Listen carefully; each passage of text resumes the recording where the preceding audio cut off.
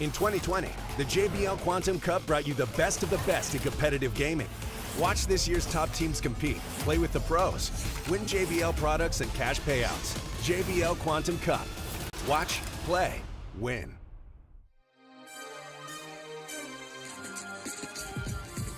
Hello everybody and welcome back to the second annual JBL Quantum Cup. Pristine sound meets premier esports this weekend courtesy of JBL, the authority in sound, as we have been blessed with 3 various competitions across 4 different regions spanning 4 days this weekend. I'm Fallout, also known as John Kefalukas, as we, of course, are getting ready to gear up for this Apex Legends North American tournament and competition featuring 20 of the best teams in North America from Apex Legends Global Series. However, it's not just Apex. We have been so fortunate to have Fortnite competitions, CSGO competitions with open qualifiers, invited teams. It almost feels like an annual festival of sorts. I've been saying that all weekend long, but it's true. It's one of my favorite weekends in esports that JBL has kind of created this annual tradition here, and it's been a blast to watch all weekend long. For those that maybe watched or joined us for the Fortnite and CSGO competitions, those featured open qualifiers that led to the playoffs with invited teams. CSGO was a 4-team competition and tournament in Asia. Fortnite was in APAC, Europe, and North America. Apex Legends, well, it's an invite-only North American tournament featuring, again, 20 of the best teams in North America. And you know, if we're featuring 20 of the best teams, I got to bring 2 of the best casters we got in Apex Legends. I can't do it myself. I'm excited to welcome Blue and Glitter Explosion to the desk with me. They'll be calling the action all weekend long. How are we doing, Blue? I'm doing great, man. It's a pleasure to be here. It's been a few months since I've casted Apex, so I'm really happy to be back in the casting chair once again, ready to jump into this and see who's going to top out the leaderboard this weekend. Yeah, I mean, I'm super excited too. I know for us, John, it might not have been as long as Blue, but I feel like it's already been too long to have not been watching competitive Apex. I am excited to be working with you two again, and I'm excited to be watching all of these fantastic teams and players one more time. You're spot on. 2 weeks has felt like an eternity. And if we would have had to wait another 3 or 4 weeks until playoffs, I don't know what I would have done with myself. So thank you, JBL, for that as well, by the way. Let's take a look at the format for today. Going to be an awesome ride. Buckle up, by the way, because it's a 2-day competition. 6 matches today, plus 6 matches tomorrow cumulative. So it's not the kill point 50-point format that we're used to or familiar with in playoffs necessarily, but it is a multi-day competition featuring 12 total games, which means that teams have to be consistent throughout this competition. That's what's going to be super important. And then the point system, let's walk through that as well. Same point system you know and love from the ALGS. It's 12 points for first place, 1 point for 15th place, and 1 point per kill. So what that means is teams can either play aggressive for kills, they can play to survive and make it to late game for placement, or a combination of both, which is one thing you love, different play styles for different teams. That's the format, that's the point system. Let's also talk about the prize pool in terms of what's at stake this weekend. A $50,000 prize pool, significant for these teams for a weekend of Apex. 25 grand for first, 10 grand for second, all the way down to 3 grand for third. Glitter, this is a pretty significant prize pool. Yeah, we love to see it. Lots of money on the line for all of these teams. But of course, if they're not in any of those top 5 spots, they're not getting anything. So you know that this is going to push them even more to make sure that they're finishing on top. Yep, that's right. Top 5 or nada. So that's going to create an interesting dynamic of racing for that top 5 here in this competition. We'll keep you all updated throughout. But then not only do we have this prize pool, we also have a digital NFT trophy courtesy of JBL. JBL coming in the clutch with an NFT, and it's animated. Take a look at this thing, an absolute beaut across every single game. Every champion gets this as well. Blue, this is looking pretty nice. Yeah, absolutely. The days of having to wait for that trophy to be shipped to the team house are done and dusted. Now we can instantly deliver you the trophy on the blockchain. New technology here, brought to you by JBL. I'm loving it. Ain't that the truth? So that's what's at stake here this weekend. That's the format, that's the point system. Again, 6 games today, 6 games tomorrow. It's time to talk about some of our teams in this competition. There's a lot of discussions to be had around the teams competing, because Blue pointed out a great statistic right before we went live. 16 of the 20 teams playing today are going to be in the playoffs. This is almost a mini preview for what we can expect in January, Blue. Yeah, absolutely. And we've got, again, some of the best of the best. Most of the top 5 placements inside of the ALGS are here. So I am really excited to see how these matches are going to go. We've got a couple of landing sites that are going to be a little bit contested here as well among some of the lower placing teams. So we could even have some really early fighting action. Maybe, you know, a little bit of griefing going on. I'm really excited to see how these first few games are going to pan out. Yep. Very true. So I'm excited, of course. One of those teams that really the later points of the ALGS season 1 started dominating is G2. They'll be featured today, and on that note, I'm excited to actually welcome Designful to the desk alongside us for a quick pregame interview. My man Design, appreciate you joining us, brother. My first question for you is, first things first, in terms of ALGS performance, before we jump into today, y'all started a little bit slow in ALGS, early on in the season. We're able to pick it up halfway through the season with some really solid placements. I think you guys got 2 points, then 12, then 9, and really turned it up. What was the difference halfway through the season that helped you guys turn it around? It was Valkyrie. It was Valkyrie. I mean, everybody's figured it out. They've learned Valkyrie is the legend. It's the legend to use now. So we switched it up a little bit. We switched to Valkyrie, and then we also kind of switched to Ashe before everybody has discovered Ashe. And now everybody's starting to try it out in the off season before the tournament that's coming up in January. And it'll be interesting to see if they can adapt and pick it up into their comp too. Very nice stuff. So I'm curious to talk a little bit more about today. I'm curious about your thoughts. You think we're going to see any different play styles among the teams here today? Any teams might be playing a little bit more aggressively, considering that this is not attached to the ALGS, might be just trying to have a little fun this weekend? Or you think it's going to be all serious, all trying to focus things up here and try to get as many points as possible? No, we're going to be sweating. We're going to be sweating for sure. Yeah. I mean, like you guys said, I just heard 16 out of 20 teams and $50,000 prize pool. So people are definitely going to be trying hard. Yeah, I mean, obviously, you guys know each other very well, right? You play all of ALGS together. Now we've practically just kind of picked you all up, put you in this new tournament. So coming from that into this tournament, is there a specific squad that you have your eyes on, knowing that you either want to avoid or somebody that you actually are looking to take down? Maybe a little bit of vengeance from the last season, Anyone you got your eyes on? No, I mean, we've been confident with all our team fights. The one team I do like to fight though is Sentinels. I don't know if they're in this right now, but I like the way they're really smart with their Ashe as well. And Ashe versus Ashe fights with the double insta portals is very interesting, and it's fun to play against that and adjust. I love that insight. Yeah, it's a good perspective. Now I'm gonna take a big sip of my coffee for this one. You better be ready, because I'm gonna put you on the spot a little bit. We are ready. I want to get your take. A lot of talk about best controller players in the game. Obviously, 3 of potentially the best players on your squad. I don't know if you believe that or not. Give me the top 5 real quick, off the top of your head. Top 5 controller players in the world in Apex Legends. Obviously, you throw Jen Burton in the mix. In the Tyler world? FPS, Nox, and of course, Verhols. We haven't went to a LAN yet, I want to hear. I can't do that. I guess that's fact. Hard to prove. Online, I'll give you top 3. Point, who do you think I'll give you top 3. G2 Jen, G2 Resolver, and G2 Designful. I hate you so much, bro. I knew you were gonna do that. I'll take it, though. I'll take it. I respect it. But for real, though, you actually believe that the 3 of y'all are maybe top 3, top 5 best controller players in the game. You really have that much confidence in your boys? Yeah, definitely. I mean, it doesn't all come down to gun skill. That. It comes down to smarts, IGLing, just knowing what to do. And I mean, we're the only 3 controller team to really make it work. So it's pretty nice. Fact. That is an absolute fact. Yeah, right. Well, I appreciate the perspective, man. Listen, that's why I love getting you for interviews, bro. Your personality shines. One of the best personalities in the scene. If anyone in the stream right now is not following Designful, watching his stream, following him on Twitter especially, always giving some hot takes and spicing things up on Twitter. That's what I love about him, man. Big shout out to G2. I got a lot of love for the boys. Wishing you guys luck in this event. Thank you. We'll try to get a 4-peat like we did in the last one. Love to hear that, brother. Going for the 4P, baby. Listen, we know what G2's capable of, that's for sure. Always playing with confidence.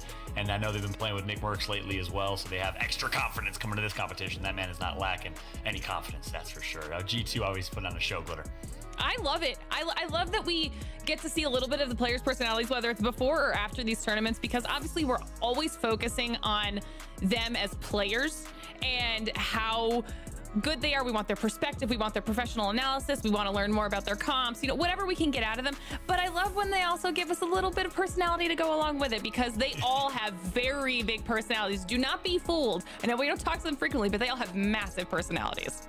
Yeah, that's why I'm like, let's get them on camera more. We need those guys. We need to make sure that the world knows how great they are in terms of personality and gameplay. That's for sure. And it's interestingly enough, G2 Ocelot, aka Carlos, confident in his own right, could not have picked a better roster in Apex than those three. Fit in that mold very, very well. But it's not just G2 competing today in this competition.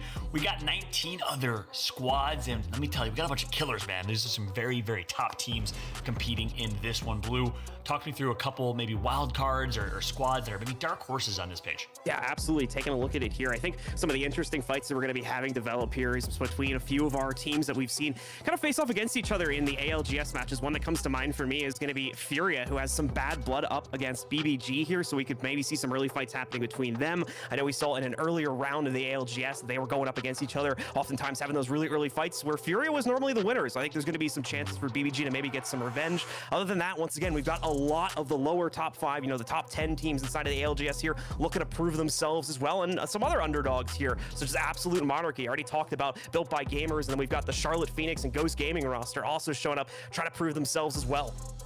Yeah, that's right. It's kind of hard to call ESA an underdog because they got third place in the grand scheme of things, but without Verholst, they're kind of a question mark as well. So ESA, Built by Gamers, I think is a squad that can make some noise. Xset, a team that occasionally comes in and makes a ton of noise. So I'm excited for a lot of these squads on this page, but we do have 5 that we had to highlight in particular as our 5 teams to watch. Glitter, get us started.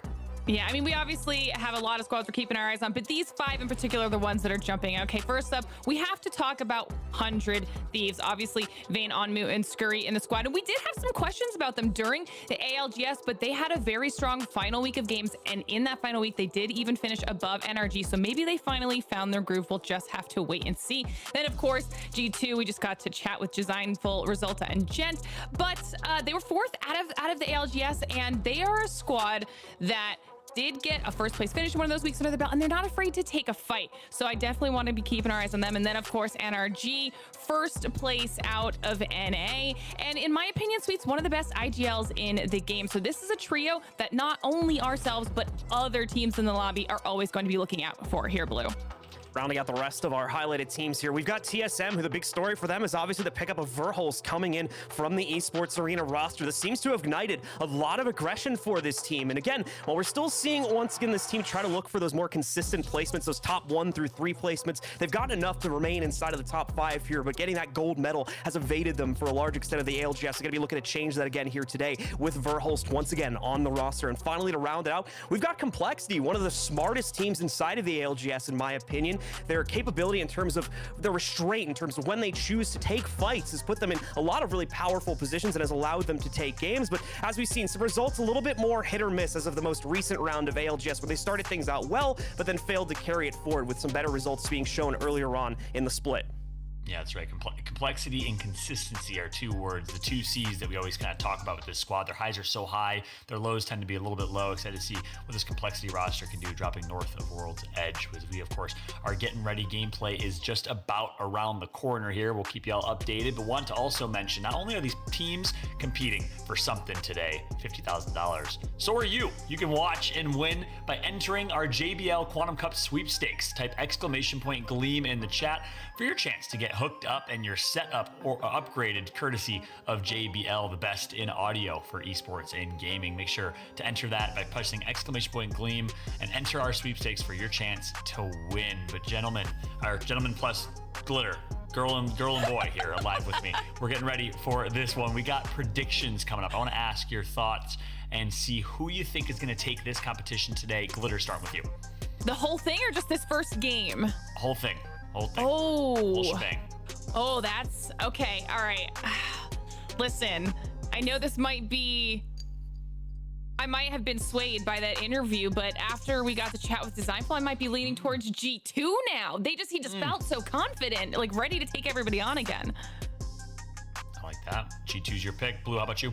I have to agree with Glitter to some extent on G2. Their confidence has been absolutely brimming, and as of the most recent play day, they seem like one of the most competent teams about controlling those late game, very chaotic fights that oftentimes teams tend to fall apart on. The only other team that's going to be able to contend with that, though, is NRG, who we've seen, especially from their listen-ins, they are by far one of the best, if not the best team, in terms of controlling those types of situations, making sure that they're always in a powerful position to play them out, and usually winning them. So they're going to be my personal favorite to win this. I like the NRG pick. I like the G2 pick.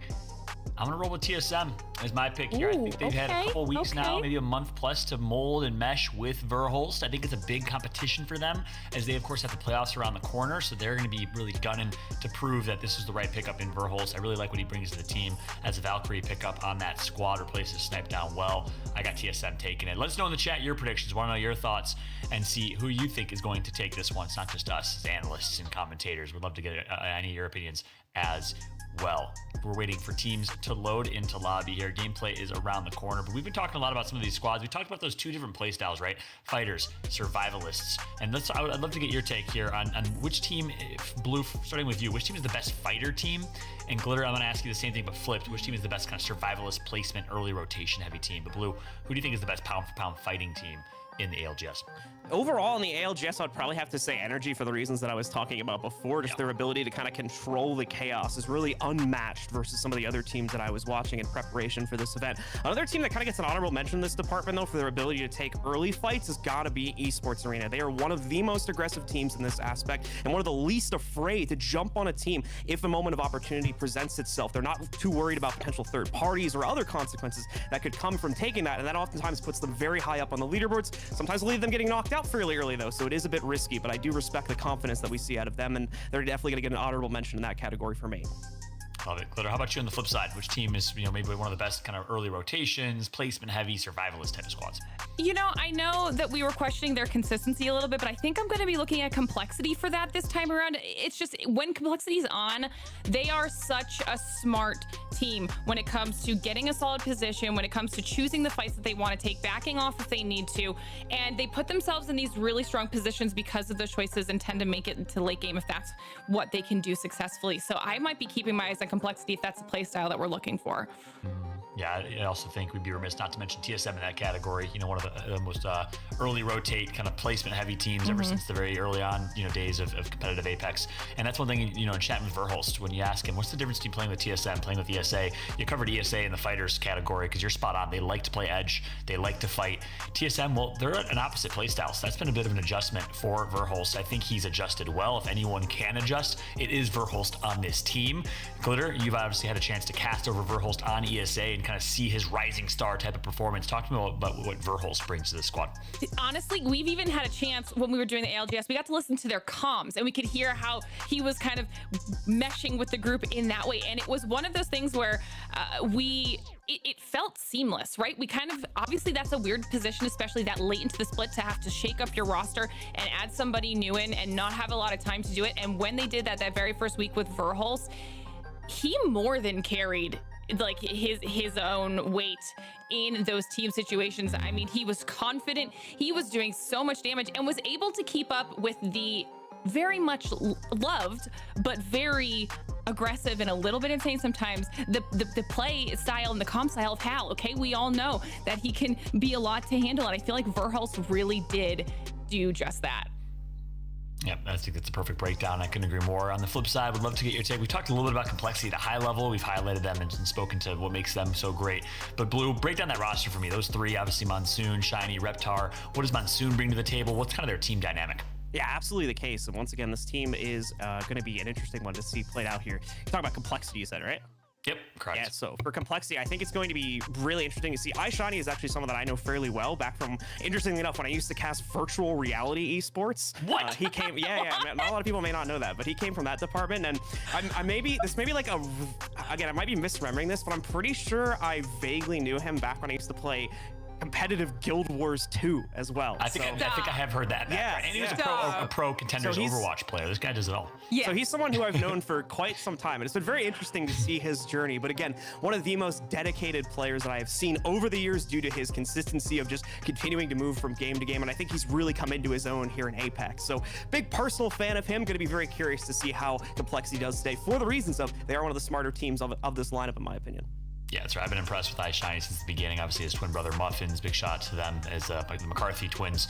But we are getting ready and just got word that the lobby has launched and the dropship is flying across World's Edge. Game number 1 is upon us, my friends. Blow it up in the chat right now. Let us know who you want to win. Is NRG, TSM, 100 Thieves? They definitely need your energy after starting slow in ALGS Split 1, obviously ending much better. Let us know your predictions. Let us know your thoughts, because gameplay is just around the corner. Map number 1. Y'all, I asked your predictions in the overall tournament. Who do you think is going to come out and win in map number 1? Give us a quick heads up. Who's going to start strong, Glitter? I might be on the NRG train for the first game. Love it. I'm gonna throw it out the esports arena. Let's see if they can really get those early kills for themselves. Maybe leverage that into a good position late game. I'll throw a risky one out there, see if it pans out. I like both of those picks for game number 1. Guess what? Gameplay is here. The World's Edge. You know and love our competitive map here in Apex Legends Global Series. And what a preview of ALGS Playoffs Split 1 we have, as we're going to jump on board to kick things off with Space Station Gaming and XSET. Take it away, Glitter and Blue. All right, let's get into it, ladies and gentlemen. Our very first drop coming in hot here as we're taking a look at both 100 Thieves and SSG while we take a look at the rest of the landing positions in the circle. Like I said, we had a couple positions where players are more than likely going to have to shift from where they normally were playing inside of the ALGS, just due to the contestations that are going to come down here from teams that probably are going to be able to take those positions a little bit better. So that's going to be focused around the Trials and Skyhook area, where we've already seen a few teams have to shift away from their normal positions. But we'll follow up with that on a later game here as everyone's still getting themselves sorted on the ground. Yeah, I'm interested to see just where these first 2 zones do end up pulling for our teams, to see which ones are going to have to start making those early rotations that Fallout was obviously alluding to at the very beginning of all this. Oh, okay. All right. This is huge for G2. Wait, what did I say? Look at the zone instantly. This is very, very favorable for G2 in thermal right now. But to be fair, this is relatively central. I mean, we've seen a lot of southern zones throughout the entirety of the ALGS. This is at least a little bit more forgiving, so that a lot of these teams are close enough that they can take some time, loot up, you know, over in Lava Fish, or even the ones that are down in Siphon. Everyone has some time that they can really figure out where they want to hold and where they want to move next. Energy going to be another team that takes a huge advantage from the positioning of the initial circle here. We'll have to rotate themselves a little bit, as that will more than likely pull towards the center, but we'll follow that up again a little bit later on and see how exactly that pans out, as they'll have a couple teams to contend with in the midst of that rotation as well. We can see that the initial circle actually quite full of teams, so it's going to be potentially hard to find that late round position if these are going to be some early rotating teams that move into that spot. But once again, we'll see how that all pans out in the later moments of this matchup, as we're taking a look again at most of our teams just looting up for this first few minutes here. Yeah, you can see SSG has already made their way into the zone. I mean, we're definitely going to be keeping our eyes on a lot of the teams that are over in Fragment, East and West, even Complexity up in Epicenter. They might have to potentially run into some squads, because their rotation paths are fraught with chokes and squads that will be looking for people coming through those chokes. So it should be interesting. But already NRG and G2 starting to poke at each other a little bit as they're trying to find some places to hold in thermal. G2 a little bit split up as well, so Energy may be thinking they can get an early advantage by popping off some shots while they are out in the open. Won't lead to a whole lot, though, just like we were saying there, Glitter, a little bit of poke between the two teams, and they eventually back away from each other here to take up more strong positions to probably play out this first few minutes of the games. You'll see they'll end up backing away from each other. I believe that's going to be W as well in the middle of Thermal Station right now, looking to maybe establish some positioning for themselves, as G2 has been pushed out of the area for the time being into a different spot. We'll have to see which team ends up deciding to go for the high ground, if any. Premier GG now taking a little bit of damage themselves, potentially running into some squads over by Tree as they try to decide what they want to do here in the situation. Some damage does come out. We see an Arc Star 2 being tossed around. Was that already a knockdown shield, though, that I believe I saw?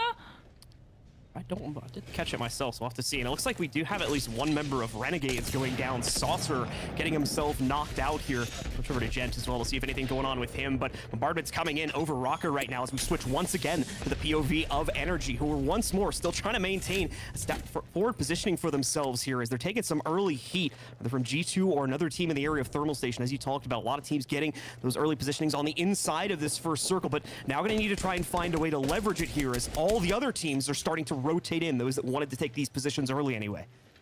Yeah, we saw Gent there still on white shield, so he's definitely going to be looking to deal some of that poke damage and hopefully kind of get that evoed up for now. As we saw, Exet has also made their rotation into the area. A lot of teams, there's Renegades off in the distance. Everyone's trying to get their spot and hold it early as they continue to see where these zones are pulling. Premier GG looks like they may have gotten out of that engagement that we saw them in the middle of just a little while ago.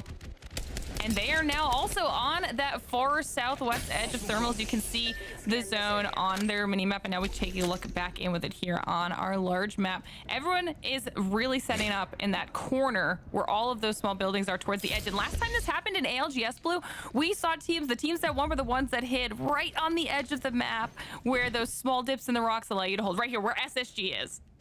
Yeah, SSG going to be taking up that position. Still, again, taking a few shots for themselves. Is actually, I think they're just setting themselves up here and trying to loot to the best of their own capability. Loba in there, that's porting items over to one of our two teams. We'll try to check in on one of them a little bit later, but either way, that's going to create a very claustrophobic situation for those three teams, as they'll have to try and find a way to fight from here later on in the round, which shouldn't be too much of an issue if obviously the circle pulls their direction. Now we had another big group of teams over by Tree as well. For instance, Charlotte Phoenix being the one in there. I believe Ghost also in that neighborhood with at least one more team, so we've got some potential for early fights building up over there if those teams are going to be forced to rotate as well. Speaking of which, Charlotte Phoenix looks like they got themselves out of there and are now moving into the vicinity of Thermal Station, which for the most part is going to be open, but obviously this is a bit of a precarious spot for themselves. And as we do head over to SSG, we do confirm again they brought the Loba and are going to be stealing some loot from that further complex. Thankfully they got the ultimate out here. That's really going to set themselves up well with a lot of safety for a decent amount of time, because there's so many other teams that are going to be focusing on the ones above that are trying to hold any of those buildings, that for now SSG can kind of just wait them out and steal their loot in the process. I also do love that we're getting to see Ash on more than just G2 right now. After we got to speak with Designful, he did say that a lot of squads are starting to kind of test her out right now in this downtime before they get into more ALGS action at the end of January. So enjoy seeing more of that. But Noble looks like they're in a little bit of trouble here as they do lose Impulse. Wonder who they're fighting with right now.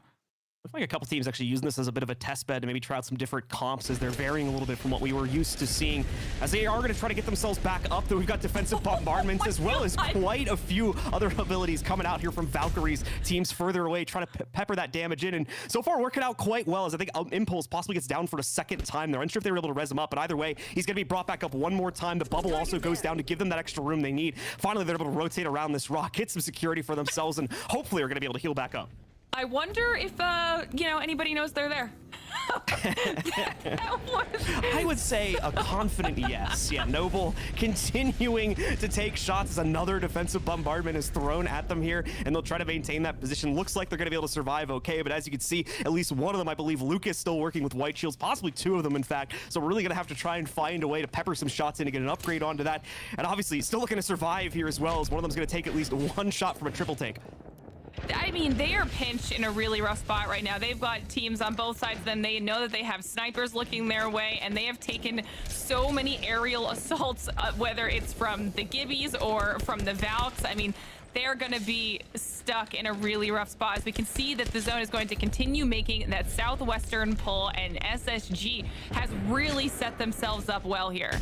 Yeah, absolutely. Once again, a big key component of trying to control these more chaotic late game situations is going to be keeping that fight in front of you and not having to worry about potential back flanks or even ones to the side. And as you were talking about earlier, SSG having a near perfect position to do that, as it's nigh impossible for someone to be able to get at least a good flanked angle against them here, as we more than likely will enter a late game situation. Here comes the push though, as we're going to see a lot of players fighting. G2 making a big push against Renegades right now. Going well so far, but the damage starting to turn around a little bit here as they start to down some of the members of G2 themselves. Designful going down, Resulta as well, but it's G2 that ends up winning the fight at the end of the day. It's just one survive. Only Gent gonna remain in this one. Caustic Grenade going and nearly taking him out, and in fact, the third party comes in from Premier GG to finish things off. And that's what's so scary about this zone, is that once these fights start popping up, there's really no room to back off and hide in if you are, unfortunately, one of those teams that is forced into an early fight. I mean, when you combine that with the caustic too, there was just no safe place to escape. All of the squads can hear and are looking for when those last remaining players with low health and shields try to push out somewhere safe and are ready for that third party cleanup. Noble now the team that is actually on the back of these rocks, deciding that they want to hold that area. Premier GG, very, very looted up after being able to clean up that final kill on G2. That's such an unfortunate fight, man. Might have actually been another team that managed to sneak it, but either way, just so little damage on that last member alive for G2. Yeah. We're going to see SSG moving in to take the tier 2 building themselves, just try and play into G2's old position as they've given up that rock slide on the back there, as you were mentioning before, and I think that's in the hands of Noble for the time being. SSG will obviously be keeping a very close eye on that, considering the fact that they have that immediate threat from behind them, but as you can see, there is far more than just the one team behind them to worry about. So many in this area, and we've got quite a few more beginning to rotate in from the north side. 100 Thieves and TSM FTX being some of the teams holding on the outskirts of the circle right now, waiting for it to close. And I know we have at least one more team contending with 100 Thieves, FTX, and Fury. It's looking like Team Liquid going to be the late rotate, moving in from the far north side of our minimap there. You can see just how many black markets are out as well, because people know that loot's going to be limited and they don't want to have to move their position in order to acquire it. So those Lobas are coming in real clutch for any of the squads that have them and have access to that black market right now. 100 Thieves, you were just talking about them. Checking in with them as to try to land some wingman shots on individual players who are crossing below them. Able to do some damage and get a crack on that purple shield there from Onmu. Nice wingman shots, but this is one of those squads that, even if they are fighting here, will still have a decent amount of rotating to do ahead of them, so they're going to have to make quick work of this one. TSM finally going to leap into the hot zone here, and it is going to be hot indeed as they find an open building for themselves to take. Thankfully, it is going to be open as well. Immediately taking fire as they try to drop in there. Dropped, trying to return some of that fire, but immediately paying the price as his shield's going to get cracked, and he'll have to fall back and battery up real quick to make sure SSG maintains a strong position, as he'll just be single holding downstairs on the first floor with the rest of his teammates holding that high ground on the second floor. Noble still waiting things out here as once again TSM FTX move themselves into the back of this facility, taking up one of the few open buildings. It looks like we may have one or two remaining on the backside of that as well, and more teams going to start to fly in with those redeploys to get themselves into a better position to use it here, as we can see at least one more squad entering the fray. Not going to find coverage so easily this time, as Noble is going to be able to sneak a few shots off onto that squad, but also looking to return some damage onto SSG as well, still holding directly next to them. That was a risky Valk rotate coming out of TSM, but I'm impressed that they were able to pull it off and somehow land one of the only empty buildings in this entire zone. They've managed to set themselves up pretty decently now, as the rest of the squads outside SSG here looking to deal some damage on anyone that's in the area. Xset's rotated in, and at this point, the majority of the solid spots have been taken, as we see the people figured out where Noble is and are trying to at least chip away at Noble. And they haven't really been able to deal too much damage from this position once they've moved their way into it, so they probably are going to be low on resources. Still see one of them on white shields there, and it's going to be a little bit rough for them. They'll probably have to wait it out for as long as possible until endgame.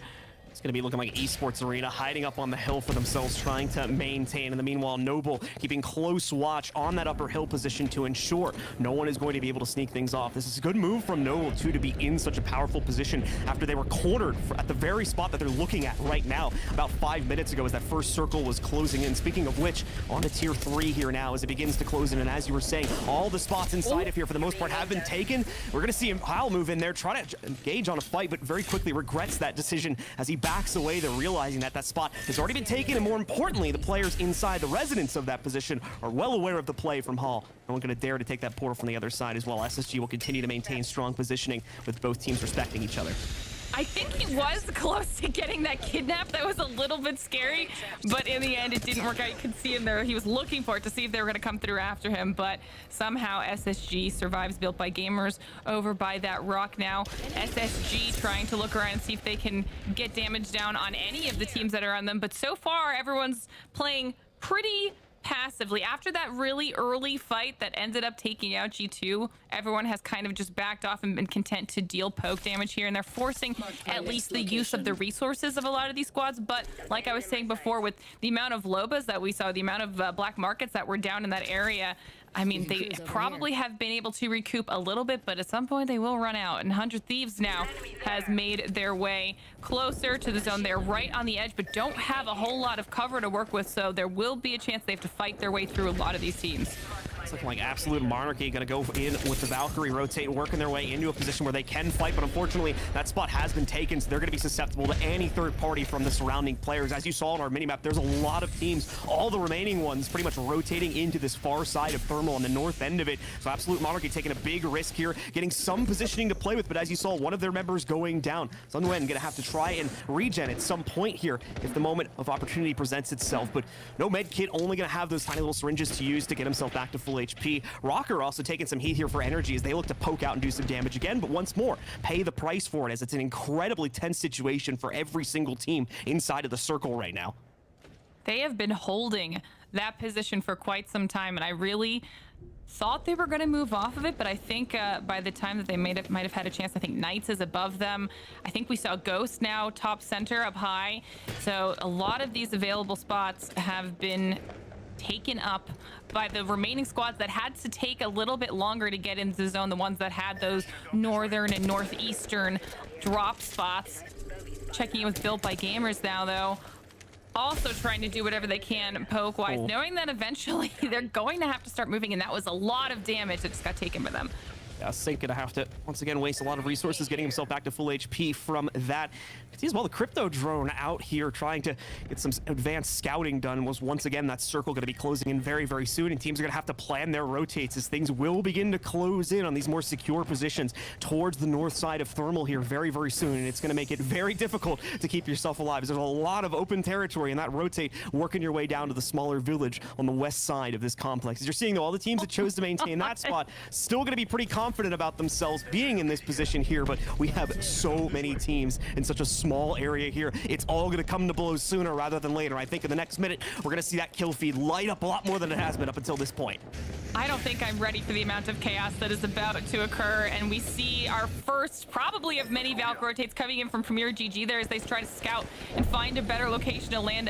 I really thought they were going to take a lot more damage than that, be punished a little bit more heavily for being up in the air for that long, but it wasn't as terrible as it could have been. I say they need to count their blessings right now because that just must have been impeccable timing. This is about to start, I mean, we're going to start seeing a lot of things popping off here. Lots of Gibby bubbles going down off in the distance as we try to see some sniper poke coming out. Built by Gamers looks like they might be one of those teams that has to start backing off from their position. Somehow managed to escape, though, not too badly damaged. I don't know how no one else has gone down yet here, Blue. It's a really interesting kind of conflicting point of view for both of these teams right now because they all want to poke out and try to catch some of these Valk rotates, but the second they do, they've probably got like 4 to 5 different teams also trying to fire onto them the moment they open their doors. There's just no stability right now as you're going to start to see these fights popping off as we have the circle really beginning to close in here. And oh man, Madness getting absolutely melted trying to open up a portal for his teammates to use. Dropped as well from SSG getting knocked out here as they move out of the building, which they were holding before. No longer going to be a secure position for them to play into, and one of their members will go down as a result of it. Madness so far separated from the rest of his teammates because he was trying to deploy that portal. There's no hope for getting him back into the game. So that brings Ghost down to 2 here as once again more and more players continue to fall. One of the members of Complexity, their Reptar, getting knocked out as well. This is really only the beginning of it though. And this is where all the Valk rotates starts coming. Ghost decides they're going to stay on high for now and maintain this position and try to pick off as many people as they can. Kraber in the hand of 6 right now. See if he's able to do anything with it. Decides to play it a little bit safer until the shot is 100% certain. Only 7 bullets left in the Kraber for him right now. Very unfortunate that they lost Madness there as he was trying to create that portal for them to at least use to go back and forth between the high and low ground. TSM now in a very rough spot. Losing reps. Verhul super low. Hal trying to heal up for himself, but they don't have a lot of cover to work with. To see Hal pulling off a nice defense there, saving his own teammate as Verhulst was about to get pushed over the top. The problem is he's still going to leave himself in a very exposed position, and immediately another third party comes in to knock him out, leaving all the hopes for TSM on Verhulst, probably for the rest of this game. Verhulst even now in a tough spot as he's going to become susceptible to the same positioning. 100 Thieves, I believe, just getting themselves knocked out there as well. Team Liquid still holding on with 2 and a tiny bit of cover. Thought that maybe they were going to be able to get their third back up, but never mind. Now it's 2 dead instead of just 1 here. Xset still with all 3 alive as they're also trying to to push into another team. Lazarus, more than likely going to become their victim relatively soon if they can stay alive, but Ghost, 6 finally connecting onto that Kraber shot. An instant down. A bubble will more than likely allow for the teammate down there to be rezzed back up, but at the same time, you've got other threats from Ghost up here to deal with as well, as they are just peppering shots, taking down everyone and trying to get as many KPs as possible from all this chaos here as Exet completes that push that we were looking at a few moments ago and knocks out the team. Lazarus becomes their victim as they go down as our 9th squad. And we just lost like 9 teams in about 2 minutes here because this is what we were anticipating when everybody had to start pushing in on each other. The fact that Exet has managed to sneak by while becoming the kill leader, I mean, I feel like nobody really had their eyes on them, and they were just able to clean up fight after fight as we see so many squads now whittled down to 1 remaining player. NRG, though, another team that's looking very, very comfortable right now, looted up, decent shields going for themselves. They know exactly who's in front of them. That might be Exit on the other side of that wall that we're seeing Sweet starting to do a lot of damage, and then it is as we see the push come in from Exit. The bubble does come down from NRG, and this should be a fantastic fight as we see the rest of the squad hearing the chaos, trying to push in on these final moments. And right now, it looks like Exit is in trouble. Exit with some unfortunate timing there on the expiration of that bubble. I think the Arcstar ends up killing their last player alive, so energy sustains here. The late rotators so far are coming out on top. We've got Absolute Monarchy still alive here inside of the top 5 as well. This is one of the teams that is not going to be playing inside of the LGS playoffs and is really looking to prove themselves here in our one-off tournament today as they get some great damage going onto one of our stragglers trying to rotate their way in. Davis is going to quickly hop up there, trying to see if he can finish them off, and indeed, that will knock out the last player alive for Team Liquid, getting them out and bringing us down to our final 4 here. We've got, I believe, Energy still in it as well, so they're going to be another team here with 2 additional teams looking to fight it out. Who they are, we'll figure out here over the next few moments once we get some intel from the kill feed. It's Complexity as well as Knights, and in fact, no, Ghost is our 4th team as they're holding the top of that little barricade right now, trying to hold themselves off, but it seems like Absolute Monarchy has the POV on so many of these teams, and so much free damage is going to be going their way as a result of that. One of the players you can see at 1,300 right now. Ghost as well coming down to the wire. They're just hiding inside of this tiny little loot box. As you can see, the circle's edge is right next to them here. Thankfully, a lot of mats built up for them. So for the 2 that are alive, Candace as well as 6, they're going to be able to stay alive for some time here as Absolute Monarchy just continues to pepper in every single shot and every single piece of damage they possibly can.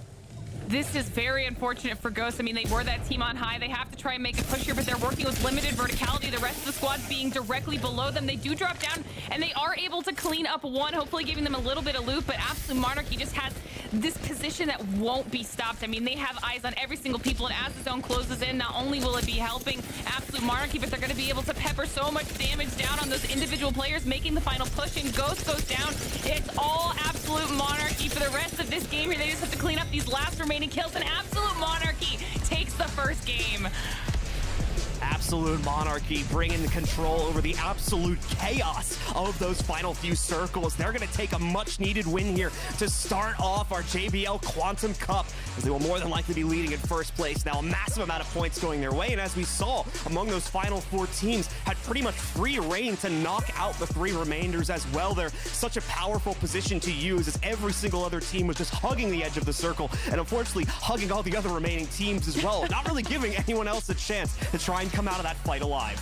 Oh, that was a rough zone for a lot of those teams at the end. I don't even know how Absolute Monarchy was able to get that open area to themselves. I mean, John, what's your reaction to this? I mean, insane finish that honestly none of us would have expected, right? We talked about our 5 teams to watch in this competition with NRG, with G2 and the like.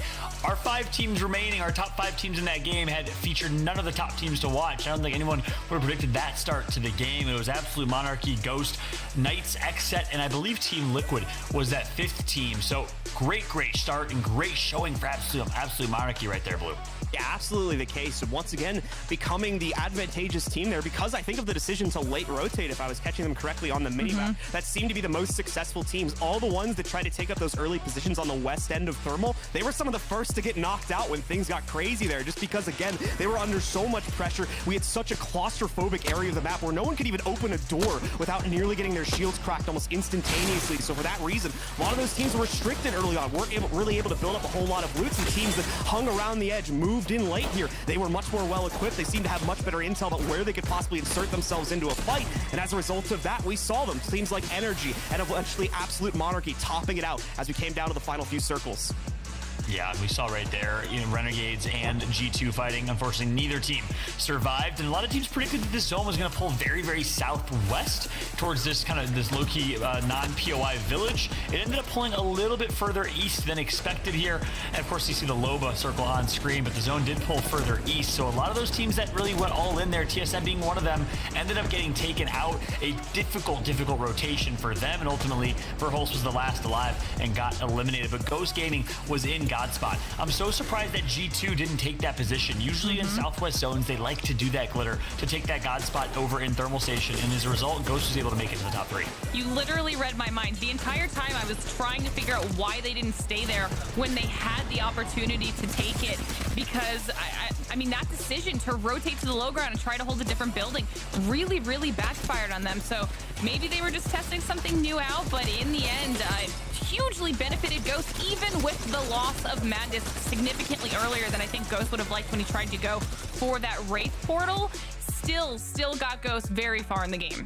That's right. Yeah, they ended up getting a 3rd place finish overall. And for those that are wondering why we kind of assume that G2 takes that spot, well, it's because G2 drops Thermal Station. That's their kind of uncontested POI, and typically when they see a Southwest zone, they do play that Thermal Station tower. However, maybe they kind of read the zone in from scrims or from practice and thought that zone would pull Southwest. It ultimately ended up not pulling Southwest. That's kind of the risk you take by going all in with your rotations. In the end, Charlotte Phoenix gets 2nd place. I stand corrected from earlier. I said XSET was alive in the top 5. It's actually the Charlotte Phoenix squad that was able to get top 2. The Knights, another great team that we've seen win a week of Pro League, actually. We had a chance to interview Asura, one of the most memorable interviews we've had with a pro player. So kudos to the Knights for breaking into the top 3 overall. Top 4, sorry. Charlotte Phoenix in 2nd, and in 1st place, of course, was Absolute Monarchy. So that's kind of the post-match standings. We, of course, will get you an updated graphic when we have it. We don't have one right now, but we'll keep you updated on overall standings in the grand scheme of things. But I want to ask you, Blue, what didn't go so well right there for some of our top teams, right? TSM, Complexity, NRG. Obviously, we didn't catch all of them, but did you have a chance to see, what maybe didn't work for a few of them? I think it was what you were talking about earlier, where a lot of the teams just kind of wrongly assumed the circle was going to pull a lot more west than it ended up doing. So they had those more advanced positions, didn't really have the loot to be able to take that, as they were assuming there would have been early rotates in that department. They could easily wipe out the more aggressive attempts to take them down and then scavenge whatever they needed from the loot boxes from those players. But that never really happened. Everybody sat there. Nobody could fight anybody because so many players were there right from the beginning. And as a result of that, a lot of those teams were really lacking loot as we came down to the wire. I think Energy probably ended up the best out of a lot of those teams. We'll obviously get that confirmed when we do get the stats up in front of us, as they were one of the latest to move in there. And as a result of that, they didn't really suffer from that issue. So I think they fared a bit better, but it was just such a claustrophobic situation that it was really anybody's game to come out on top of there. Yep. Good. Anything you add to that? No, I mean, I think that's really well said. I did also feel like the ones that were late rotating that came, at least from the western side, fared a little bit better than the ones that came in from the northeastern side. And I know that some of them did try to wait a little bit. They late rotated and then tried to hold some of those buildings. I'm specifically thinking of Complexity when I saw where they first landed in that first zone, and it just, that entire eastern side did not work out for a lot of those teams. But to be fair, neither did the far west. I almost felt like you had to be in the middle of it and figure out where it was going to pull, and that's why NRG ended up being kind of okay. XSET did well for themselves. It was that weird central area that a lot of people didn't want to be in that ended up being the best place to be.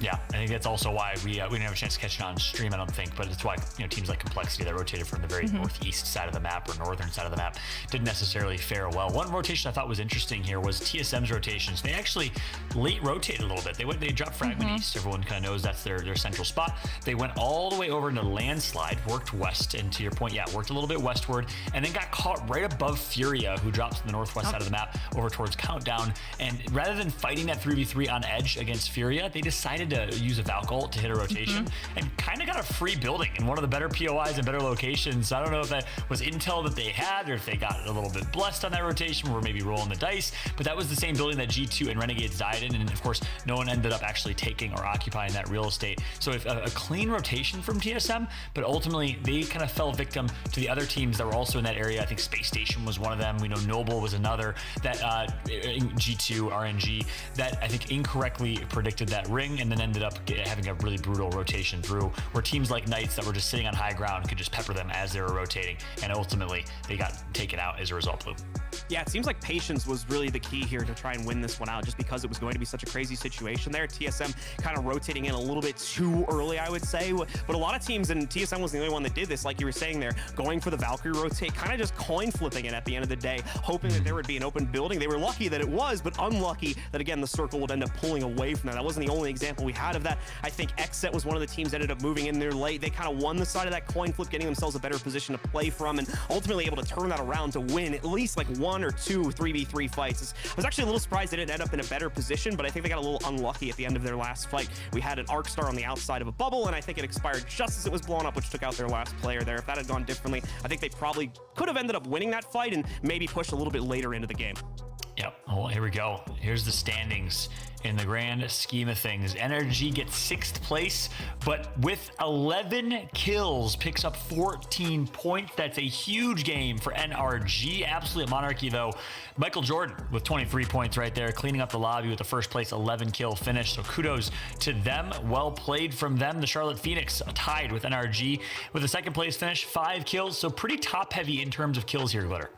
Yeah, I mean, I'm actually shocked. I didn't realize how many kills that NRG got. The fact that they got a 6th place finish, but matched the amount of points that Charlotte Phoenix got from 2nd place, that's crazy. I mean, to be fair, that's the aggression we're used to out of NRG. They're always very good at those types of situations, but huge showing for that first match as we take a look here at the rest of where our teams fared, how things shook out down there at the bottom. Noble and Renegades, some of those teams went out super early that we were keeping our eyes on, struggling here in that first match. Surprised though, I'm not gonna lie, a little bit surprised to see Esports Arena down there so low. Yeah. Obviously, Esports Arena is a team. We know how good they are. They, I think, drop in the southeast side of the map. So you thought they maybe would have had a dead side rotation, but something must have happened. They must have gotten caught out at some point. But nonetheless, G2 gets 2 kills and was able to sneak into the top 10 on the very bottom of the left side of that screen. But again, very top heavy in overall points right now due to a few teams really getting a concentrated amount of kills here. Blue, anything else stand out to you? No, I think NRG is probably going to be feeling pretty confident about themselves, seeing as they get the lion's share of the points here among kind of our top 5 teams that we were highlighting in the pre-show. So I think that they're going to be feeling, pretty good about themselves heading into game number 2, where hopefully we're going to get a little bit less chaotic of a circle, and some of those other teams are going to have a better chance to compete. Yeah, and then of course we saw Absolute Monarchy in 1st place. Former member of ESA is stomps on that team. Kudos to them. Really good start and showing from Absolute Monarchy. These players are obviously competing for a lot of money here, but you can also compete in your own way by entering and just by watching the JBL Quantum Cup sweepstakes. Type !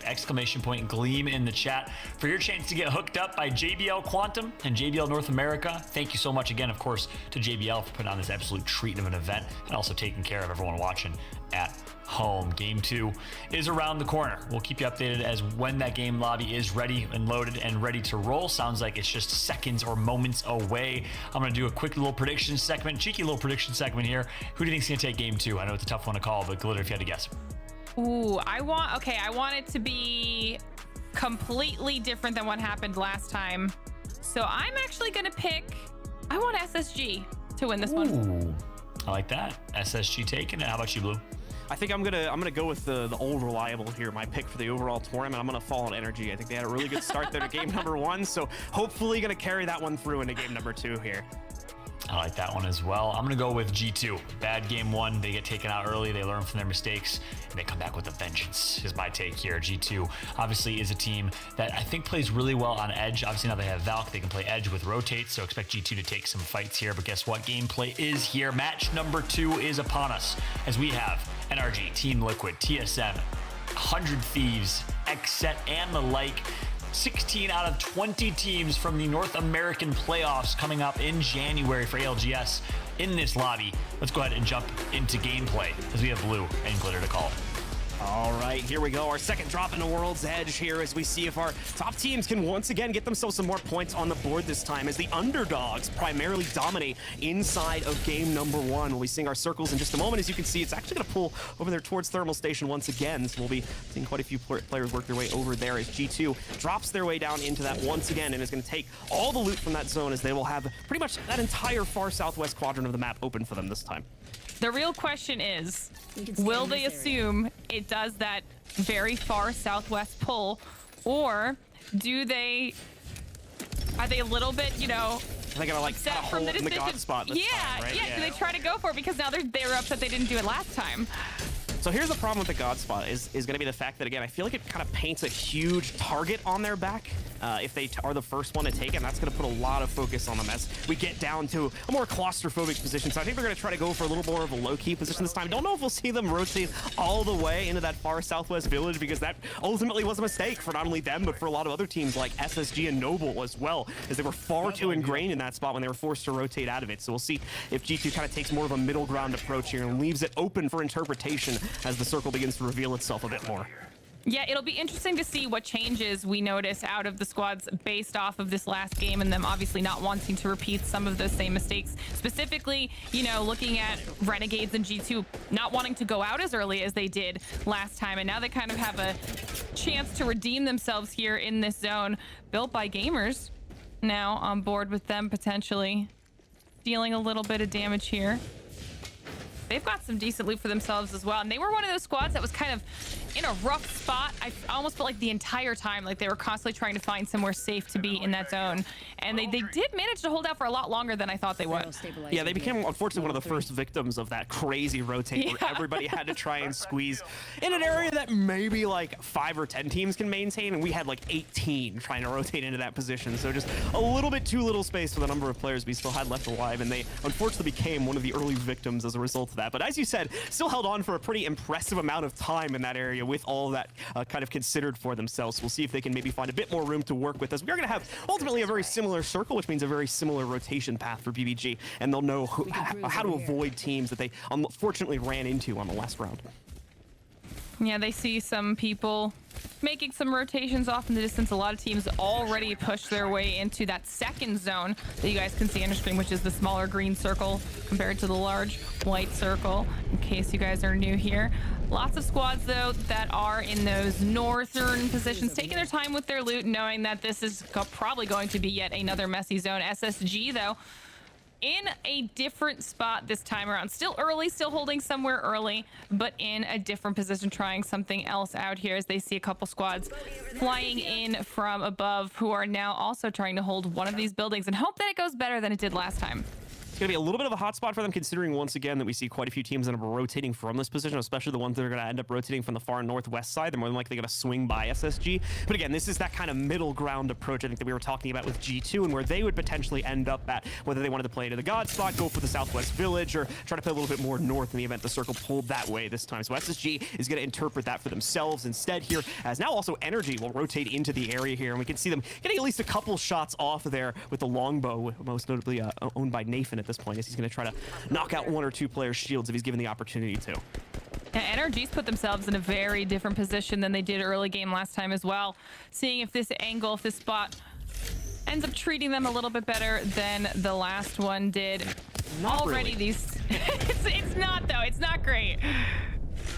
As, yeah, one player's going to get themselves lit up for about half HP there. We've got G2 also trying to get aggressive for themselves. Gen specifically trying to work close range with this longbow here. The shots taking a moment to connect, but when they hit, they're going to hit consistently. As the first player from Xset Clane going to go into a down state here. Gen trying to push himself forward a little bit more, but ultimately there's still too much pressure from other teams, like up in that center tower position. Gen actually can't even get away from this. He goes down and has to back away to the inside of the tower, where thankfully they've got enough control over this area to have a teammate res them up real quick. So much aggression coming. It's actually W who's decided to take this God spot on high, and they're the ones that are also dealing a lot of damage through that door. That door is now gone. They've completely gotten rid of that. Lots of throwables coming out, using a lot of their utility, and they know how many teams are around them right now, and they're just going to be trying to get those shields up while they can and at least chip away at the teams down below. And you can see complexity there starting to make their way through staging as they try to get somewhere closer into the zone. Fury are right behind them, but so many teams that it's so packed already. I feel like they have to be dreading that moment when we went from 17 to 8 teams in 2 minutes. It's so packed, I can like barely read the team names in there right now. I can see Ghost, Renegades, I think maybe Energy hiding out inside of that stack right there. A whole lot more besides that. So once again, just like our first game here, expect a whole lot of teams to drop off the map very, very quickly when the circle pulls to that area, rather pulls away from that part of the map, and we end up going that way again. Ooh. Sweet looking like he might have taken some damage there going through portal, giving himself some time to heal up. They are now going to be the ones that try to use this rock as their safe haven. Hopefully they're able to do something with it, because this is a rough position to be in. You can see just how many teams are already around them. There are bubbles down, damage has been taken. Renegades now, they've switched their focus to whichever team has decided to take up that spot on the edge of the map down here in the rocks. They decide they're going to push up on them. Energy as well, still trying to maintain their position on the outskirts of this village, a little bit more detached from the fight that we were just watching previously here, but Sweet being the victim of the most recent bolt of damage here. He has to fall back behind his portal. Thankfully, again, no one else trying to assault this tall rock position that they're maintaining, so Sweet's going to be all right. We'll be able to get himself fully healed up here, and the team will be in stronger position to try and re-engage at a later point here. No real reason for them to force themselves out of this spot right now, though. Circle is well under their control, and this one is not going to bleed them out. Even better yet as well, not a whole lot of risk for rotates. They just have to watch out for shots coming in from that village if another team tries to poke out. And it is looking like Complexity is the team holding out on that far rock. They'll be able to continue maintaining that despite the pressure that was coming in from Renegades a few moments ago. SSG also a little bit further into that, on top of Ghost also holding inside of these buildings here, trying to maintain late round positioning for the circle, which will hopefully go this way, and we'll be figuring that out at some point in the next 10 to 15 seconds or so, if that is indeed going to be the case. You know, I feel like a lot of these teams saw how early G2 and Renegades went out last time, and we're seeing a lot of poke, but nothing too aggressive push-wise. Not a whole lot of follow-up, even if they do get a knock or a shield crack here or there, because I think a lot of them don't want to be that next team that has that same fate. Everyone is so ready and waiting for any third-party opportunity that it's kind of pushing everybody in the opposite direction, and we're seeing a lot of passive play right now. Everybody kind of saw how Absolute Monarchy as well as NRG was able to leverage so many kills for themselves by being the last one to move in, although it's not necessarily going to be the case this time. Still a lot of teams trying to take up relatively early positioning, and we're only just now starting to see a few players go for those redeploy towers as well as the Valkyrie ultimates themselves to get them in a better position. Xset just sneaking right into the bottom of this building here. Very well done, as they were getting incredibly low on health trying to take that position, but it looks like they come out on top once again, as there's going to be no immediate challenge of this building that they just took for themselves. That was a risky Valk rotate. It does somehow work out in their favor. I'm also keeping my eyes on the map, because we can see Liquid and TSM might potentially be running into each other over by landslide. So we'll see how they decide to handle that situation. They might be able to just sneak past without having to deal with anything too crazy. See tons of black markets down yet again. Everyone trying to get whatever loot they can and stay healed up while all of this poke damage does come through. We saw some arc stars when they tried to make that rotate in. They're able to recover here and get themselves to stabilize. But now the question is, who's going to make the first move? Which team makes that first push?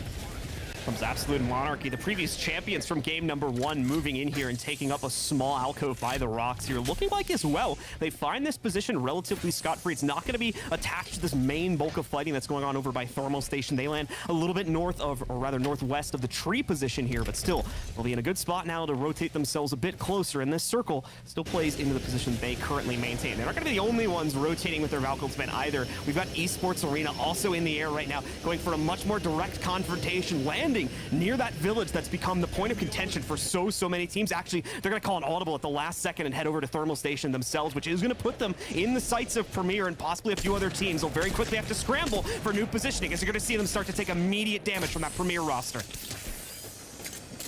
They had to make that rotation in. They need to start at least holding some real estate in this zone, and they knew they didn't have a whole lot of time left at their disposal. As you see, 15 seconds left here in this second zone. I was looking at the map though, and it looked like Absolute Monarchy once again in a really solid spot for themselves. The eastern side of this zone seems a lot safer than where we're currently at with Charlotte Phoenix. You saw them checking that scan. They know that there's a team right behind them, deciding how they want to handle this. They do see those caustic barrels, take them out so they can clear a little bit of safe space for them, try to throw the thermite to force them out, but before they get a chance, the team already starts moving, and they have to back off, get some bats. Bubbles are coming out already, and this is the first fight. This is what we were waiting for.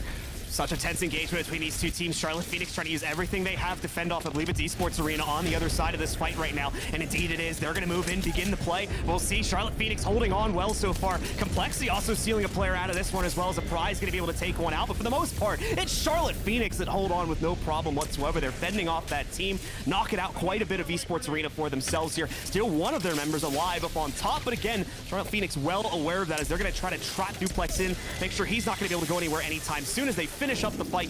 Members still sitting below them here. Charlotte Phoenix, again, still trying to maintain, still with players down on the ground, and still with another member of Esports Arena firing in from up on top of them. So no true winner from this fight yet, as more than likely W also putting good pressure in this department. W has been holding this spot for so long. Now they've got the black market there at their disposal. So as these fights start happening, W will end up with just access to all this extra loot as well, while no one's even looking their way, and they're able to dish as much uncontested damage as they want. Now checking in with Liquid, who seems to have found themselves a safe place for now as those defensive bombardments do come down. Esports Arena Duplex here. Woo! Gonna move in a nice crack here. He's gonna try, and once again, this is a hard move to make on Gibby as he tries to dodge around the entire roster from Charlotte Phoenix, but it won't work out. Charlotte Phoenix finally finishing off that fight that started a good 5 minutes ago nearly at this point here, was looking for an opportunity to finally take out that last straggler from Esports Arena, and finally he presents himself, nearly turns it around in the 1v2 as well. Big respect to that last player alive, Duplex from Esports Arena, but not enough to win the fight as Charlotte Phoenix will survive. Ooh, that was a nice potential snare there. The tether from Ash tried to put it right on the portal that they saw that just came in from a Wraith. Hopefully prevent any rotations out of it.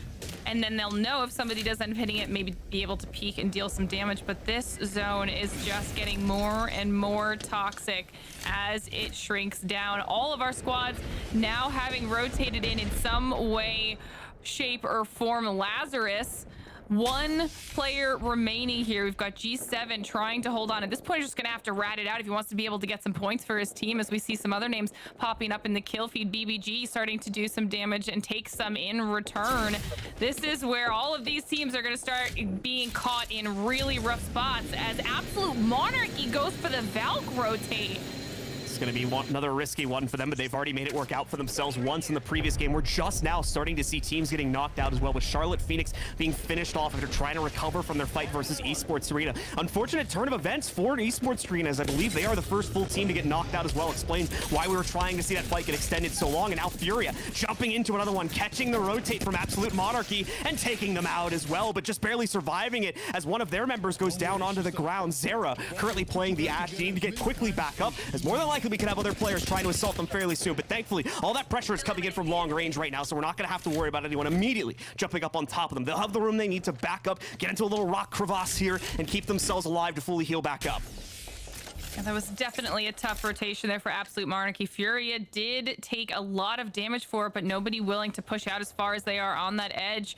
So they are able to recover, and they have some loot that they can pick up as well. Checking back in with Built by Gamers, they go out to Team Liquid. It seems Liquid looking a lot more aggressive for themselves this time around, and it seems to be working out. We can see on the map there which squads are on the edge of the zone. 100 Thieves actually might be in a decent position to start doing some damage. We see TSM and G2 right next to each other as well. W still holding that Godspot. Knights and Premier on the edge.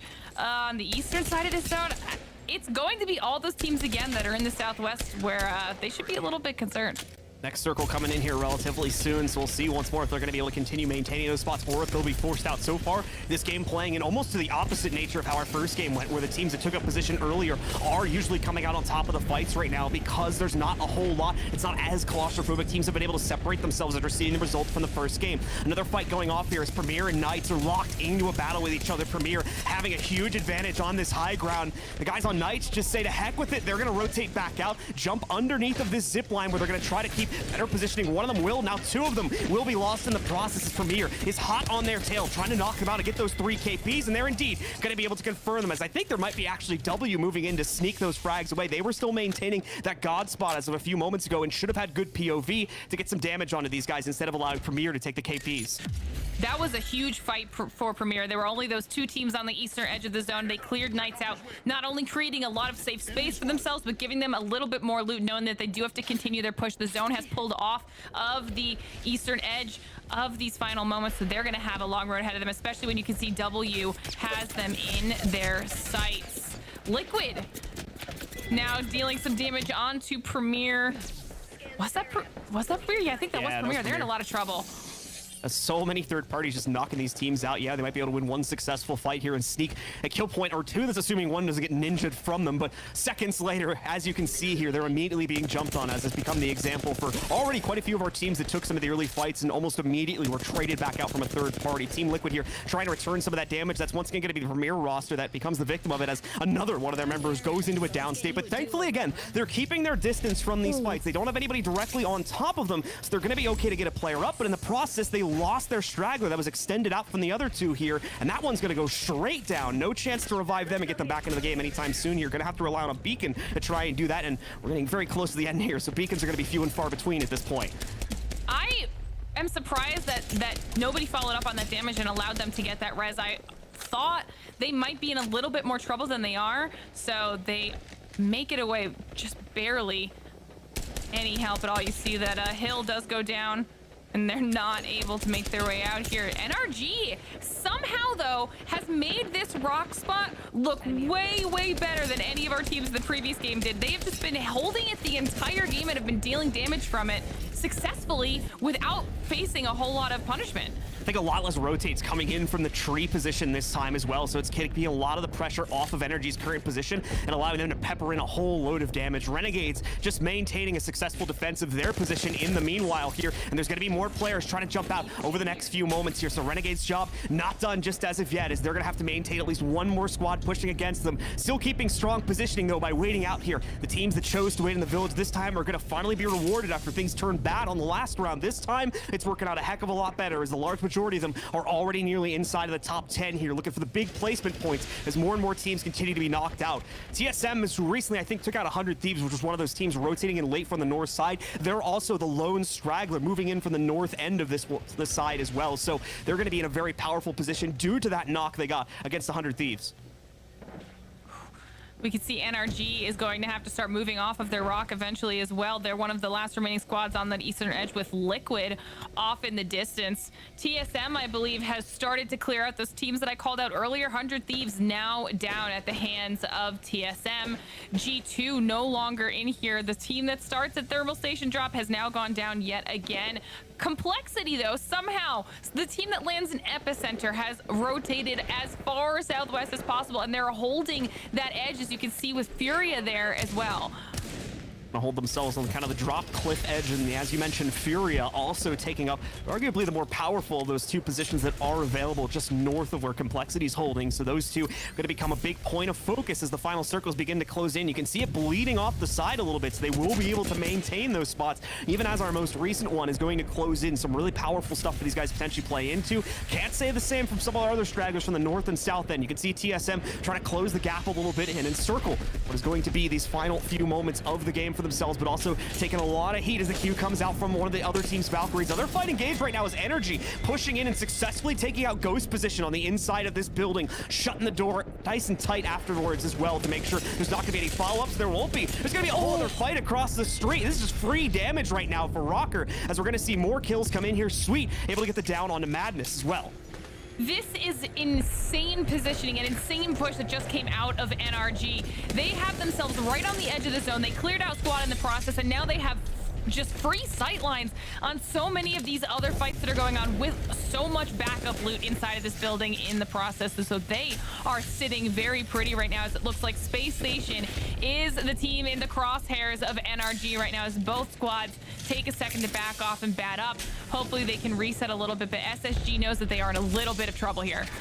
Mutual respect gonna come in here. As you said before, it's a very tense situation. SSG still clearing out that team that sits in front of them here, getting a big boost up to their supplies as a result of that. You can see Energy, though, sitting nice and comfy on the inside of this building. 2 to 3 med kits, maybe more than that, sitting down on the ground in front of them. And actually are gonna be possible to be stolen here as the black market comes out. It's gonna be a little dangerous here for Energy's own loot supply sitting on the ground there as they try to spread out as much as they can, but will unfortunately be blameless and losing them in the event that they get stolen by the black market that was just put down by our other team hiding on the inside. Meanwhile, Complexity and Furia still just chilling on the Rock's edge here. They've had zero pressure against them and no reason that a team would really try and take that position. Since it's so tough, you're going to have to contend with not only the team sitting directly in front of you, but also try to flank that behind a bit. And you're going to see Monsoon try to do a little bit of poke damage over to Furia here by throwing out the Q from the Valkyrie. Complexity's got to be careful, though, as they'll end up at a sandwich sooner rather than later. You can see Energy trying to work their way over to the left side to maybe try to push on a Complexity's position, but never mind. They double back here and are going to take the fight against Space Station instead, who unfortunately takes a huge load of damage. Another Q comes out from Energy's Valkyrie, doing massive amounts of the shields of the players from Complexity. Not enough to force them out, though, as they get some assistance from Renegades to put additional pressure onto Energy and force them back. However, temporarily, that's going to be defensive bombardments coming out from at least one of our members. I believe that's Renegades using that.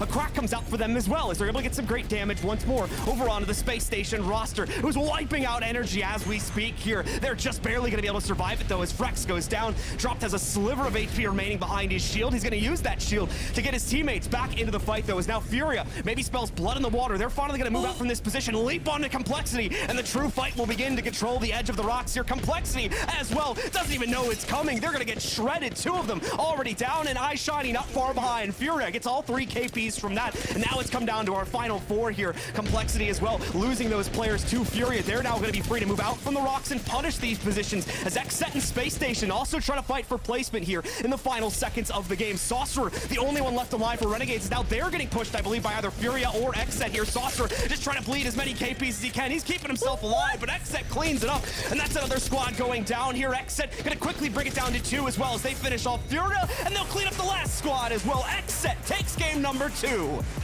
Are you kidding me? There was so much that way. First of all, the fact that Furia pushed up on Complexity, and even with the caustic barrels, Furia was able to pull that out. That's insane. And then the lone Renegade player was hitting so many shotgun shots. Xset, in the end, the positioning this time really working out in their favor. I mean, that was the zone that I think all the teams were assuming it would be in that first game, and they get it this time around, John.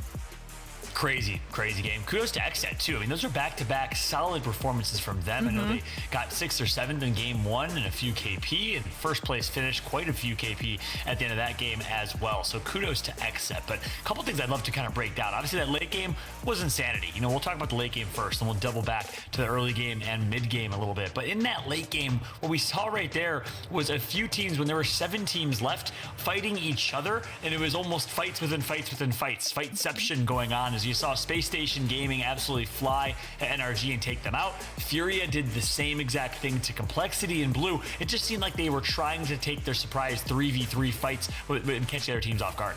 Yeah, the real chess game there was going on, in my opinion, between Energy and Space Station, who had to kind of give each other a mutual amount of respect, as they were very well aware of all the other squads surrounding them, and the fact that if either tried to take a direct fight against each other, it more than likely would have meant the death of both of them. So all these teams trying to just delicately dance around each other there made for a very fun last circle or two here, as everybody tried to sneak as many KPs as we could. And of course, we always had the looming threat of Furia and Complexity on the rocks. We knew that they were going to wait until the final moment where they were going to get pushed out of that circle for them to get aggressive as well. But even that didn't hold itself to be true, as Furia decided to take kind of their own destiny in their own hands here, push directly onto Complexity, and Complexity, as we saw, had no idea that was going on. They got immediately wiped out, and then Furia dictated the push from the rock's edge in the final moments, but unfortunately wasn't able to maintain, as we saw.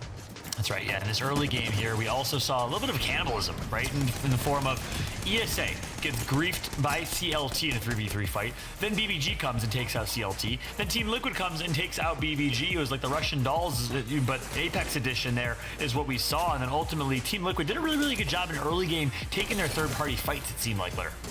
Yeah, I was actually really impressed this time around with like what I felt like they did a much better job in this second game, and they were able to clean up a lot of KP as a result of it. So maybe they're getting a little bit, they're finding their groove here for the day, but with the same zone back to back, a lot of these teams needed to change something up to have a better performance, and SSG definitely had a better performance. That's right. You called it, an SSG performing well.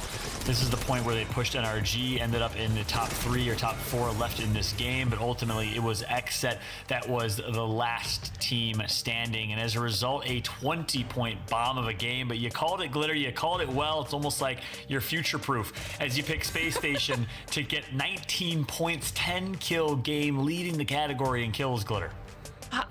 That was just a really, really strong showing, especially when there was a chance in the beginning stages of that fight with NRG, where NRG had started third party and SSG had to back off and reset a little bit. They handled that entire situation so well, even when Renegades was on high looking down at both those teams and poking them throughout the entire fight. SSG did everything so methodically, able to come out with 10 kills as a result of it. Huge showing for them. But Furia, another team up here, very, very strong game. I mean, they made an aggressive push to hold the edge of that cliff and hold it for as long as possible. When they pushed up on complexity, like I said, I wasn't sure if they knew that they had 4 caustic barrels, 3 or 4 caustic barrels I think I saw that were down there, and they pushed in anyways and cleaned them up.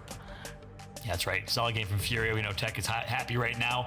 Tech obviously has a lot of confidence in his ability to IGL. His understanding of the game feels like he knows the game better than most. And honestly, I think the proof is in the pudding. He's performed well today so far, at least. Another thing I wanted to kind of talk about, obviously, G2 not having the best showing right there. But interestingly enough, that first game had a similar zone. G2 predicts it to go into that village to the west of Thermal. They end up dying. That game, similar zone, G2 predicts it to pull a little bit to the east in Thermal, and they end up being wrong. So it's kind of a coin flip, obviously a little difficult to predict those end rings, but it seemed like that game had the end game of that a lot of the players and teams expected in Game 1 Blue. Yeah, pretty much the exact opposite in terms of playstyle there, where the teams that end up taking the earlier positions over to that western village end up being in a much more powerful spot at the end of the game. Like I think I was talking about there in the mid game. I think a lot of teams kind of learned where the eventual rotates were going to come in from for a lot of those teams, since the circle was so identical, at least in its earlier form, to the one we had in the first game. So as a result of that, it wasn't as claustrophobic. I think teams were a lot more aware of each other and were able to space each other out a lot more, which gave the teams inside of that village, inside of those powerful late round positions, much better capability to actually take fights, loot themselves up, and ultimately come out on top of that game, as we saw for XSET, who once again, credit to XSET, really makes you wonder what would have happened in that first game if they didn't have that unlucky fight with the Arcstar, and that one, very close fight, ended up going their way, because once more, they start to move in fairly late, and they still end up in a very powerful position, ultimately winning it this time, obviously. Yeah, and then of course the last kind of big point I just wanted to quickly bring up before we throw to a quick break and calculate the standings for y'all is that Ring 3 to Ring 4 poll, where we saw TSM take out 100 Thieves. We saw G2 get taken out. It was a brutal rotation for a lot of those squads. TSM was the last remaining, so kudos to them, but obviously had a difficult time rotating in after that. But nonetheless, it was a really, really awesome game number 2. A lot to break down, a lot to analyze that we kind of just walked through, but we are currently calculating the standings. We're going to take a very quick break. When we come back, standings plus game number 3 just around the corner, and it's been a lot of fun so far in games 1 and games 2 as Absolute Monarchy took game 1. XSET takes game 2, but in the overall standings, who knows who's on top? We'll find out.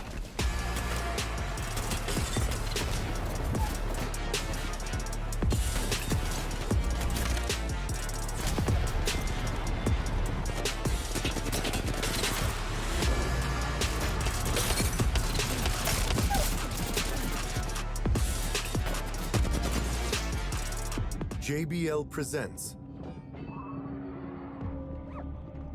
The Sounds of Victory.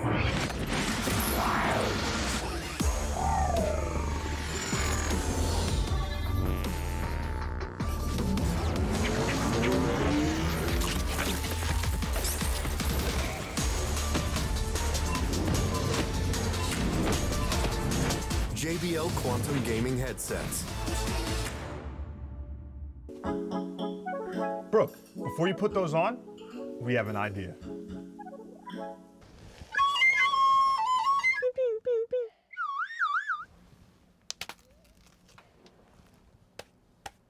Behind you. Oops, never mind. You lose. Where were the footsteps? Should we leave? Yes, go. I'm sorry, Brooke. Go.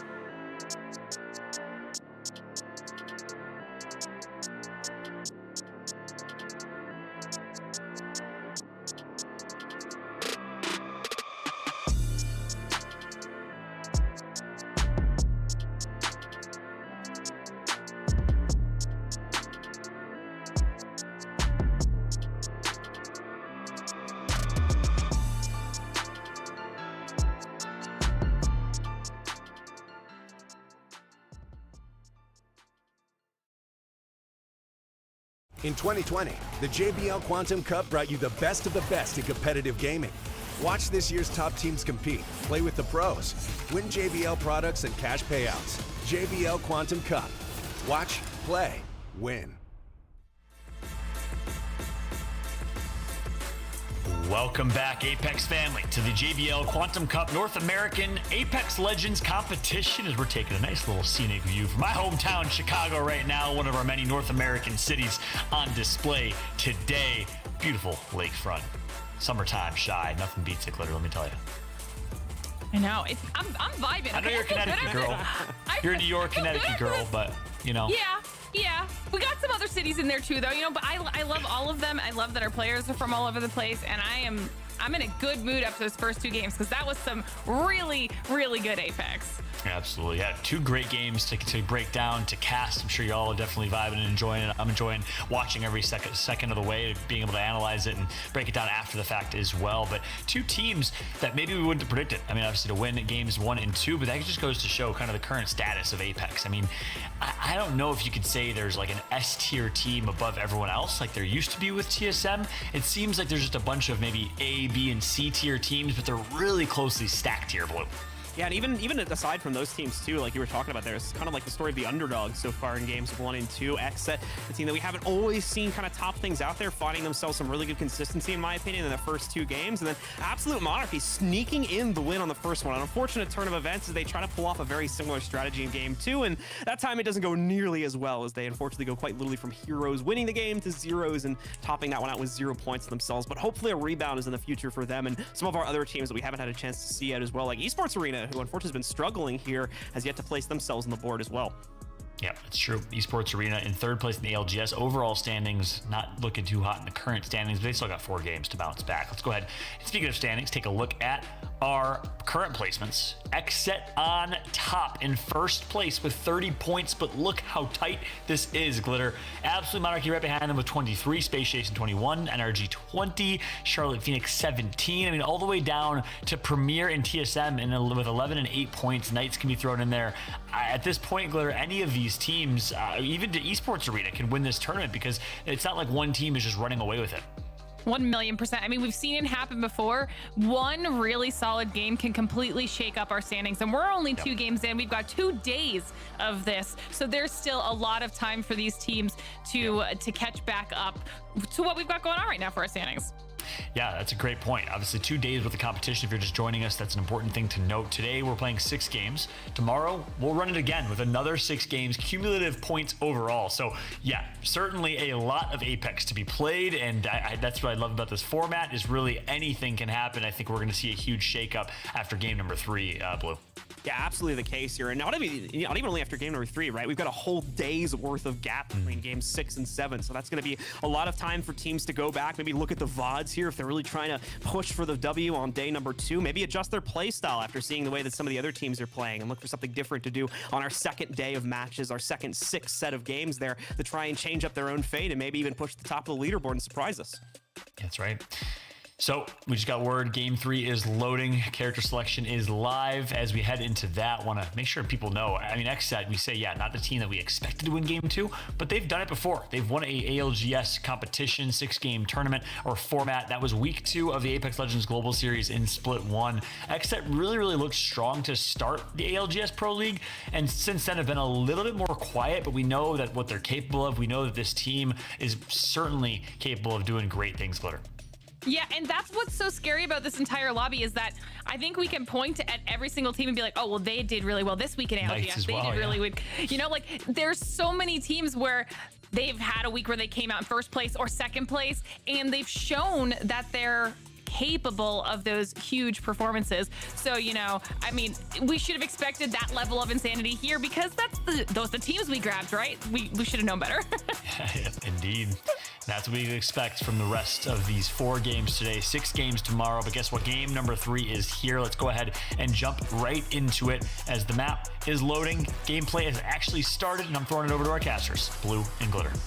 All right, thank you very much. As we get into our 3rd dropship now, moving once again The World's Edge is we're going to see which team can top things out this time. Super maybe going to pull towards a different part of the map as well and change up the state of this game, which teams have been able to adjust for due to the kind of repeat circle we had between maps 1 and 2, but this time maybe going to look for something a little different. We'll be finding that out very, very shortly as the rest of our teams conclude their landing sequence here. And everybody, once again, ending up exactly where we expect them to. Ooh. Okay, we see somebody did scan for that second zone, and it's going to the southeast this time. Definitely going to favor those teams that are down there in Dome, down there in Launch Site, especially Ghost right now in Lava Siphon. I mean, this is going to be huge for them, especially when they've not struggled, but, you know, they tried the God spot, and it did work out for a decent amount of time, but they lost Madness, and that was less than ideal. So now they have all the time in the world to hold down this exact spot, knowing that it's right on top of them. But Built by Gamers is right around the corner from them, and they're gonna have to decide if they want to take the super early fight and kind of clear them out and have the rest of the place themselves, or just let them maintain a respectable distance. PBG is kind of in a tough spot for this tournament as well. Was doing research on their overall landing zones that they would choose before they went into this one, and their 2 naturals are both claimed by another team. Both Countdown, where they tend to go. That one's usually taken up by Fury, and I believe they took it for this tournament as well. And then the Trials in the Skyhook area, which, as you can see, Team Liquid is kind of taking that one over for themselves. They've had to try and scavenge for a new one, and they're going to end up fairly close to Ghost, which means we could see an early fight being taken from them as a result of that, like you were talking about before. But Ghost, for the most part, going to be able to avoid them fairly easily and take the share of loot that they'll have for themselves. There's both teams will be inside of a later round circle, and as you were talking about before, well, this time kind of have their choice about where they want to try to play out the late round here, since they'll quite obviously be the first team to be there. And you can see Premier's pushing their way in early, trying to make sure that they can start nailing their place down. I believe it's Charlotte Phoenix that lands down in Dome that's now making their way into the zone. A lot of these squads trying to find some cover early on, because this is not the same situation as Thermal Station. There's not as many individual buildings that teams can hold, and you see Renegades flying in as well. W, though, already dealing damage on those squads that are rotating past them, deciding they want to get themselves get their shields boosted, but 2 golds on W as well. So that's kind of clutch for the squad right now. Yeah, I was just going to point that out, and that probably explains why they're being so poke heavy right now as well, since they obviously, again, assuming they've been able to find an adequate amount of cells, they've got that ability to kind of get a bit more aggressive here and not be punished nearly as heavily for it. So that's more than likely going to unlock a much more aggressive tendency out of that team up until we hit the later parts of this one, where those advantages will start to turn around a little bit against them, since we'll have more players upgraded with either purple or red shields at that point in the game. Either way, though, all teams kind of holding their own territory. No one really going to full commit to each other at this point, as everybody trying to take up as much positioning as possible. Towards the north end of our tier 2 circle here, we're seeing a lot of teams get close to each other, and again, a lot of peppering going on as a result of that. One of the members of Noble actually getting dropped there and fully killed, as TSM FTX are able to get an angle against that. Built by Gamers also cracking another member of another team here as they continue to try and vie for positioning as well. I feel like this might be the earliest we've seen TSM rotate in yet today, and as a result, they were getting some kills, but now Reps looking like he's in a little bit less than ideal situation. Noble and Built by Gamers all in the same area right now. Verholst, last remaining. No, Hal's down. Okay, all right. Hal's still alive. I thought Hal was gone as well. They're taking out Renegades on a 2v3, even though they did get Saucer very, very low. Hal's left by himself right now. Has to fend off the squad. This is going to be very dangerous for Hal. He doesn't end up holding out. Verholst did manage to back away, though, and fully heal up. Won't be able to help Hal out before he does get fully finished off, but he's going to have to decide if he now wants to just rat out for the rest of his team or try and recover those banners. But you know Renegades is not about to leave those bodies anytime soon. Yeah, once again, we still have 20 teams alive here, so it would be a very unfortunate turn of events if Verholst will commit to this. The good news is, might have a third party sneaking in here to force Renegades out of this position, which could present an opportunity for Verholst to go in and retrieve those banners to get his teammates back up at some later point here. Complexity, in the meanwhile, completing the near wipe, it looks like, of Lazarus. Not going to see a full squad wipe happen just as of yet, so they'll still be in that, but I think that's going to change fairly shortly, as we will see Xset be able to finish off Space Station Gaming, and they instead will be our first team to go, I believe, in this game. Got a lot more early game action this time around with this zone, because so many of the squads end up having to rotate through the same path as each other right now. Yeah, Verhulst possibly going for the redeploy here to get himself out. That is going to be a lone Valkyrie. No shields left either, so try to see if he can make it without getting finished off. It's going to be a close fight, but I believe he may have gotten the job done. A lot of delay between when we saw that redeploy go off, so there's a chance that maybe he snuck over and was able to pick up those banners as well. Like we were talking about before, Renegades was controlling the area, but they got some pressure thrown on them too, either by Complexity or another team in the areas. There's a possibility it would have been left undefended, and we might, just might, be able to see a resurgence from TSM later. If not, though, it's going to be Verhulst trying to wrap this one out for the remainder of the game. Definitely less than ideal for TSM right now. You know that that's not the situation that they want to be in right now in this third game, but hopefully they're able to recover. And we'll find out what happens with Verhulst in just a little bit here as we check back in with Built by Gamers, who have been fighting for their lives to hold this spot literally since they landed. You were saying they do not have an easy go of it right now as their natural drop spots are taken up by other squads, and they're just having to adapt as they can as things come to them right now. And they've actually managed to hold on for a lot longer than I initially thought they would. Now checking in with Knights, though, who are finding themselves in a little bit of a scuffle. Shields are low, got to recover some of their health. But this, it feels a little bit, it feels more even. I don't know if that's the right way to describe it. These fights feel fairer and less drawn out than our last two zones.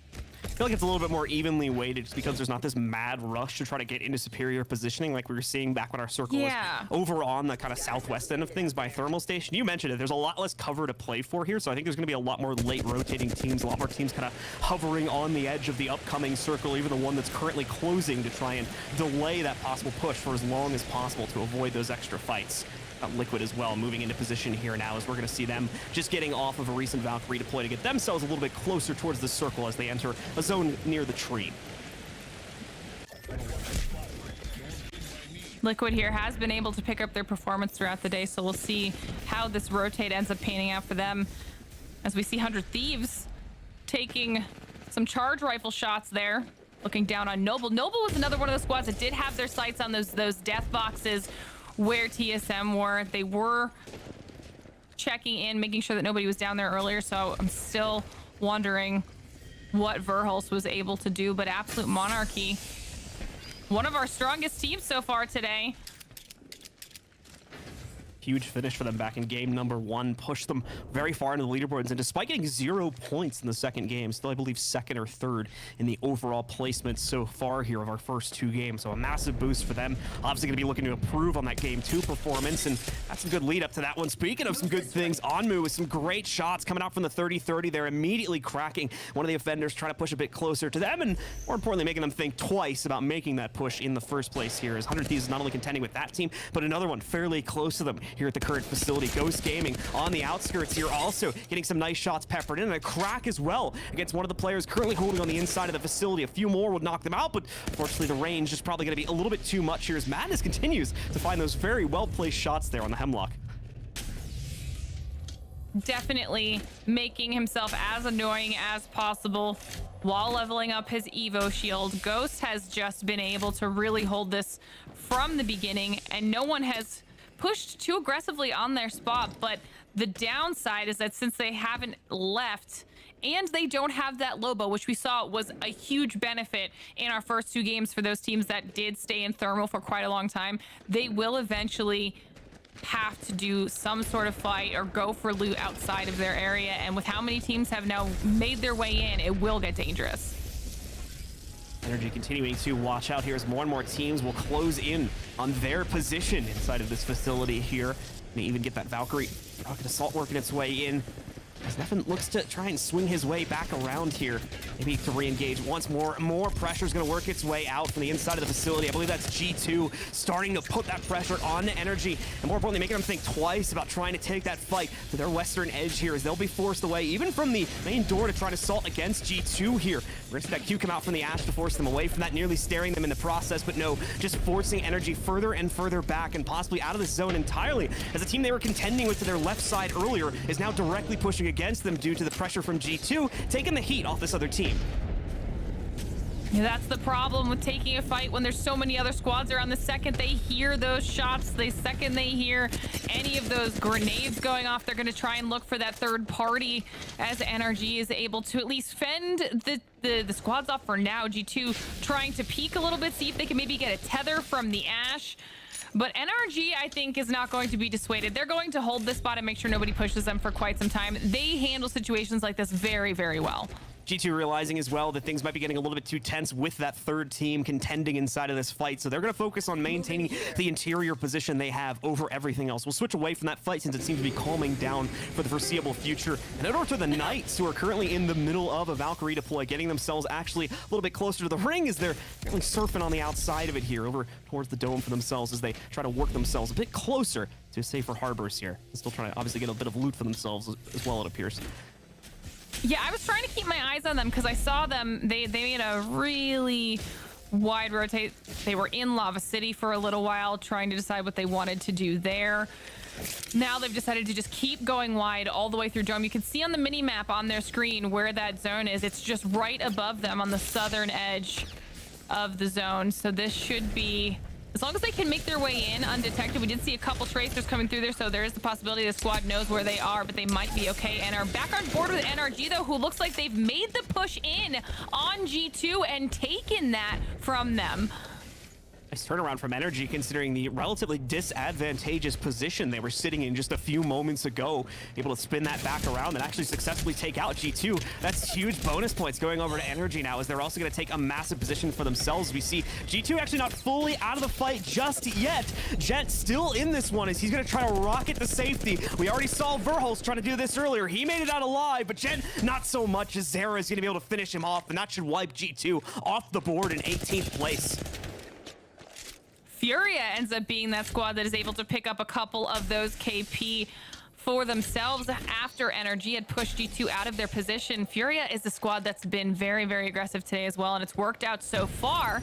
And right now they're able to hold a spot that is at least netting them a couple more points on this board. No one seems to be pushing them either. They know where NRG is. They know where some of these other squads are, and they look pretty comfortable. It's only going to be once they have to push down from this high ground position that they will find out just how dangerous it gets below them. As you can see, though, that push is going to be coming fairly shortly, as they're just on the outside edge of our current circle, with the next one closing them in, forcing them to make at least one big push to the east, and that's going to allow possibly Energy, W, Team Liquid, or Ghost to unleash the shots upon them, as all those teams will be forced out of position towards somewhere new. And as you can see from the minimap, there's not a whole lot of positioning to fight for that isn't already taken by another team. Energy holding the south quadrant of the next facility that's going to be inside of the circle. Premier doing the same thing a little bit towards the northeast of them, even all fully around the way. If a team wants to try and go for a big rotate with the Valkyrie ultimate, you're going to have Complexity holding the south end of this one. So it will be very, very tough for any of these outside teams to try and take up positioning here. We'll have to really hug it and try to fight their way to the inside, as that's probably going to be the only way to success here when this next circle closes in just under a minute now. Yeah, this is definitely going to be a rough final zone for a lot of these teams. If they're smart, they'll try to catch as many people as they can, trying to desperately make a rotate in because of how much limited playable space there actually is. There's going to be some verticality coming into play here, but it's going to be rough. And the teams that have set up shop comfortably already are in a really solid position for at least one more zone. NRG, like you were saying, Complexity down there. I mean, even the Knights, I was questioning how long and how wide of a rotate they were making in, but right now they're in a really solid spot, and they only have BBG in front of them, and if they can just clear them out, then literally no one else is at their backs. Yeah, some really good stuff coming in there for Knights. A bit of a questionable rotate, as we were talking about before, left them way out in no man's land there to the south side of our circle, but it's looking like it could turn into something pretty promising. As you were mentioning, though, they do more than likely need to take out BBG to make that work, and there's going to be more teams standing in their way further to the inside of the tunnels if they push that fight for BBG too far. So Knights actually probably going to choose to avoid this one, swing a little bit more to the left side of the POV we've currently got for them, where more than likely they're going to end up with a little bit of safer positioning to play this out, considering the fight that could be brewing for the other teams deeper inside of the tunnel. You can see Tempest a little bit further out there trying to hold that back right now, as the rest of BBG wants to hold this outside courtyard. You could see that Knights is waiting to see if they'd make the push in on them on Dome, but Furia, who was just doing so well for themselves, they do have to drop down from that high ground position, and it was the teams below that ends up taking them out. talk pretty much exactly about that eventuality with Furia as well. Such a powerful position up on top, but so many angles below them they wouldn't have been able to contend with, and also a huge amount of space needed to cover to get them in a safe harbor for the next circle there. They get caught in the rotate, and they're going to go down despite the earlier success from them. Going to be just on the outside edge of placement points as well, so we'll only be scavenging what they got in terms of KPs up until this point. Those 2 or 3 is all they're going to pick up for this map, unfortunately. As we do start to see more and more teams get knocked out, though. Charlotte Phoenix, one of our teams on the inside of the tunnel, contending in a close fight right now versus one of our squads here. They try to take them out, but Greek's the only one still left standing. He's already lost both of his other teammates, and he's already got a third party, 2 players at least of a third party contending down on him. Might even be a 4th party here as another player sits to his right side as well. He's just trying to stay alive here more than anything. Not really too interested in picking up kills at this point.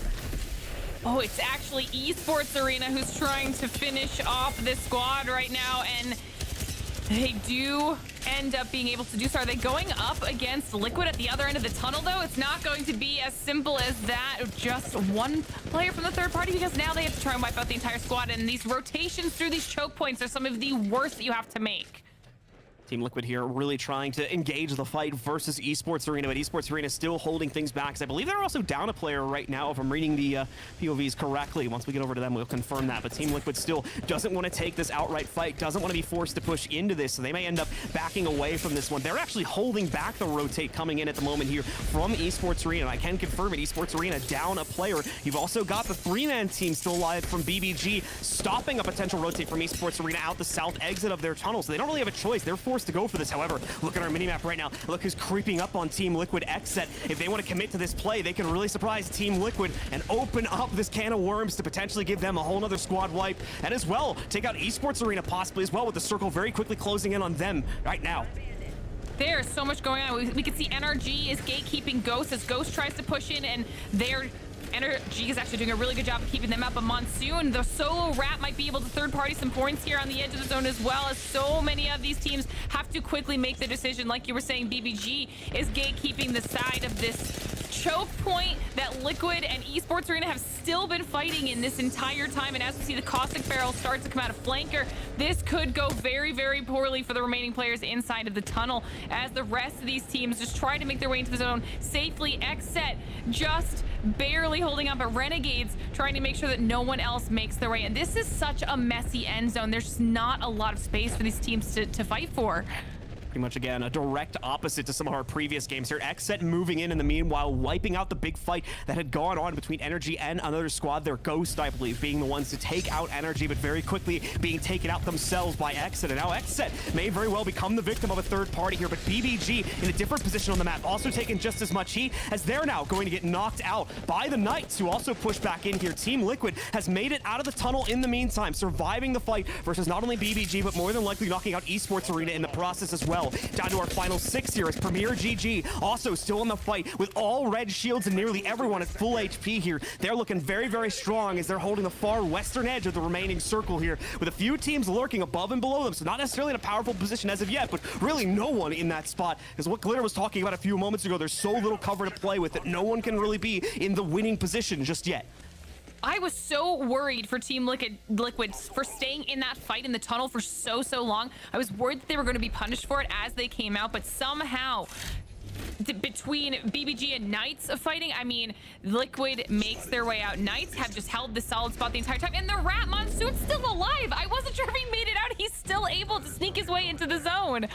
So Monsoon's going to see how far he can push his team's placements for this one. We're going to see a Valkyrie rotate come in as well. There's so many teams looking at them, though. I won't be surprised if they lose 1 or 2 players trying to jump up here, as we're going to see Kenny go down. Monsoon gets finished off by a member of the Knights, and oh no, they come crashing back down. Team Liquid as well, going to redeploy themselves with the Valkyrie ultimate. Also, might try to leap in and get an engagement off onto Premier GG. Here we go, more teams leaping onto them as Xset is now in a rough spot, having their deployment get failed outright, being thrown back down to the ground, and they're just struggling. I don't even know if we still have players alive for them, as we're down to the top 4 now, seeing the rest of them get knocked out as PGG finishes them off, but they're also now dealing with the pressure coming in from Team Liquid, as all 3 of their members have landed on the ground safely and are ready to take the next fight.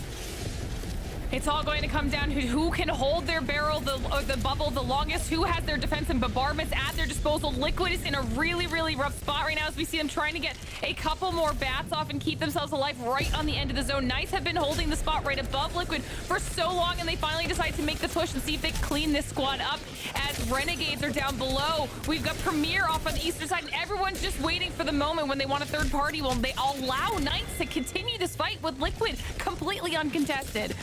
Knights move in. They'll be able to finish off Team Liquid here, leaving just PGG, Knights, as well as Renegades in the fight to try and maintain a top position in this game. Knights as well getting a moment of relief here as the PGG roster is giving respect to Renegades sitting on their left side. They're going to put a lot more focus onto them because they haven't been engaged yet. They're still going to be at full HP here, where PGG has just been poking and receiving the fire back from Knights. That gives Knights a moment of opportunity to revive themselves. Unfortunately, still down a player, but now they can reset as you're seeing the caustic barrels going down as well, giving them a bit more security against a potential push from either PGG or Renegades, who are currently in a standoff amongst each other, giving Knights a whole lot more free room to play with here, as we're going to see the Valkyrie Rockets work their way out right on top of the position for Renegades as they try to continue maintaining.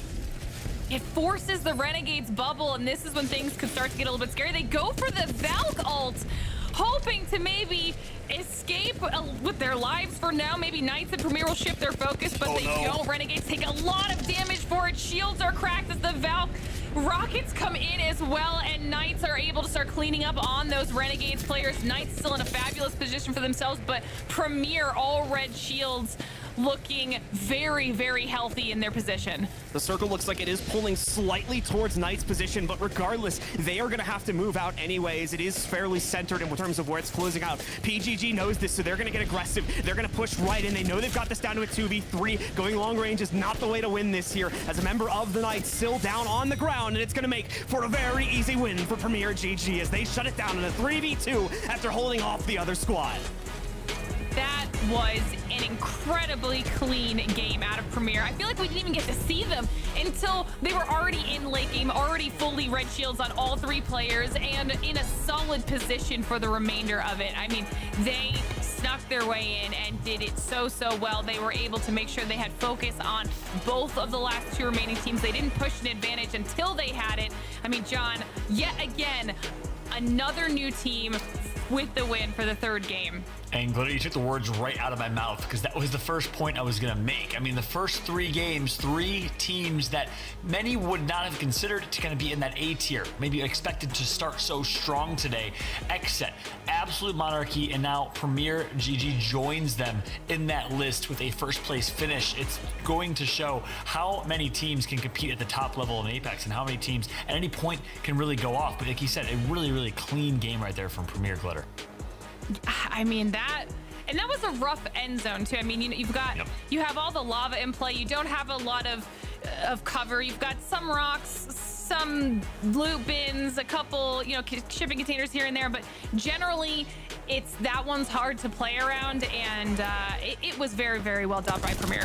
Yeah, and Premier, obviously, they do drop in the launch site, so that's similar, close to where the zone ended up pulling in the southeast side of the map. Had a fairly favorable zone, but it's not to say that just because the zone pulls onto you, you're going to succeed. I mean, case in point, G2 in games 1 and 2, so it goes to show how well Premier played that. The former Obey Alliance squad that, looked really, really solid going into ALGS championships last summer, and unfortunately didn't have the best ALGS championships show up.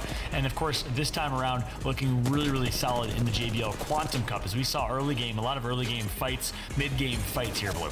Yeah, I think, again, talking about Premier GG, it wasn't necessarily the circle pulling towards them that ended up giving them the win. It was kind of the patience we saw in that final group of 3 to 4 teams once we closed in on that last area. Everybody else was trying to panic for better positioning, going for the Valkyrie deploys to try and shake things up a little bit. They stayed stalwart in a single position, just waiting it out there, waiting for the moment of opportunity. Might have cost them a couple KPs at the end of the game, and they might be sitting a little bit low on that when we get the stats up in front of us here, but overall still allowed them to, by far, maintain the best position out of those final 3 teams and have really no problems cleaning up the last squad, as they were already heavily injured and down a player by the time that they were ready to make the final push. Yeah, I mean, that's a good point. You see on screen right now, they did find themselves in quite a few skirmishes. That three-way fight between them, I think it was Ghost and NRG. They ended up on top of that one. I think it was a high kill game for them. I mean, taking a look right now with two squads left. Yeah, 7 kills for Crook alone. A pop-off game for Crook. And then they're able to clean up the 3 versus 2 against Knights and take home the first place finish. By the way, that's 4 kills for Ronnie as well. That's going to be at least a 11 to 12. It's going to be a 13 kill game for Premier GG, going huge in game number 3, Glitter. That's a massive game number 3, but I think what's equally as impressive is the fact that Xset quietly consistent here. 7 kills for 11 points. 3rd overall in those points. I mean, Xset has been keeping themselves in a really solid spot the entire time. Renegades also having a little bit of a bounce back here. But once again, if you look at this, it is an unexpected top 5, really.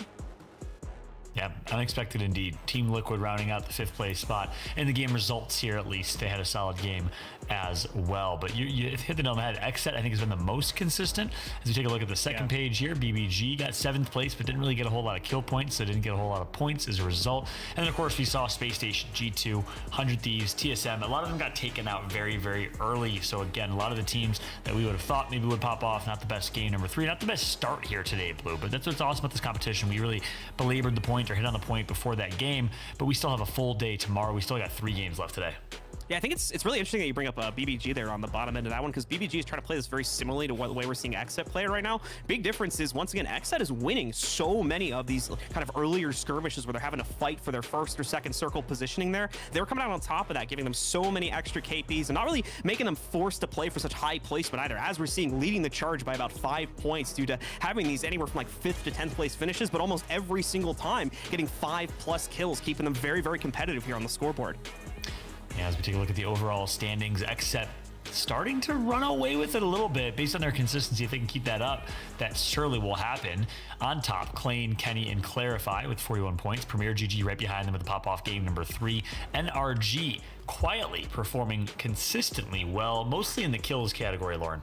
Yeah, and that's I'm glad you mentioned that, because they have managed to get a really high amount of kills even in games where they're going out early. They're showing us that very, typical NRG aggression, and I'm just waiting for them to combine that with the dub, because when they do, I think that's when Xset's really going to be afraid in the overall points department, because they'll be a lot closer. Yeah, I just noticed too, obviously a couple important notes. Space Station not playing with their full roster. Niles playing with Markey and a few others. Team Liquid using Hodzik, their coach, instead of Fun, their 3rd. So a couple of roster change-ups. Everything else should be pretty accurate, pretty valid. I'm always impressed whenever Hodzik fills in for this team. He fills that role really, really well, because Team Liquid's look pretty solid, Blue.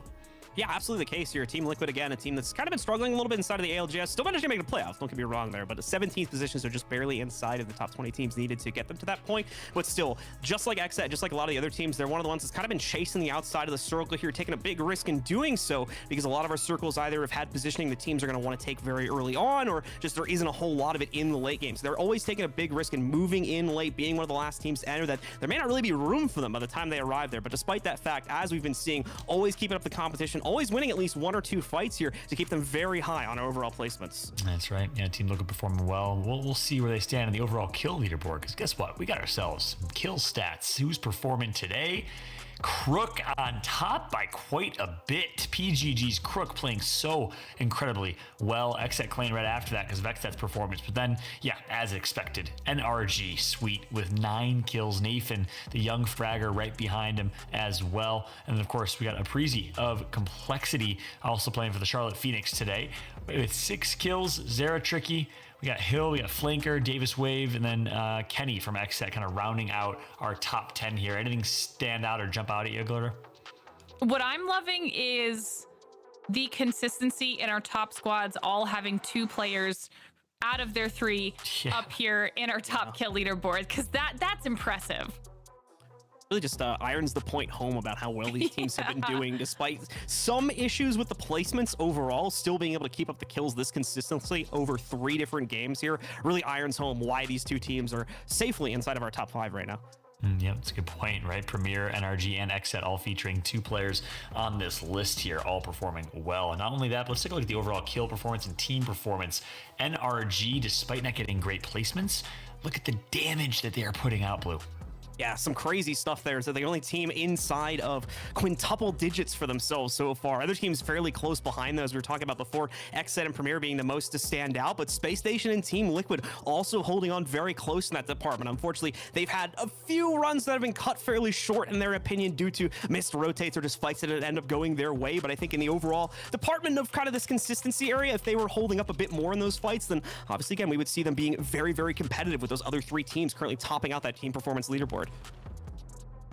Anything else, Blue, that stands out to you on this list? Yeah, I'm looking at this, and what's really impressive to me is the fact that SSG has more damage than XSET. So Wow. SSG is doing a good job dealing that damage. They're just not able to convert on their kills in the same way, and they're not able to get their placements as high as XSET, but their aggression is there. They just have to, there's got to be like one hiccup somewhere that once they iron that out, they'll be putting themselves in a much better spot. Yeah, I'd probably say it was maybe game 1 that helped contribute to that. You know, game 1, they were able to put a lot of poke in over towards that no-name village to the left of Thermal Station. Probably got a lot of damage out of that, but unfortunately we're one of the teams that were caught victim to late rotations. So we'll see how SSG will do going into game number 4, which is just around the corner, about to launch in. But just a quick reminder for those watching, not only do you get to enjoy some great competitive Apex gameplay, you also have a chance to enter to win. Type !Gleam in the chat for your chance to enter the JBL Quantum Cup Survival Sweepstakes. Sound is certainly survival when it comes to gaming, and JBL provides the best headsets in the game for exactly that. And of course, holiday season's around the corner. Now's a great time if your family, friends are looking for some gaming gifts to pick up a JBL headset. Support the company that supports esports and Apex and Fortnite and CSGO with the annual JBL Quantum Cup. Also, I know JBL is a sponsor of 100 Thieves and a couple of other esports orgs, so big shout out to JBL for all that they do to be involved in the gaming scene and the esports scene and give these players something great to play for. I mean, a $50,000 tournament for Apex Blue is significant. Yeah, absolutely the case here. And once again, it's given our community a great chance to kind of get warmed up as well. We were talking about this during the pre-show, kind of get warmed up for the ALGS finals coming up for Split 1, as we've got a large majority of the teams that are going to be there also playing here this weekend, along with a few other underdogs kind of sprinkled in that have also been surprising us, as we saw at least once already with Absolute Monarchy. Yep. Yeah, we're missing Cloud9. We're missing Sentinels. A few teams I think were, in the midst of holiday travel. I know Zach Mazer went home for the holidays and taken a little bit of a well-deserved break. So that's why we're missing a few of these squads. But nonetheless, a stacked lineup. 16 of our 20 teams that we'll get to see in the near term here, about a month for the ALGS playoffs coming up. I'm excited for that, but did get word that the map is loading. Game number 4 is just about ready. This 2-day series, keep in mind, it is 6 games today, 6 games tomorrow, cumulative over each day. The team with the most points at the end will be crowned your champions. Top 5 get paid, so top 5 is important. As you see here, we're loading in Hill, Crook, and Ronnie of PGG, your champions from game number 3. Can they continue that success? We'll find out, because game 4 is ready. All right, let's get into it as we watch PGG drop in for our 4th game here after they top out that game of Don't Touch the Lava at the end of our final circle there. So they will take control of things here, get themselves a nice point boost, and be safely within our top 5 here so far for day number 1. Our first half of our set of 12 games to be played out between today and tomorrow. And of course, to take home the lion's share, $25,000 going to first place, with an additional $25,000 being spread out among the other top 4 finishing teams. We get into it though, once again, we are going to see the circle take up a much more centralized position this time, so possibilities are a bit more endless in terms of where we could see things end up. I'm actually very pleasantly surprised with just how central that is. And the reason I say that is because, I'm looking at the likes of Furia, Liquid, Complexity, even 100 Thieves, all these squads that have had to rotate pretty far and through a lot of squads in our previous 3 matches, now getting a little bit of a reprieve and a little bit more time to loot and figure out exactly where they want to go. The downside of this central zone is that there is a lot of unplayable area. You can see just how much of those mountains cut through the center of this map, and so teams are gonna have to really figure out how they want to play this and properly guess where it's going to pull. Knights, though, are going to be in a really solid position, and after the strong game they just had, they might be able to continue that momentum. They're going to have at least 2 teams, though, fairly close to them, hiding out over here towards Fragment West. Specifically, W already pushing it against them, as we can see the Knights firing at a few shots. TSM FTX maybe catching this. They're also encroaching on that part of territory here where Knights currently have control over, so we could actually see a very early fight if those teams want to come to blows with each other. Aside from that, we've got close contention of the Skyhook rosters as well, but they'll more than likely avoid each other as they've been landing here for most of our 3 games already here, and SSG kind of just controlling the tunnel, as that'll be the most obvious path of rotation, so they'll watch out to see if either Team Liquid or 100 Thieves are going to move in through there. More than likely, they'll work their way around. Like you were saying, though, it's a big choice for a lot of these teams to make because we have that kind of upside-down T-junction in the middle of our circle right now, which is splitting up the possibilities of where this circle could pull towards. Seems like most of our teams are favoring a Fragment end to this one, as they're going to be trying to take up positioning close or inside of Fragment itself here for the first 5 or 10 minutes of the game. Yeah, you can see just how quickly SSG actually is making their rotation over into Fragment West. NRG has already made their way through landside, and then will be pushing through that tunnel, making their way into the city as well. And a lot of this is one of those things that if it does end in the city, you could literally have 3+ teams in a building, 1 on each floor, everyone trying to hold out for as long as possible until the absolute last moment when everything kicks off. So a fairly heavily stalemated game could be in the cards here, but that's going to rely again on us pulling in that direction. It seems like most teams are favoring that, though, so they might have that second circle intel already kind of feeding it over towards them if that's indeed going to be the case. We'll see in a few moments, though, when we get a better preview of that, and this first one begins to close out. Regardless, though, teams are being careful. You can see Complexity, who does generally tend to land and control this northern quadrant up on top of Fragment. They're also very cautiously moving down, as they're going to realize all the other teams in the area would have also tried to make similar moves, as they come fairly close to Lazarus here, as they're also trying to move into a tunnel a little bit further to the south. Yeah, I think we also saw BBG and NRG possibly running into each other. Absolute Monarchy rotating on the high ground now, trying to keep up, figuring out the decision-making of Lazarus. Oh, now we're able to check in with NRG, and they are fighting BBG here, and they've taken a lot of damage already. This would be such an early exit for NRG if they don't win this engagement. Already seeing Sweet go down, a couple trades going out, but it's ultimately going to go the way of BBG, with only their Wraith getting knocked out. Their Sync becomes the only victim, but Tempest and Wicked able to hold on and knock out Energy, giving them by far their lowest placement yet. Last place here as they go down, and that's going to cost them some big points on the overall leaderboard. That is massive, not only for taking out the heavy hitters of NRG, but just those early game points for BBG after they kind of struggled a little bit, getting forced into lots of engagements they maybe didn't want to be in that last game. Now they have a lot more control this time around and take out a massive squad. Now they've also cleared out some of this space for themselves. They don't have to worry so much about the teams at their backs. They've got some extra loot, and they do have control over these 2 choke points coming out of Harvester and coming out of Landslide. They've got vision on both and might be able to gatekeep if they decide to do so. Yeah, that's going to present a lot of rotate opportunities too in the event that the circle still ends up pulling a little bit further away. I think considering the big bulk we have going into Fragment, we're more than likely going to end up over in that direction for at least our second circle. But once more, we'll follow up on that very, very soon here as more teams trying to rotate in. Liquid going to encroach on BBG territory just a little bit here, but more than likely won't end up coming to blows. They'll be across the train tracks from them and have a very healthy amount of separation. Not only mention the fact that Team Liquid is immediately going to use the Valkyrie deploy here to put themselves in a different position as well. Premier, though, I think Premier is now going through the choke coming out of Harvester, but it looks like BBG is also starting that aggressive rotation into the city, trying to find a place where they can post up as we watch Liquid try to find a safe place to land and hopefully not run into one of those squads. That's one of the most useful things about that Valkyrie redeploy is just how much information you get when you do it. Absolutely the case there, especially in a very claustrophobic hold like this where we have so many teams already taking up positions inside of Fragment. As you were talking about earlier, there was so many buildings to play from and so many stories on those buildings that teams can kind of hide and wrap themselves into, getting as much intel as possible on your entrance into the city, especially such a rushed one like with the redeploy from the Valkyrie there is going to certainly give you a bit of a sigh of relief as you're landing and hopefully allow you to take a better position without immediately being jumped on by a team or two here. As we're seeing for Space Station trying to survive here, a little bit of pressure coming onto them, I believe, from Team Liquid, as ultimately, though, both of them are probably just going to end up backing away here. We can see one of the members of Space Station, though, moving out, wanting to get a little bit more out of that black market before posting up on the inside of the building.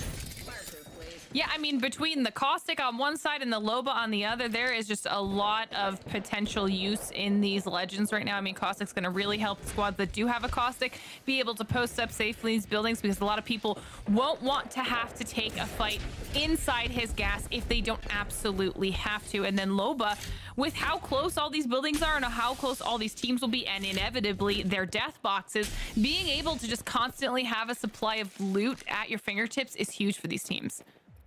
So more than likely, everybody just going to be kind of sitting back, waiting for the action to begin. We already saw it a few moments ago. A couple teams try to poke at each other as they enter the buildings, but now that they are safe and secure on the inside of them, it's going to be very unlikely that anyone wants to risk a full-on engagement, especially such a powder keg of rosters being in the close vicinity to each other. We can even see, again, some of the Bloodhound scans coming out, again, specifically built by gamers who have taken up the top position here on the uncompleted building.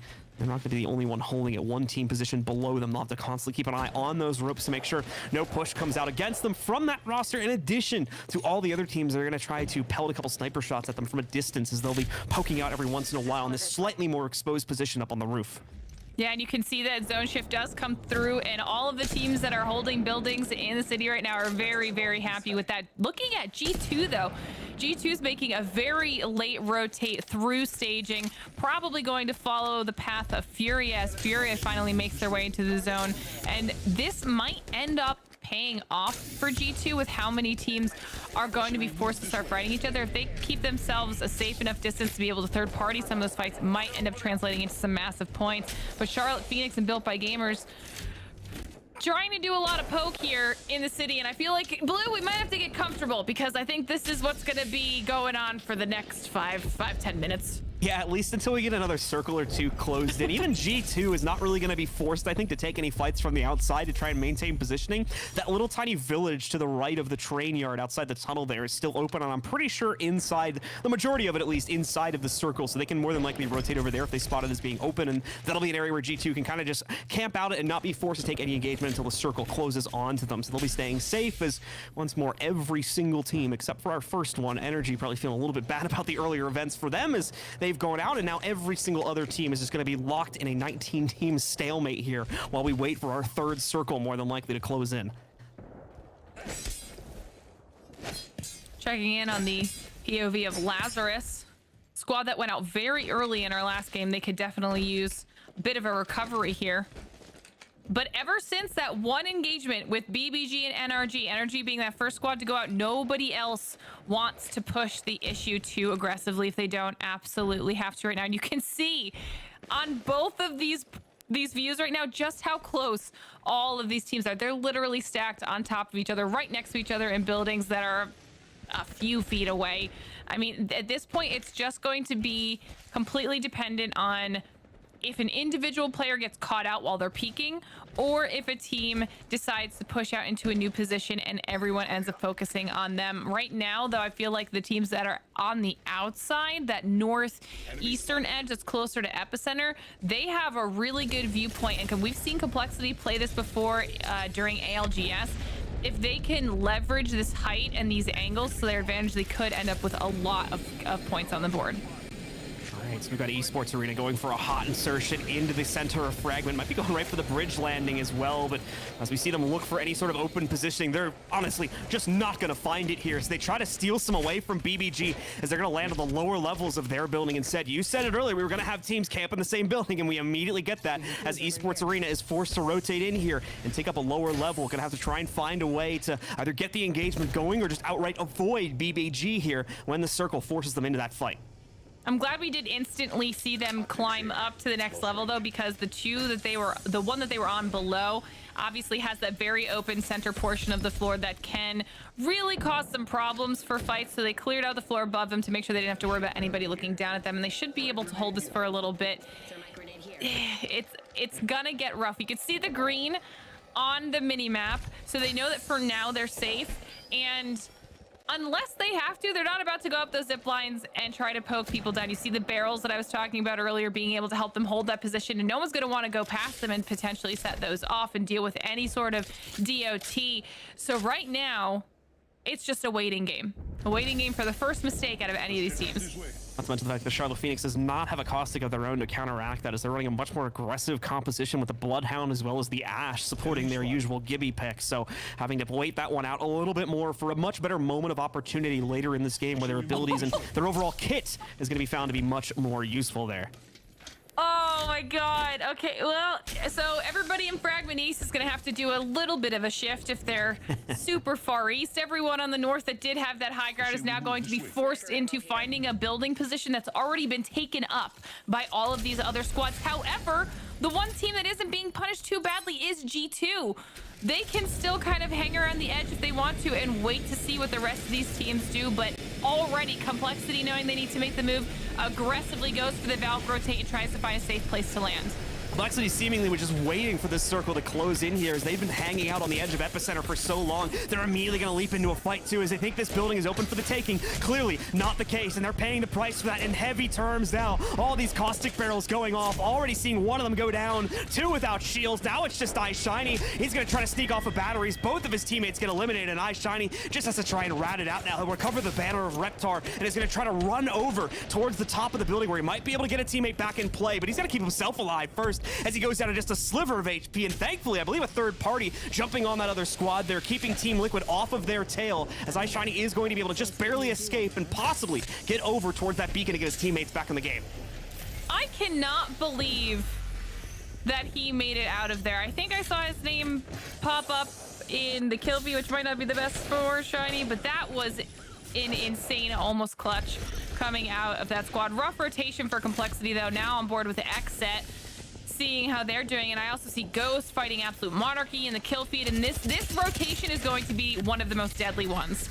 Still only two teams fully knocked out here, though, and I believe one of those, we are going to see that portal come in and attempt to kidnap. Not going to go off the way that Xset wanted to have it go, but now still going to have to contend with the portal open up right in front of them as well. I believe it'll actually block the door partially for the two people in the elevator here as well, so going to have to hop around that one real quick if they can't find a neutral path to do so. Lazarus, in the meanwhile, is engaged upon by another squad as well, already losing their Valkyrie. It's Renegades on the other end of this engagement, and they're just going to rip Lazarus to shreds. Not a single member of their own squad going down in that fight, and they'll easily take the position away from Lazarus. That's a huge spot to be able to hold. Now that push being successful is going to really, really benefit Renegades, not only with their loot, but with their positioning where they're able to hold Liquid. Now able to get a little bit of a reset. That portal's gone. They don't have to worry about that anymore. And they're able to reassess and figure out what their next move is going to be. You can see the green zone just barely visible there on the map, and it's continuing to centrally shrink down. So G2, our squad that we've been watching here on the outskirts, is probably going to have to finally commit and move their way into the city as we check in with Absolute Monarchy, who's getting destroyed right now, trying to escape with barely a sliver of health. The caustic barrel's coming out, hopefully providing a little bit of cover, but this is a rough position for Absolute Monarchy to be in. Sunwind's actually been on the run, I think, for the past like 3 to 4 minutes, if not longer than that. I saw his two teammates pop up in the kill feed a while ago, and we even just see there only just now one of them having the beacon timer pickup expire for him, so he's not going to be able to go back and retrieve that. He did manage to quickly sneak off one of his teammates' banners, but again, with how claustrophobic the situation is becoming, probably not going to have a real chance to get him back in the game anytime soon, if at all. So he'll have to try and rat this one out as well, similarly to how we saw the last member of one of our other teams get put into a similar spot. Still only 4 teams fully wiped out, though, despite the fact that the circle is coming down to its 4th iteration in just a moment here. The positioning starting to get a lot tighter, as we've already seen once here, teams having to fight for their positioning, with Lazarus specifically getting pushed out and becoming, I think, our 3rd full team to get wiped out a few moments ago when we saw that fight go in here. A lot more starting to pop up on the kill feed here as a few other players go down. BBG, I think, being forced out of that rooftop position finally, and G2 also going to make an aggressive move for themselves here. We'll try to go for the redeploy on the Valkyrie. They're the ones that have been hanging out on these western outskirts for far too long. They realize this is going to have to finally be a big move that they'll have to go through too much enemy territory to make it through, so they'll use the redeploy to put him in a better position instead, and might be trying to go for a land on this roof. Obviously will be a temporary position. They'll have to very quickly hop back down, but just uses it to start a bit of a cell heal up for themselves so they can be at better health as they leap into this next fray where both teams teams immediately going to be forced to pop their bubbles here. It's just too close for comfort, so they need that extra few seconds to stabilize and get ready for the next fight when these bubbles expire, which is pretty much going to be happening at the exact same time. Resulta just waiting for the chance to do that and bring out this Mastiff. Finds the shots, but look at how quickly he gets melted down here. 100 Thieves are on the other end of the engagement as G2 now desperately trying to fight for survival, but it won't work out. It's going to be W that sneaks off the damage at range and wipes them down. Also saving 100 Thieves' butt here as they'll just be able to go back to normal and maintain this position. I really think that G2 thought that they got their bubble out a second after so that they were going to be able to have a little bit more cover and prepare for that fight, but they did expire at almost the exact same time. Now G2 is in a little bit of a rough spot here. You can see them trying to fend off some of these squads. 100 Thieves managed to get a solid reset going for themselves and have a much safer position. They now know where to expect that damage to be coming from, and I'm surprised that they haven't continued the rest of this engagement with G2, as so many other squads. Construction's going to start getting real messy for these teams as well. See here down to the final 15 as so many teams are still alive, but we're going to start to see more getting wiped out. Looking like TSM struggling at this point as G2 still maintaining positioning just on the outside of market. Looking like, again, not fully wiped out just as of yet here as they actually were able to maintain with 2 of their players still staying in it. Ghost as well on the outskirts of this circle right now trying to survive, but as you can see, not a whole lot of cover to play with, just a couple AC units for them to try and hide behind here and keep themselves in the fray as they are taking so many peppered shots from other members here firing in against them. Space Station in the meanwhile here also looking to try and throw out some damage on their own regard, but it's going to be Space Station that clean up 2 members of the Knights fairly quickly, and I believe that'll be a full team wipe as the Knights get knocked out here, and Space Station just quickly trying to finish off some of the others sitting on the ground. That means probably going to be one more straggler still left alive somewhere on the map, but we'll keep up with that when we get better info. Yeah, I think G2 is now officially out as well, as somehow 100 Thieves have still managed to stay alive. Premier playing the edge of this zone and just trying to sneak their way in without being noticed. But as I see that all of the nades start coming out in the direction of Premier, all now without shields and dealing with the tick of the thermite grenade, the bubble is going to be forced out of this squad, and they are going to be in a little bit of a rough position. Everybody knows where they are. Ghost is pushing their way in, and they're going to have to choose if they want to take the engagement across the way or push in on 100 Thieves, who have successfully held people off for quite some time now. This is really interesting how the final circle is developing here, despite us obviously being inside of Frag, but we're going to one of the most barren parts of the city where there's either so many ruined buildings, a lot of, as you can see, the destruction from Fragment itself creating a bit of natural cover for these teams to play from, but in terms of actual buildings, there's a lot less than we were working with a few moments ago here, so teams are going to find themselves a lot more in the open than they were a few moments prior. PGG having to stack up in the corner there to avoid that Arc Star, as we're seeing W maintain a lot of high ground over plenty of these teams. They will have to watch out though, as Exit, arguably our most consistent team yet in this tournament, is hiding out just below them, waiting for an opportunity to strike against that high ground advantage. And 100 Thieves as well, sneaking in this damage against PGG as they're finally going to be pushed out of that crevice into a fight here for the market directly against 100 Thieves. PGG's Crook is able to get one shot off against them, but still, you have the full roster to contend with, and they're just not going to be able to maintain. 100 Thieves will win out that fight, but they'll be heavily injured as well, so they're going to have to be careful for follow-ups from another party. Oh, I see Liquid popping off in the kill feed as well, starting to take out Complexity. Exet still managing to rotate in very late and hold everybody off in the process. 100 Thieves now down to 1 as we jump on board with them, and it's Exet that is on the receiving end of this, and Exet will come out on top, cleaning up yet another squad. Exit, though, going to be really tough for Wear, and I believe they'll get knocked out. We're very quickly down to our final 4 squads here. Space Station, I believe, going to be one of the ones to be able to take them out. Space Station actually moving up, though. It was Noble that wiped out Exit, and Space Station instead taking out the W roster. Esports Arena, a team that's been struggling in our previous 3 games, finally in the top 4 with quite a few kills behind their belt as well, but they're in trouble here. You can see Noble just knocking out 2 additional players, 1 from Team Liquid, 1 from Esports Arena. Noble is going to have to call off the assault temporarily, though, as they're going to get a lot of abilities thrown at them, and that'll force them back into more natural cover, as well as a long-range fight against this other team across the field here. Rack Shield gonna get absolutely decimated, and he'll have to quickly back up to regen. That, you can see, though, a lot of Team Liquid players under the bridge, also in a tough spot here. Noble just trying to survive as they're fending off the pressure from SSG, and in the meanwhile, Esports Arena and Team Liquid are just waiting for that fight to finish so they can swing in and pick up the third party. Esports Arena will be the first to move in, though. They catch the movement from Noble. They know that their cover spot is going to be open, so they'll push onto it here and be ready to clean up whoever survives the fight between SSG SSG and Noah, which is going in full swing now, and it ends up going by the way of SSG, still with some coverage to play with, as well as Drop and Frex, still being at nearly full HP, so it's not going to be as easy of a wipe, but still, you can see one member of SSG now fully out of play. Drop and Frex having to try and survive with a circle very quickly closing in against them.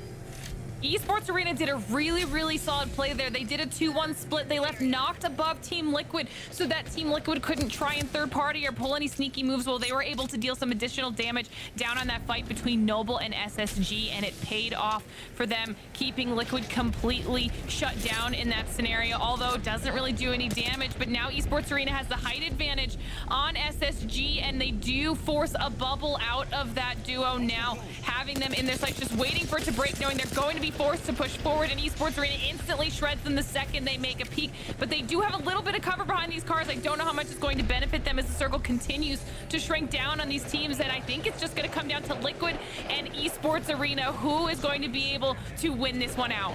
Esports Arena just waiting for the circle to get small enough to force Liquid out of cover. Once again, they've got the height advantage here. Starting to see the end as well of our other team across the way here. No coverage left to play for, and unfortunately, not a lot of batteries left and a lot of healing bats for them overall. Liquid now being forced out into the open, but Esports Arena is still paying them some respect as we still have Space Station causing problems. Frex is alive, and he's got himself to full HP, so we're not down to the final two just yet as everybody leaps into action here. Drop finally gonna get finished off by the rings, leaving it all in that last member alive for SSG. Frex as well, leaping into the fray here, but he's gonna get caught nearly instantly. He'll be the first of these squads to go down. Now it's gonna be Esports Arena cleaning up Team Liquid and finishing up the team fight to finally claim a map for themselves. They played that so perfectly, being able to deny Liquid's ability to do anything for the majority of that endgame was a huge play coming out of Esports Arena, and they badly needed these points when we take into consideration that overall leaderboard. Esports Arena has been struggling in a big way here for our first three games, but finally changing up their luck with the late push in towards the city and the final circle favoring them. They take that high ground and wipe the floor with the three other teams still in the lobby with them. Great stuff from Esports Arena. John, we got to get your take on that one. Another great circle, another great final fight there between those four teams remaining. Absolutely. We all love a fragment finish, and it leads to end games like that. Such a crazy finish. And kudos for our observers team. Gave us the best possible view right there. We saw the Valkyrie, Frex, lone member of SSG, flying around like a mosquito, just trying to survive and see if they could sneak an extra 2 points of placement by getting second. But a good job by ESA and by Team Liquid fairly to be able to take out Frex to make sure that they were the top two teams. But ultimately, you hit the nail on the head.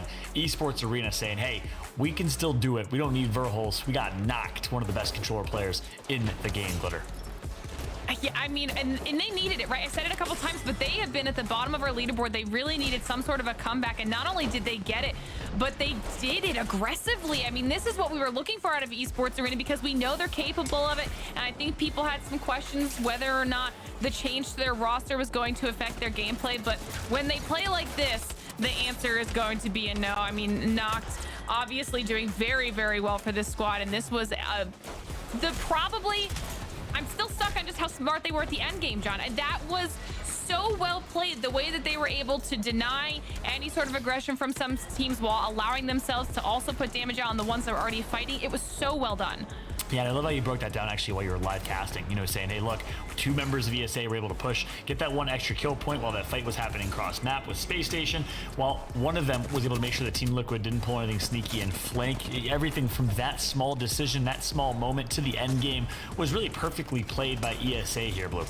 Yeah, and we could see as well just how tense this final circle was. I was mentioning it on the cast, but obviously moving from the very building-heavy areas of the inner part of the city to, as you can see here, not a whole lot to play with in the final seconds. Just the bridge itself and these couple of pillboxes and debris that was spread amongst the area to try and play around here. We went from too much cover to virtually none at all here. And once again, Esports Arena very carefully dancing around that to maintain the ultimate high ground position, and as well being very patient with their fight selection, never really being forced to jump into this one. They knew they had Team Liquid below them and just kind of bided their time to wait that out, even topping out our kill leaderboard as well here now that we're getting to see that with 8 frags total and overall 20 points for that game. Yeah, but pretty well distributed kills in this one. So that means pretty well distributed points as well, from 20 points DSA all the way down to 10 points with Noble in 6th or 7th overall in terms of the game results at least. So kudos to Noble. But again, I think a big story we also have to talk about here, two of them actually. Yeah, ESA, and then the additional two, XSET continuing to be consistent in every single one of our games here. And then Team Liquid also having a really solid performance, Claire. Yeah, they're making a comeback for themselves, Team Liquid, but Xset every single time is finding themselves in a top spot. They're getting those kills on the board. I mean, even Space Station is starting to be consistent now. They've had some really solid performances for themselves as well. And we look down this list, 100 Thieves, this is another team that needed these points on the board. I'm glad they were able to get some more KP. This is something that's going to help them in the overall, but the consistency right now that we're getting out of Xset, none of us saw coming, and I love it. Yeah, and I'm glad you brought up 100 Thieves because that was the next question I was going to ask. Because we take a look at page number 2 here. We'll hold that thought for just a second. Complexity, NRG, TSM, Absolute Monarchy, who had a really, really good game 1, Lazarus G2, and so on and so forth. Not the best showing here in game number 4, but they, of course, still have a lot of time. That is for sure. But back to that point I was going to make. 100 Thieves is a team that obviously has a lot of eyeballs on them overall. And actually, I'll hold that thought one more time. So we take a look at the overall standings here. Xset on top, given their consistency with 51 points, doing a great job. But every other team narrowing that gap. I mean, all the way down to Furia with 20 in 12th place. Just a stone's throw away from being able to leapfrog into top 3, top 2 here, Blue.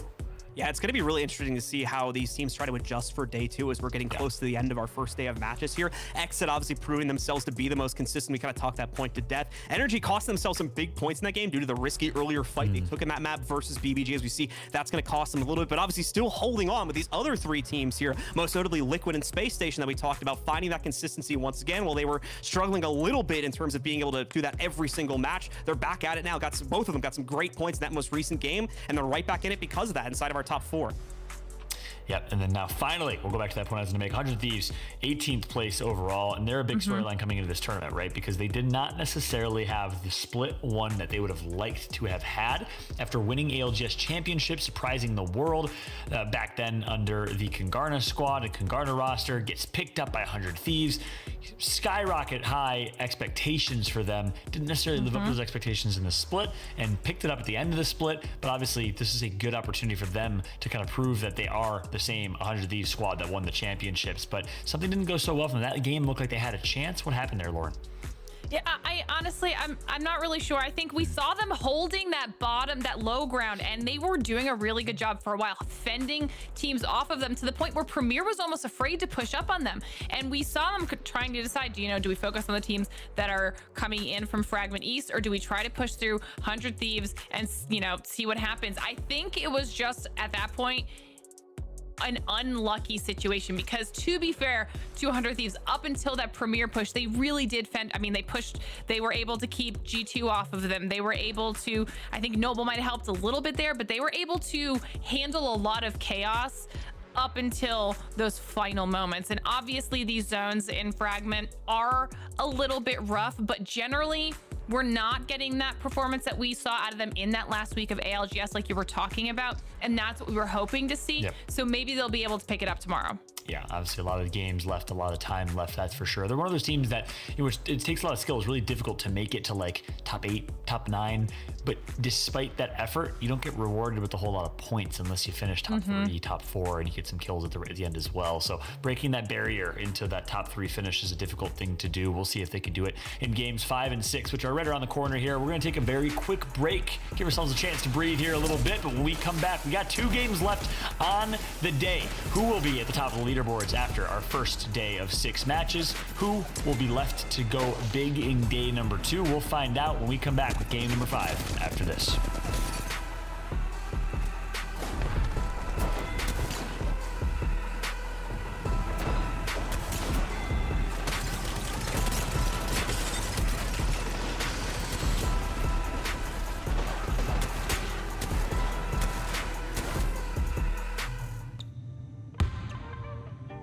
There is always a new challenge, and the hard work never stops.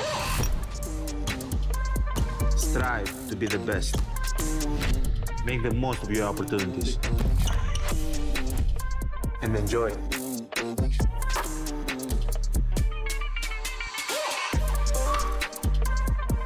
Introducing the JBL Freak Edition wireless headphones, designed by Giannis. James, I have to tell you how I feel. I love you, JHB. I know it may sound crazy, but I can see us living together. Well, your silence says everything, James. Goodbye forever. James. Sorry, I couldn't hear you. I was wearing these awesome JBL Quantum headphones. Look, it's me as a cat. The nose and the whiskers. Isn't that cute?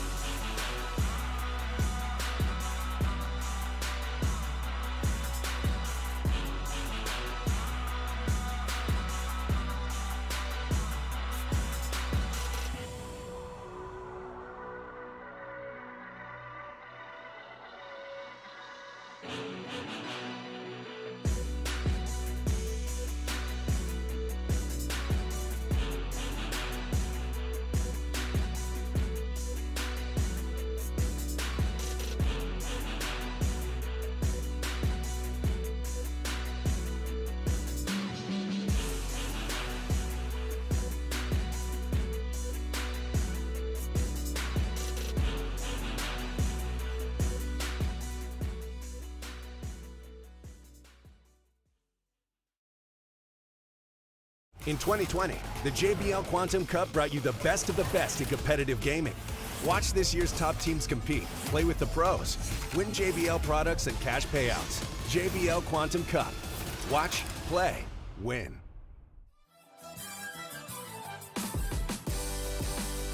Welcome back, everybody, to the JBL Quantum Cup, our North American Apex Legends competition, as we are 4 games down, 2 more to go today, 6 more to go tomorrow before we have a chance to crown our champions and the winner of the lion's share of our $50,000 prize pool. One thing to keep in mind as well is that not only will these players win, you could also win just for watching. You saw right there in the little welcome back, watch, play, and win. Guess what? If you press !Gleam in the chat, you have a chance to enter the JBL Sound is Survival sweepstakes to get hooked up by JBL with some audio equipment and the like for your gaming setup at home. Make sure to enter the sweepstakes for your chance to win. But games 1 through 4 are in the books. We got game 5 just around the corner as we're getting ready to throw right in because Lobby is ready. Predictions, my friends. Who's going to win game number 5? Glitter, starting with you. Back on SSG. Back at SSG. Ooh, I like that. All right. Okay. And by the way, I stand corrected from 2 games ago. I said for some reason the standings had a different roster on there, but they are playing with their full roster, I believe, the SSG squad. So that's a good, fair prediction. Blue, how about you? I know the usual suspects aren't really holding up for our top ALGS team, so I'm going to go with who has been consistent here. XSET is looking good, and once again, I think they're going to find themselves a high placement minimum, if not outright get their second win of the day here. I like that call. I'm going with NRG. They've been, doing solid. They now kind of drop down to the 5th place spot in the leaderboards. I'm going to see Energy's going to have a big game, number 5, and really cement themselves in the top 3, top 5. But we will see if that's the case here. Of course, gameplay is starting. Game number 5. We've seen a few southern zones, 3 southern zones, and we finally saw just a slightly northern zone, more central in Fragment. 2 of those zones landed at the southwest side of the map near Thermal Station. One pulled very, very southwest. That was game 2. One pulled a little bit to the east of the southwest, if that makes any sense. That was game number 1. Then, of course, we saw a southeast zone. Finally got our northern zones here. So fingers crossed, Glitter. We'll see another northern zone again, number 5. I hope so, because I also wouldn't be mad at a little bit of maybe some Skyhook insanity, or even like over, you know, where complexity is. I wouldn't be mad. I like that. I like that. I like that Glitter's just manifesting, you know, put that in the universe, trying to make it happen. She's been known to do that before. I'm always impressed by how she could predict the future. Big shout to my girl No, Glitter. it's typically you. Yeah, both of us. You know, it's the Glitter Fallout combination, Fallout explosion. You know, the explosion of the Fallout. It's too good. It's just too good not to mention here. As we have blue glitter ready to call the action here. Nice, pretty blue glitter ready to call the action. I'm gonna throw it over to y'all to call this one game number 5. Like how you two have the glitter explosion combo, and we're just like an item at the craft store is all we have. At least it's a good color, okay? That's At least true, it's a good yeah. color of glitter. Nice vibrant color as well. Really makes the eyes pop. But either way, we will get into the action here, folks, where we dive into our 5th drop of the day here on World's Edge. And we are going to get another south one. This one's going to pull a little bit more to the east than we saw before, but will be still fairly similar to one we had earlier on in the day here, with it closing in pretty good on Lava Processor there towards the middle, where we've got Ghost and BBG once again, who are going to be in a pretty advantageous position due to the initial pull there. Oh, and it looks like it's going to pull a little bit more dramatically towards them as well, as it's going to be going quite heavily towards the south for the second circle that we'll see later on. Yeah, I'll be interested to see how Esports Arena handles this one, considering that they're also one of those teams in a pretty solid spot for themselves right now, being able to loot up all of Lava City. They've got nowhere they need to rotate to, and they have a lot of areas that they can hold off and gatekeep depending on which way the zone goes. But if this ends up continuing to pull south and it's in those lava areas right outside of Dome, it could be yet another messy ending. But we've seen Premier knows exactly how to handle that. Absolutely the case here, and some more teams we're going to be focusing on. I like the point that John made earlier about Energy and how we might see them kind of rebound in this game, kind of hopefully learning from their mistake of trying to take that earlier fight versus BBG at the start of the last game, and unfortunately being the first team to be knocked out because they chose that. If we start to see them make a bigger adjustment towards a more passive play style, obviously that could work out well if the timing ends up playing into their favor and they can late rotate into this circle once again to find themselves to be in an advantageous position to kind of just clean up the large majority of teams that will have already taken flights at that point. So we'll see, obviously, follow up on them as they'll be over towards staging as usual to start things off, and we'll focus on how they try to rotate into things a little bit later on in the game, as the big focus is going to be on all these teams already trying to take up early positioning. As we can see, I believe Xset already working their way over towards Lava Siphon, heading over towards BBG territory. In the meanwhile, Ghost has already evacuated that natural landing zone they started out on and has gone much more towards the south, closer to launch site. I'm actually glad you called that out, because I like that choice out of Ghost. I think that they did well holding Lava Siphon last time, but they found that it was almost too many people that they had to fight off early on just in order to hold that position. I like that they're going a little bit more aggressively center zone. They are right next to Premier, the squad that obviously won this last time. So if they're able to take them out, they could clear out a ton of space for themselves, as NRG and Space Station are the ones on your screen right now. And it looks like NRG is getting into a little bit of a skirmish here up against Furia. Oh, not again. As we see Furia being able to take Energy, one of them down into a downstate here. Furia being a little bit passive on this one though, but for good reason. They already have control over this fight. No reason for them to overpeat, because now they've got a second one down on the ground. One player stands alive, and there you go. Such an unfortunate turn of events for Energy. I don't even think they're the aggressor this time. They just get jumped on by Furia, and they knock them down outright. 2 0-point games in a row for Energy. That is so unlucky. The fact that they ran into Furia at landslide. I mean, like you said, I don't even think they wanted to take that fight. They were forced into that fight. And yet another early exit for NRG is going to be less than ideal for that squad. Now on board with Absolute Monarchy, who's making their way on into Lava City, making a nice early rotate there, and they'll be holding on to that area with Esports Arena for now. Nobody really looking to get aggressive, with the exception of the very unfortunate NRG fight. I mean, they can't catch a break right now. Fallout's predictions in shambles in the meanwhile here is unfortunately going to be dead wrong on that one, but we'll see if any of ours will be able to hold up here as more teams starting to converge. Once again, heavy focus on the southeastern hold here as we've got probably close to like half the lobby built up in that small quadrant of the map right now, with I think even more on the way. Meanwhile, we've got the exact opposite stance being taken by BBG, who has barely moved from their initial landing zone, only going just a little bit south towards Lava Siphon, and even there just holding on the outskirts right now. Esports Arena going for a redeploy as they're looking to move out of Lava City, with AM getting on top of them there. The pressure a little bit too much for them to deal with. They do not want to take a fight this early on, so they'll back away and move to safer harbors. And meanwhile, we've got 100 Thieves leaping headfirst into a fight, probably going to commit to it too, as they did get an early crack off on one of these players. They might have heard us talking about them, saying, you know, we're looking for a little bit more out of this squad, and it looks like they're trying to at least get some early game aggression going for themselves. And it looks like it's going to be Complexity that is the squad inside that building, but they're currently pinched. So right now, Complexity is fighting themselves in a little bit of a rough spot. You got W on the other side, 100 Thieves looking down the choke, knowing exactly where they are, and they have to hold these squads off for as long as possible. They're going to realize it's not in their best interest to stick around here, so Complexity calls for their retreat. It's probably going to take the low ground to try and get themselves into safer harbors. W obviously spotting this movement here, so Scissor's going to jump up on top, try and see if he can spot that movement a little bit more precisely, but nothing revealing itself, and ultimately, yeah, just going to use the Valkyrie ultimate to get themselves out of there, similarly to what we were seeing from at least one of our teams earlier here. And we'll switch our POVs now over to TSM, who are also trying to hunt down a straggling team, working their way across the open field here. It's going to be Z Davies that gets himself cracked up, unfortunately for Lazarus. His two other teammates already across the way, so they'll be in safer harbors, and thankfully a portal will present itself here as well for Dankin. Their other teammate lurking a little bit behind, so they'll be able to get out of here without too much of an issue. Lazarus definitely making the smart call and retreating off of that, trying to not expend resources and find themselves a better position, not wanting to take that fight with TSM. But TSM, another squad that's kind of struggled a little bit here today.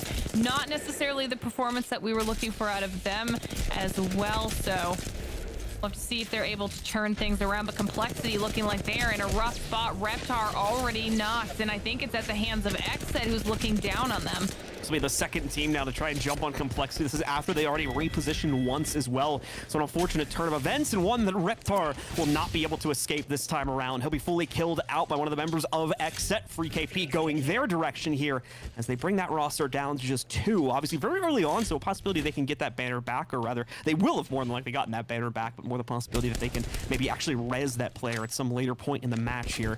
They're able to find an opportunity to do so. Still very early days. We are still closing in on the very first circle, so there'll be plenty of chances hopefully for that.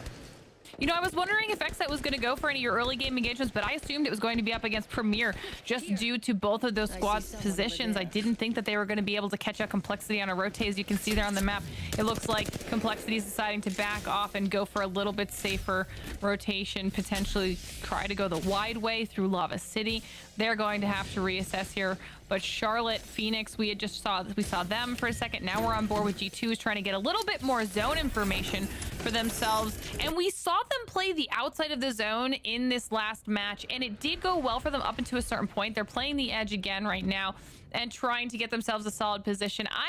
I'm not gonna lie, I'd like to see a little bit more aggression out of them. And we kind of, at a certain point, will need to see that from them, as they're very low on the overall leaderboard here, meaning they're having to play a little bit of catch-up in that respect here. Need that, just really only 1 or 2 games, to be honest with you, as the overall rankings are still fairly close, but they really need that big game of like 15 to 20 points for themselves to rocket them back into a competitive position, because unfortunately, this has just not been the best tournament for them, or really any of our top ALGS teams so far.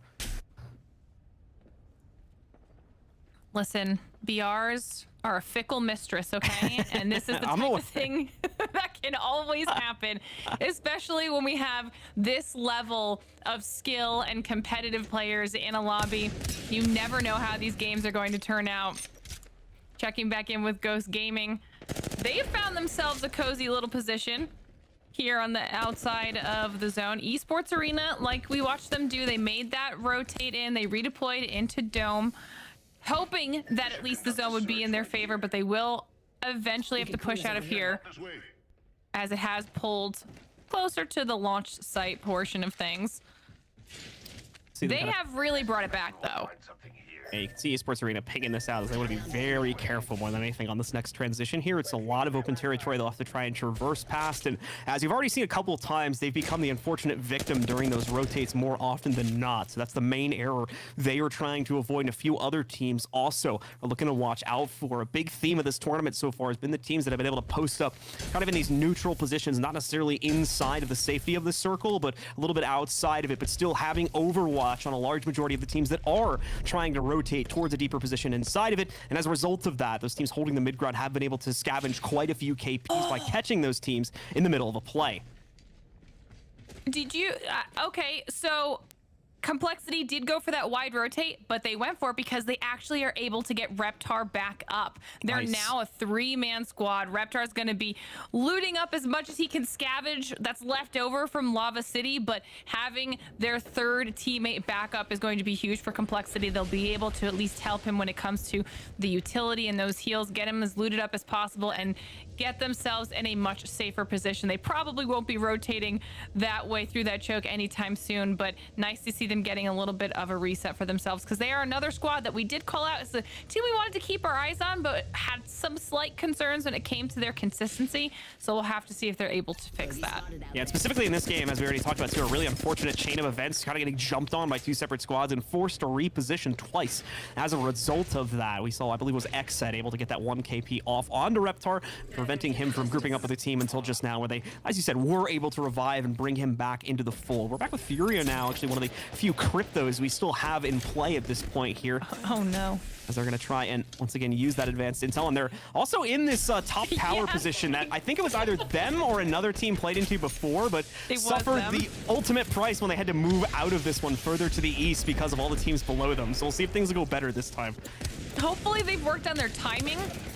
Since then, they actually decided they're going to make the push down now. It looks like they want to try and take an engagement here if they can. They did leave 1 on high so that they can have some different angles here, see if they can maybe clean up a Team Liquid player or 2.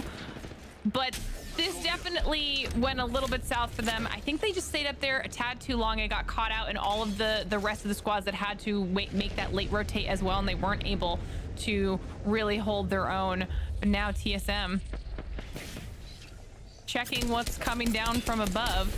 Solo on Furia, still holding that high position, able to deal some damage, but Esports Arena has made a rotation, and it is not going well for them. Instantly going down at the hands of Premier. Premier always ready to fend off these more aggressive assaults here, and are going to mincemeat very quickly of the Esports Arena roster. Not even a single down against Premier GG that time, as they held the territory and they controlled far too much of that fight for Esports Arena to be able to do anything. I believe we had some shots coming in from a third party as well in the distance, so as you're going to see now, here comes that third party. Speaking of which, here, they're going to try to jump in on Premier, but like I said, very little damage taken by that roster, so they may have a chance to hold on, as now Resulta moves in to take out Crook fairly quickly, and he's going to follow that up against Ronnie as well. G2 now wiping the floor with Premier, as it seems they weren't ready for the follow-up fight. And Jed's going to move in to quickly clean things up, taking down the players that have already been down and trying to find that third straggler if the opportunity presents itself. I believe they will complete the task, and now as well, TSM jumping onto Furia in their next engagement. Zera already just the last player alive for this Furia roster, trying to turn it back around, but no, it's going to be Reps that wins out the fight instead for TSM as they stay fully alive with all 3 of theirs. However, the fighting's not done just yet. You still are going to have Team Liquid up on top, now taking Furia's old position, looking for a chance to re-engage against TSM. It's twice now that position has proved a little bit dangerous for Furia to continue taking. Now Liquid actually decides to back off. They don't want to continue taking that fight with TSM, and I also want to go back to the fight we saw earlier with G2. Love seeing that aggression out of them, really going in for that third party. That's what I was hoping we'd start to get to see from them, knowing that they're capable of it, and they also need those points. Now we'll have to see how the rest of the game goes, but 100 Thieves, Lazarus here, both of these squads trying to deal some damage. 100 Thieves obviously being someone we've spoken about a couple times now, needing to get a little bit of a bounce back for themselves, and this is a very busy building that they currently find themselves in. Yeah, lots of teams still trying to fight for control on the inside The processor here. So many teams looking to try and fight for late round positioning, but this is not going to be a safe zone. I got a quick little glimpse of where the next circle is heading, and it is going to pull fairly heavily towards the south. So once again, the teams that are all fighting for here will have to eventually scramble towards the outside into a much different position sooner rather than later. We'll kind of put the complexity for a minute there as we turn over to BBG as well. They're both fairly close to each other. We can even see, I think it is BBG putting this additional pressure onto the complexity roster right now as they try to, for a third time now, reposition to a new spot after getting jumped on by another team.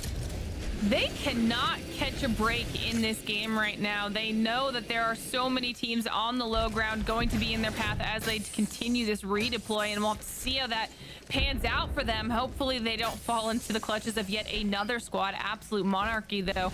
Winners of our first game of the day now find themselves trying to push in on G2 inside of this building, and G2 does not want to let that happen. Nades are wrapping out like crazy for G2 to fend off this assault from Absolute Monarchy. In fact, they might fully jump into the fight, and indeed they are going to get some fire back from the Absolute Monarchy roster, but they've already lost one of their own. There goes the second as Gentrify moves in to quickly take out Davis, and there we go. Stomps is the last to fall. G2 quickly cleaning things up here and fending off another challenger on the inside of our facility. Get up quick 3 KPs for themselves and knocking out yet another team in this unfortunate hallway that's become the death spot for at least 2 squads now in this game.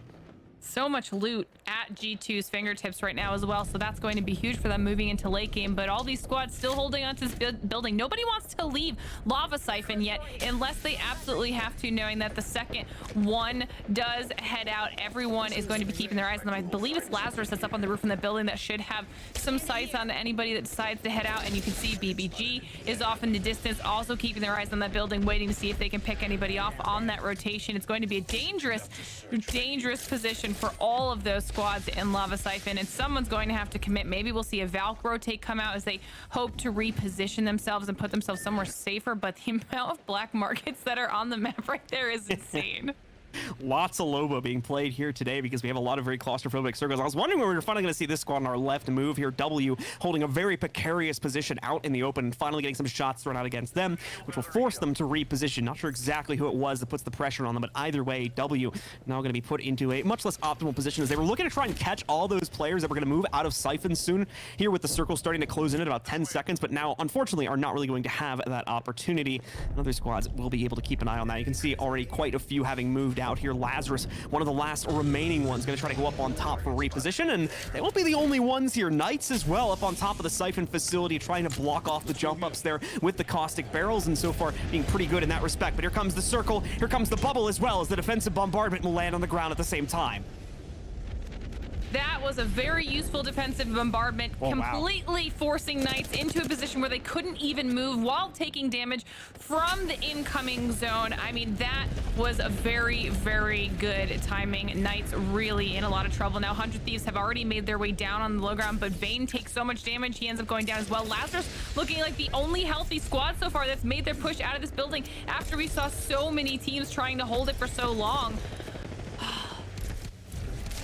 These once again struggling there with the late round rotates, trying to work their way in as I believe their last player just gets wiped off, and oh no, Dank dropping into this valley, immediately realizing his mistake when he sees the number of death boxes down here. He'll be the first to fall here from his squad as TSM continue to mop up the floor with anybody that tries to enter this part of the map, and there are a lot of teams looking to rotate down here. Most recently though, just seeing BBG get some big picks off onto Xset. That may be the end of them, but Lazarus also starting to fall as well. Another member of the Charlotte Phoenix taking them into a down state here. It's coming down to the wires. We're up to our final 12 teams, and we're not even in the top 10 yet. The real fighting is only just beginning as so many players from so many different teams going down. Xset losing 2 of theirs again, with the Charlotte Phoenix cleaning up the majority of that squad. Unsure if that's the outright end, but more than likely is the case. Team Liquid, all 3 of them go down to TSM as well, so they are also out in 11th place. I feel like Liquid is really regretting letting TSM live on that low ground from earlier in the game as they now get cleaned up by TSM. Charlotte Phoenix, one of those squads on the outside that's been trying to deal a lot of third-party damage. Looks like they were taking some in return themselves and are able to get a reset going. And they're somebody that I've been seeing pop up in the kill feed a little bit here and there, and they've just been very, very quiet about it this game. They haven't drawn too much attention to themselves, and they've been able to keep themselves in a really solid position, especially when you see on the the map there. Just how many other squads are around them? I believe they've got BBG over there as well that they have to deal with. And things are getting a little bit here. I actually can't believe we do have 9 squads still alive right now. Yeah, 100 Thieves even just sneaking off a revive beacon right there, getting Vayne back into the fight after losing him in the last engagement. So great stuff from him. Renegades as well, getting a nice route to jump right up here and leap into the fight. They're even going to spot a lot of players on the way down. Circle's small enough now where they should be able to see pretty much everybody. The problem, though, by seeing everybody, they're not going to find any safe harbor in terms of a landing zone. They've got to drop up on top of the out-of-bounds area here. More squads jumping onto each other as we've got TSM in the midst of another fight, looking to wipe out 100 Thieves and more than likely going to succeed in doing so. Not the only fight as well. Ghost getting quickly taken down by the ranks of Noble as they're going to be able to wipe them out of the game completely, I believe. 100 Thieves are now down. It's a good thing they brought Vayne back into this fight as he's now the only one remaining for the squad after they were forced into another engagement as well. Renegades still with all 3 alive despite that risky redeploy they had to go for on the Valkyrie a few moments ago, but also currently hiding in the safety of their bubble. They are sandwiched between 2 squads and now they're going to have to fight for survival here. It's actually going to be TSM that gets wiped out here. Charlotte Phoenix doing most of the damage in that fight, but G2 able to sneak off some damage onto both BBG and the Renegades as well as they have massive high ground positioning over so many of the remaining squads. Charlotte Phoenix also moving in to clean up the stragglers from SSG as they also survived up until this point in the game, but are quickly running out of gas themselves. And although Charlotte Phoenix wipe out that team, they're incredibly low. Could be a third party in the future for them, but it's not looking like it as everybody gives respect to each other now that we've come down to the final 3. G2 is looking, they want to push out of their building. They know the rest of those teams are on the low ground. I don't know if they know that there's a Kraber in hand. Vayne finally does go down. Able to rat, though, until that 3rd place position for his squad. Now it's going to be between G2, who is looking very, very comfortable right now, and a Charlotte Phoenix, who is in the process of trying to heal up. They're almost fully reset, but they're going to be forced out of this position very, very soon. The bubble is already out on behalf of Charlotte Phoenix, and right now G2 is looking very comfortable for themselves. Nice rampage shots coming out of Stink, though, at least gonna hold off G2 for a little bit here, and Charlotte Phoenix is looking to try and nail some playmaking Kraber shots. Nice play from Charlotte Phoenix, specifically the shots coming out there from the Gibby, really putting the damage on the G2 needed to give them the space to push forward. It's important to note here, obviously, again, as we come into the final circle, the G2 does control the center of it right now, so they dictate the pace of this fight, but look at how low some of their players are getting. The nades in the air, the peppering of the shots coming in, doing so much damage to them, and opening up the opportunity that Charlotte Phoenix needs to shut this game down and take a win for themselves, stealing it right out of the hands of G2. Oh, okay, Charlotte Phoenix was on low ground. They didn't even get a chance to fully heal up, but they fanned out they all 3 fanned out, wrapped around all the clustered players of G2, got a couple throwables in there, and G2 could not handle that push. Insane finish from Charlotte Phoenix there to call out. Yeah, kudos to them, making it look like an arenas game. Pure 3v3, and I think the expression is defense is the best offense, but in that case, offense was the best defense and best way to win that game. Kudos to Charlotte Phoenix handling their 3v3 and doing it with such confidence. Not only that, but they knew they were playing against G2, Blue, and G2, 3 controller players, some of the best pound-for-pound shooters in the game. For them to take the fight with that much confidence is a lot.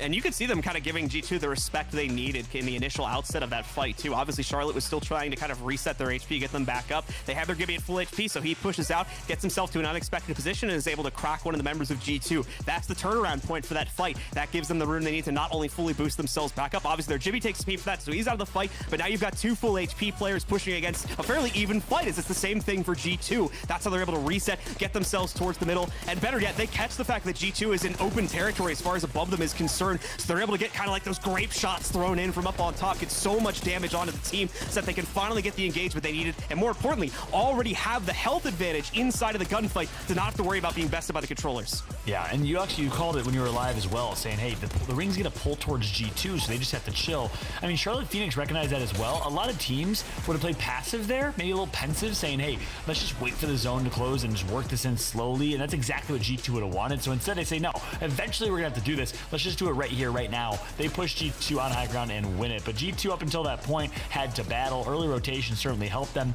Speaking of battling, some disgusting sky nades here that land perfectly from Verhulst Glitter. Yeah, I mean, once TSM was allowed to live by Team Liquid, they decided that they were going to try and clear out as many squads as possible, and that's an area that we've actually seen TSM have some crazy fights in during ALGS as well, so they're definitely comfortable with it. But Verholz showing up for the squad. But in the end, I mean, I had said that I wanted to see some more aggression out of G2, and even though they didn't get the win here, I feel like this felt so much better for them. It did. It felt like the G2 were kind of used to watching. They rotate, they pick up kills along the way, they make it to top 2. I mean, 4 kills right there for Gent. And here's the push, right? It's a straight...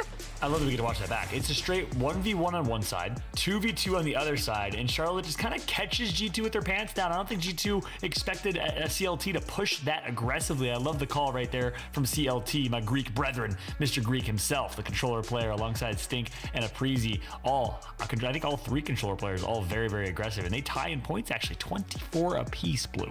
And that makes sense, again, considering the play we were seeing from G2 earlier, holding that central facility. Kills. Yeah, able to leverage so many of the rotates in their favor. So many teams just directly challenging G2 despite the powerful position they were playing from. I don't know if they were having shots thrown at G2 and maybe these other teams that were jumping on thought maybe they could third party the situation or something, but we saw it at least twice where teams tried to directly contest G2's position and pay the ultimate price for it as they got wiped out entirely, giving at least 6 of those 15 kills over to the roster and allowing for them to clean up in the kill department, and despite a second place finish, still top out and tie for first place here.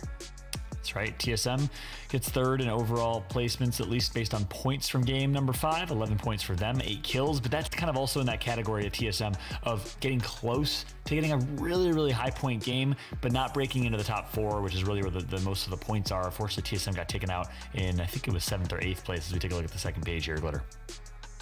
Yeah, and another team that went out, unfortunately, early, now 2 games in a row, is NRG. They have just gotten some very unlucky, very early game fights that do not go their way. First at the hands of BBG, then at the hands of Furia. Furia, another team, honestly, that's been very aggressive today, but NRG has not been able to really catch a break with those. Yeah, there goes my prediction, by the way, out the window of NRG doing anything. Meanwhile, we got the overall standings, and yeah, leaderboard's gonna reset and even out a little bit as XSET didn't have a huge game right there. Finally, XSET slows down a little bit. I wouldn't say the fire is extinguished yet, but CLT with a massive 25-point game, that'll raise them to 2nd place. And look how G2 escalates significantly all the way to 6th place from the second side of the screen. That's big for them. Team Liquid stays consistent. Space Station, Premier, NRG working their way down the rankings though, kind of trending downwards, Blue. Yeah, certainly the case for them. And I mean, 2 20th place finishes. What else can you say about that? It's just unfortunate, especially the most recent one, as they were kind of forced into a fight that they didn't really want to take. But again, G2, I think we were talking about it in the middle of the cast, Glitter, where we really just need to see like 1 or 2 big games from these higher level teams that have been struggling, like TSM, like G2, and G2 finally brought it out. And look at that. They're already up to 6th place here. If we could see 1 more of those out of them, then they're easily going to break the top 5 here to end the day. Yeah, I mean, to be fair, we even saw the same thing happen out of Esports Arena, though. We were looking at those overall standings, and they were in dead last at one point, and now that's not something they have to worry about anymore, and that's all because of 1 really solid performance. So our teams still have a chance. This is still only the first day, and I think the second day is actually just going to get even crazier. Yeah, that's what I love about this format. Like you said, first day only, a team could do just as good as our top teams on day 2, or just as bad as the other teams on day 1, and completely flip it around. The fact that they can go back to the drawing board is great as well. And if you're just tuning in, quick rundown of how things are kind of working here. This is the Apex Legends JBL Quantum Cup competition, $50,000 prize pool. Top 5 gets paid, and a 2-day competition. 6 matches played today, 6 matches played tomorrow on World's Edge, and it's cumulative across both days. So at the end of the day, the top 5 teams will get paid, and the winning team will also take home that beautiful NFT digital trophy as well, courtesy of JBL. So there's a lot of Apex to be played still, that is for sure. Teams like Complexity, TSM, who's still on the right side of that screen, bottom 11 through 20th, I think can still bounce back on day 2. And speaking of Complexity, we haven't watched a whole lot of them. Any idea what's going on there, Blue? It's looking again like a team is kind of like trying to pick and choose their fights here. They're trying to play for strong positioning, and as we saw in that most recent game, never could really get any sort of positioning to play with. First position they take outside of Thermal Station, I think it was, though, had 2 teams jumping onto them. Second position, same thing. They got caught across the alley, and then it happened later in the game as well. So this team's really just been struggling to try and find some type of position to play from, and has always been on the run, it seems. Yeah, we'll keep an eye on Complexity, see if they can have a solid game 6. By the way, game 6 is around the corner. Before we jump in, let's take a look at the kill leaderboards as well, so you can see who's performing from an individual perspective. Crook still on top, Clane still right behind him.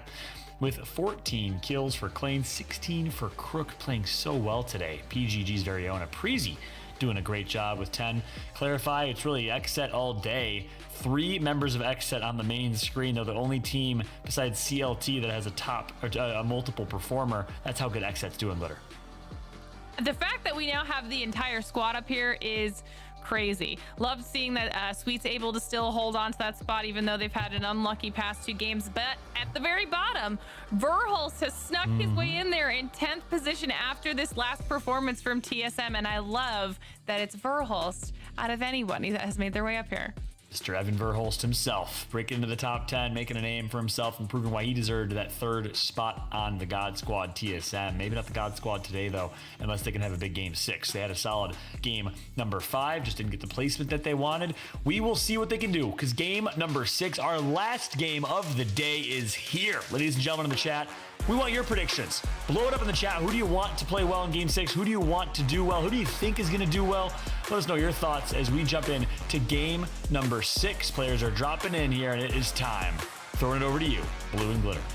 All right, let's get into it. Our final drop into World's Edge of the day here before we give our teams their break, before we head into the second half of these matches tomorrow here. Plenty of teams, plenty of fan favorites here in the ranks as well that have not been able to find any wins just as of yet. So make sure you're letting us know who you want to come out on top of this match. Teams like Complexity, even Energy, G2, and TSM still looking for that gold medal so far here. Will they be able to get it in game 6? That's going to be our big question, as we do see another fairly centered circle, obviously a little bit more to the south this time. It's going to be pretty similar to the 2 others we've had pulling to this area.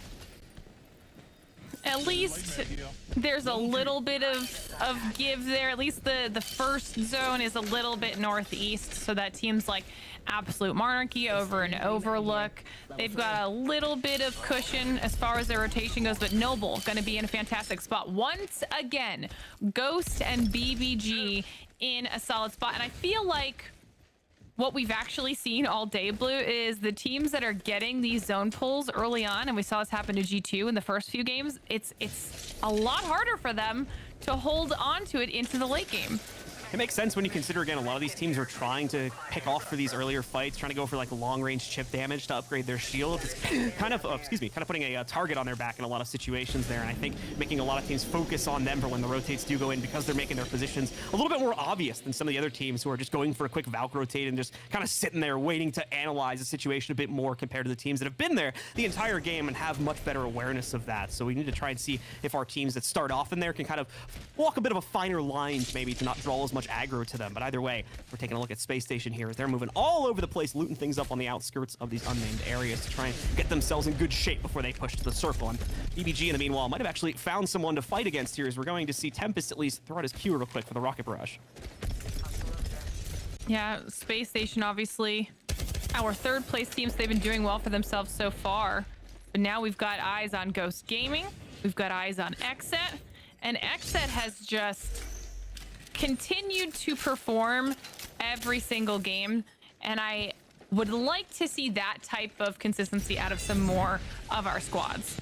Yeah, XSET's really been finding, it seems like, the cleanest routes to work their way into the Circle's territory. Not only that, but has a great record right now in terms of winning out their 3v3 fights. TSM, in the meanwhile, going to get into a very early engagement as I'm Madness gets knocked out for Ghost Gaming. No recovery for him. It's looking like Panders might be pretty low here, too, as he's going to be only on health for the Bloodhound, trying to escape, trying to get over towards his teammates. But TSM on the tail of these players here. TSM also trying to recover a little bit for themselves. They take a bit of heat from that Arc Star thrown in there. Hal nearly getting knocked out from that one, and another one of their teammates as well, quite low, but thankfully they have control over this building now, so can fall back and quickly rebound themselves.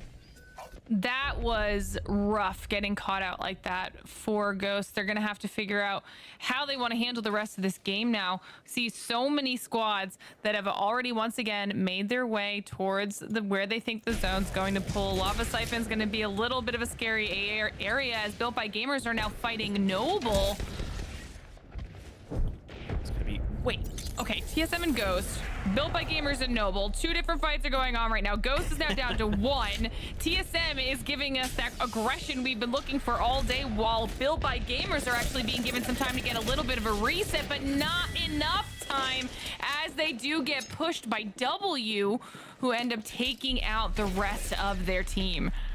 W leap into that fight with a vengeance, it seems there, and Fury is the one to pick up most of the kills for the squad here. Meanwhile, Ghost still trying to run from TSM, as Pandas is now the only one left alive for the squad here with very minimal HP as well. You can see W still nearby here, still chasing out a squad for themselves, and they're gonna catch Noble too, cracking at least one of them and downing another, so should have pretty clean rights to get themselves 2 of these KPs, if not the outright team, for a total of what could be 6 here, assuming the W got the full wipe on their previous target as well.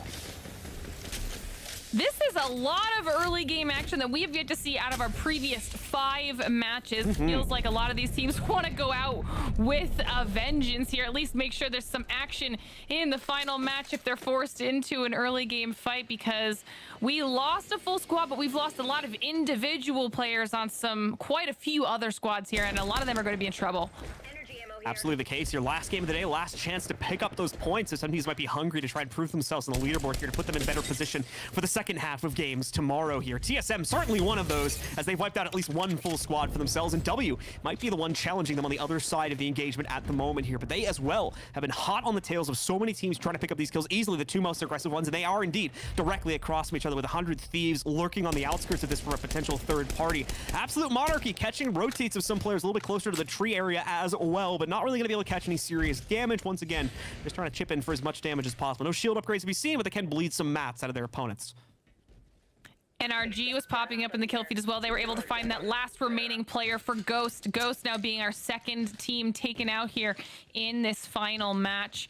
A little bit of an unfortunate ending for them, especially when you consider the zone. They should have been able to have this kind of working to their advantage, but I think there was just so much more early game chaos that unfortunately that combined with a rotation they couldn't hold out. But now checking in with Lazarus over in Fragment East, just heading out of Epicenter. They're starting to make that rotation somewhere safe and definitely keeping their eyes out as they do so, because there are a lot of squads that do land in this northern area. I believe Complexity is already down by Lava Siphon, but they are one of those teams that lands up there as well. So Lazarus might potentially have to fight through quite a few squads to get somewhere safe. Liquid in the meanwhile going to get gifted a second golden shield to play with here, and that plays very well into their play style. Very rotate heavy, very much on the heels of a lot of other teams here, so having the capability to get that double heal out of the cells is going to be a huge advantage for them, as it gives them that capability to get back in the fight that much more quickly, especially while a lot of other teams are still working with white, blue, or purple shields before they get the full upgrades going. Furia in the middle of a hot spot, quite literally, as a defensive bombardment is coming down on top of them at this point here. G2, one of the other teams on the other side of this fight, but they're not the only one. It looks like we might have one other squad potentially trying to sneak the KPs off of Furia as well, but G2 is the main aggressor here right now, and they're going to full commit to the fight, as there is indeed another squad getting some shots off onto Designful from down below.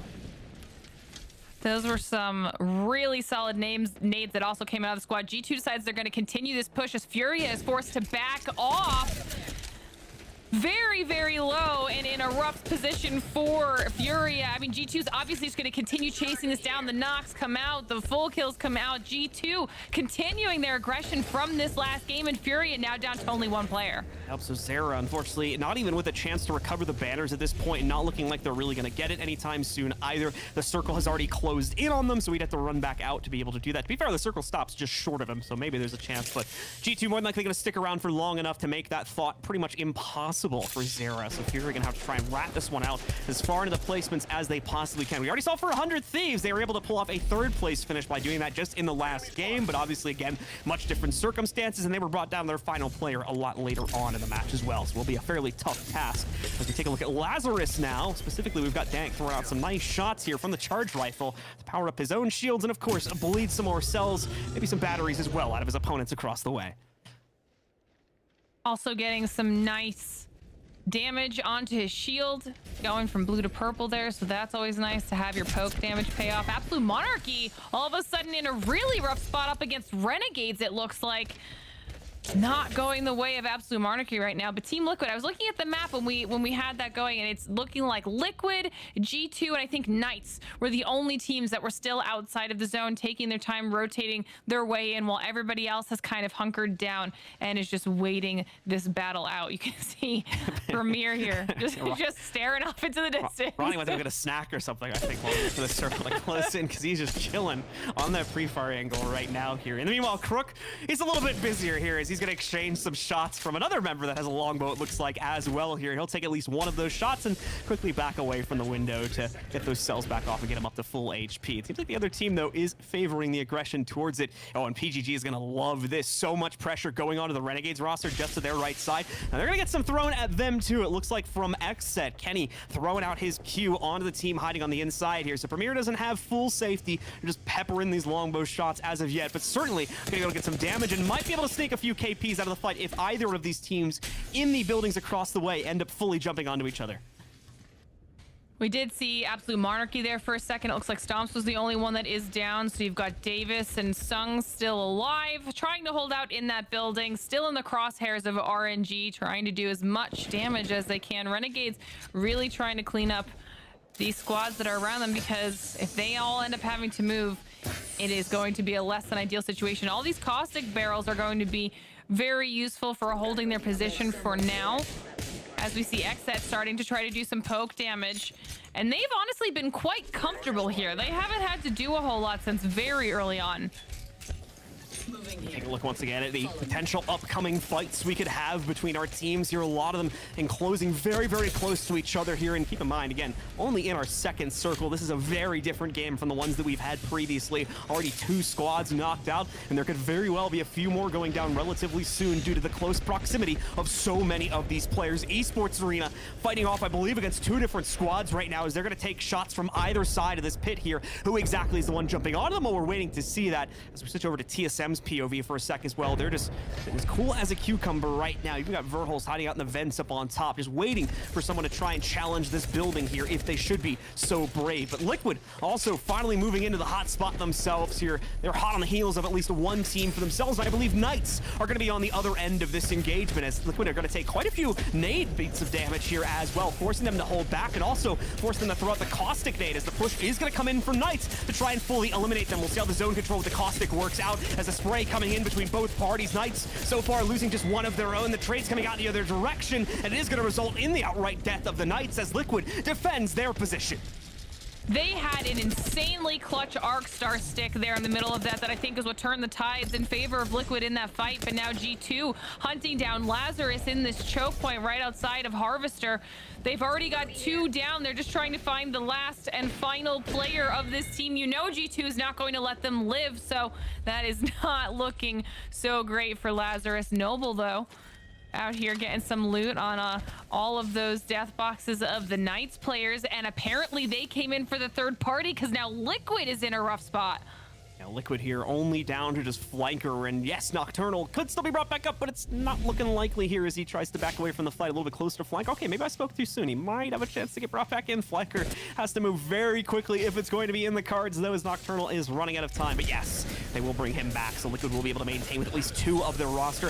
As we switch things up, though, TSM seems to be in possibly the middle of a fight against Absolute Monarchy, but never mind. It's Absolute Monarchy pushing in here, wiping out a different squad instead, as they're going to be able to possibly claim 3 more KPs for themselves. But however, another third party leaps in, as it looks like the Renegades go forward to clean up our previous squad holding this building here. And Liquid, now armed to the teeth, now fully back up with at least the 2 that they have going. They will retrieve the banner of their third teammate, see if maybe there's a deployable beacon somewhere on these death boxes here, and they can get back to full force. But if not, though, they will have to fight this one out with the 2 stragglers here. And it's looking like Designful actually working his way back over to the Team Liquid position, giving them that moment of relief to recenter themselves, only to jump back on and finish them off now, or at least attempt to do so, as they're putting the chase on them indeed, and already have one of these players cracked. And I'm pretty sure that Noble's still alive in front of Team Liquid, so they are in a really rough spot right now, as G2 decided to go for this very wide rotate and has been playing this edge of zone for quite some time now. Team Liquid trying to heal through all of the damage, plus the zone. They are in a tight position. Everybody knows where they are, and G2 is not about to let anybody live. They have been on the hunt for the past 2 games, and Liquid will fall to G2 as they continue their destruction. G2 is hungry for some KPs on our 6th game of the day, now that they know they're truly kind of in the money here, fairly close to it, pushing themselves up to a 6th place position overall after the last game's results here. They want to be in that top 5, though, as that's where all the prizing's being given out, and so far they are doing a fantastic job of keeping themselves competitive, at least in terms of KPs for this game here, having wiped out 2, if not more, squads. from the 6 that have been deleted so far in this game. Space Station is going to get that scan sent out against them here, as we'll be close to the lava siphon now, and it's looking like, again, they're going to have fairly close proximity, as the Charlotte Phoenix roster is going to be right outside, and maybe even one other squad as well in the area. Could become very messy very soon, as we're going to go back to another fight. G2 still in the midst of an engagement outside of this rotation point here, with the defensive bombardment coming out against them. They're going to use this as an opportunity to push forward, though, and jump onto the Noble roster. And that was the roster that we knew was kind of in the general vicinity, as well as they were right in front of Liquid. Noble takes a lot of damage from G2. They do back off and try to see if they can give themselves a little bit of breathing room. Noble now has G2 in their crosshairs. There is so much damage being traded back and forth while they're also trying to make sure they can get their bats. The Valk Q does come in, and it is able to chip away a little bit. G2's looking very confident in this fight, and Noble's on the back foot. They're going to try to back away and see if they can maybe escape with just a sliver of health, but they can't. G2 continuing to wipe out every single team in their path. Just 6 kills only on Resulta as well, and I know they've built up more than that. So G2 absolutely shredding it right now in the kill department. And we're not even into the top 10 squads as of yet. They have in large part wiped out the large majority of this lobby that has been eliminated so far. So some great results for them. We go to Esports Arena now, who I think sits on the other side of this kind of valley from G2. They've been hearing all that action over the hill and are probably patiently waiting for them to make the push forward. But 100 Thieves is also nearby in this area, possibly waiting for an opportunity to strike themselves should it present itself here. And they're going to find it. Nice shots coming in from Vayne there as he connects at least one from the wingman, but really just chip damage at the end of the day here as the team tries to upgrade themselves for the final few circles coming up fairly shortly. And here's G2 now trying to make the push forward, trying to get themselves into this main valley where most of the teams are going to be stacked towards now. This will be the hardest part of their play yet. Despite the recent success they have had, they're now going to have to probably push themselves into a much tougher fight than they've taken up until this point. I just saw that G2 has 2 of their players, because we only got to see 2 of those POVs, but they've got 2 players at almost 1,400 damage apiece right now. So G2 has just been on an absolute warpath, and now they have a bit of a rough spot in front of them. They are at the top of the choke. TSM, Esports Arena, 100 Thieves are all below them, and they need to decide how they want to make the push through here. Yeah, this might be the end of the run for G2 if they're not going to be able to find an easy way to get themselves past. You can see 100 Thieves keeping an eye up on top of the rocks as well, just to make sure that nobody tries to go for the Valkyrie deploy, get themselves into a better position to jump up on top of 100 Thieves here. So things are going to continue to be very, very tense between all 4 of the squads that are in this area, because TSM also does have Esports Arena sitting directly below them. Premier GG, as we go to a different part of the map, though, is going for the Valkyrie deploy themselves.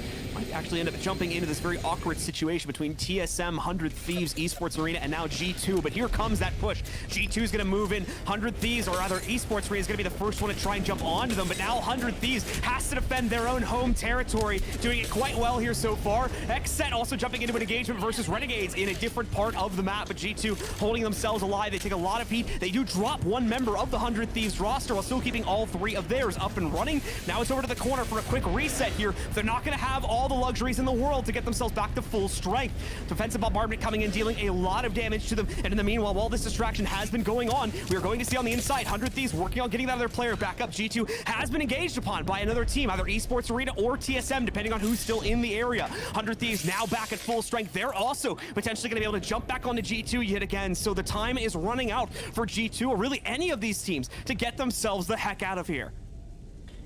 You know, I don't know what their best option here. There's a part of me that says that maybe they should have tried to go for a redeploy and see if they could have escaped those squads, because this is a rough place for them to be fighting. Everybody knows where they are. I'm surprised they escaped with their lives, considering how many squads are in that general vicinity and that they haven't really taken too much for it. But we'll have to see what they can manage to do with that. And as we check in with Complexity, they do go down to NRG, who's got a much better showing going for themselves. G2 now back in the midst of an engagement. These wingman shots coming out of Designful are just hurting 100 Thieves right now. And there's no way 100 Thieves can make it out of it this time around. They do go down. G2 clearing out yet another squad. That's got to be something close to 9 kills, if not more than that now, for G2, as once again just shutting down every single team engagement that they have got themselves into, and even escaping some dodgier third-party scenarios as well. But their next challenger is going to be a tough one if they continue to directly push in. Esports Arena evacuated the zone. Now we're going to see them jump into a completely different fight, however, as they take up an actually surprisingly open building, or at least it would appear that way. But there is another squad close by that they're going to have to contend with. G2 and TSM will likely fight against each other relatively soon, though, if they're both going to be sticking around. But never mind, TSM also evacuating with the Valkyrie redeploy, so they're also going to get the heck out of there. Renegades in a really rough spot right now. They're going up. Okay, energy's clearing out. Sweet. How many people just died there, Blue? Wait a second. I think we lost like 4 squads there. Oh, here we go. Another big fight as TSM leaps into the engagement. The Rockets coming in to support, but the bubble's going to mitigate most of that damage. One player down here, TSM getting low, but they survive it. They knock out SSG, but there's a whole other party coming in to make mincemeat of them, and they're unfortunately not going to be able to hold this time around here. It's G2, I think, that ends up cleaning them up possibly, as indeed they're going to follow through that team's Valkyrie redeploy and jump right on top of TSM to take them out. G2 is destroying it right now, and the only one that can come close to contending with them is Energy, who's been quietly picking up a lot of kills for themselves on the other side of the map.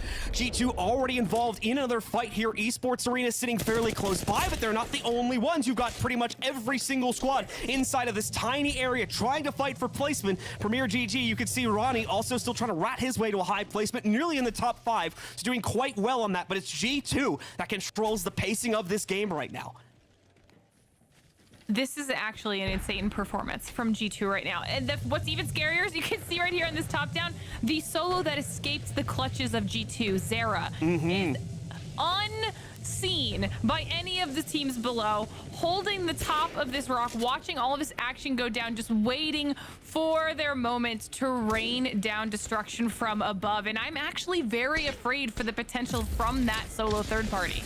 Zera's watching over this like it's an arena, like he's actually Ash right now here. So we'll see once again if they can come out on top with that rat victory. In the meanwhile, Energy has finally been able to down one of the members of G2, so maybe the beginning of the end of this team's already very impressive run. Even a 6th place finish is going to be massive points for G2, considering the amount of KPs they picked up over the course of this game. Energy, though, hot on the tails of G2 as they try to recover, and they're not going to be the only one. W actually backing away from this fight, not wanting to be a part of this right now, but they will move in, and they'll catch Zera, so that hope of once again a rat victory is going to die fairly quickly, as that'll be the first squad to go down of our final 6. However, quickly seeing W pay the price for moving out, though, as a few of their members are going to go down, but so is Sweet from Energy. G2 still holding on despite the fact that they were one of the first players to lose a member inside of this fight. They're now going to jump in, but it's too aggressive. Energy holds their own ground. Nathan keeping this team alive, and more importantly saving his own Gibby's life. Ronnie now just going to the skies as he's the other rat in this lobby right now. Energy still in this fight. Also, you can see Rocker just with a sliver of HP on his shields there, and now it's Esports Arena from up on top trying to jump into this. PGG's last member is in the fight as well. He's been able to actually take out Rocker, get himself an extra KP, and ultimately Esports Arena, the smart play, the smart placement, and the smart timing to jump into the fight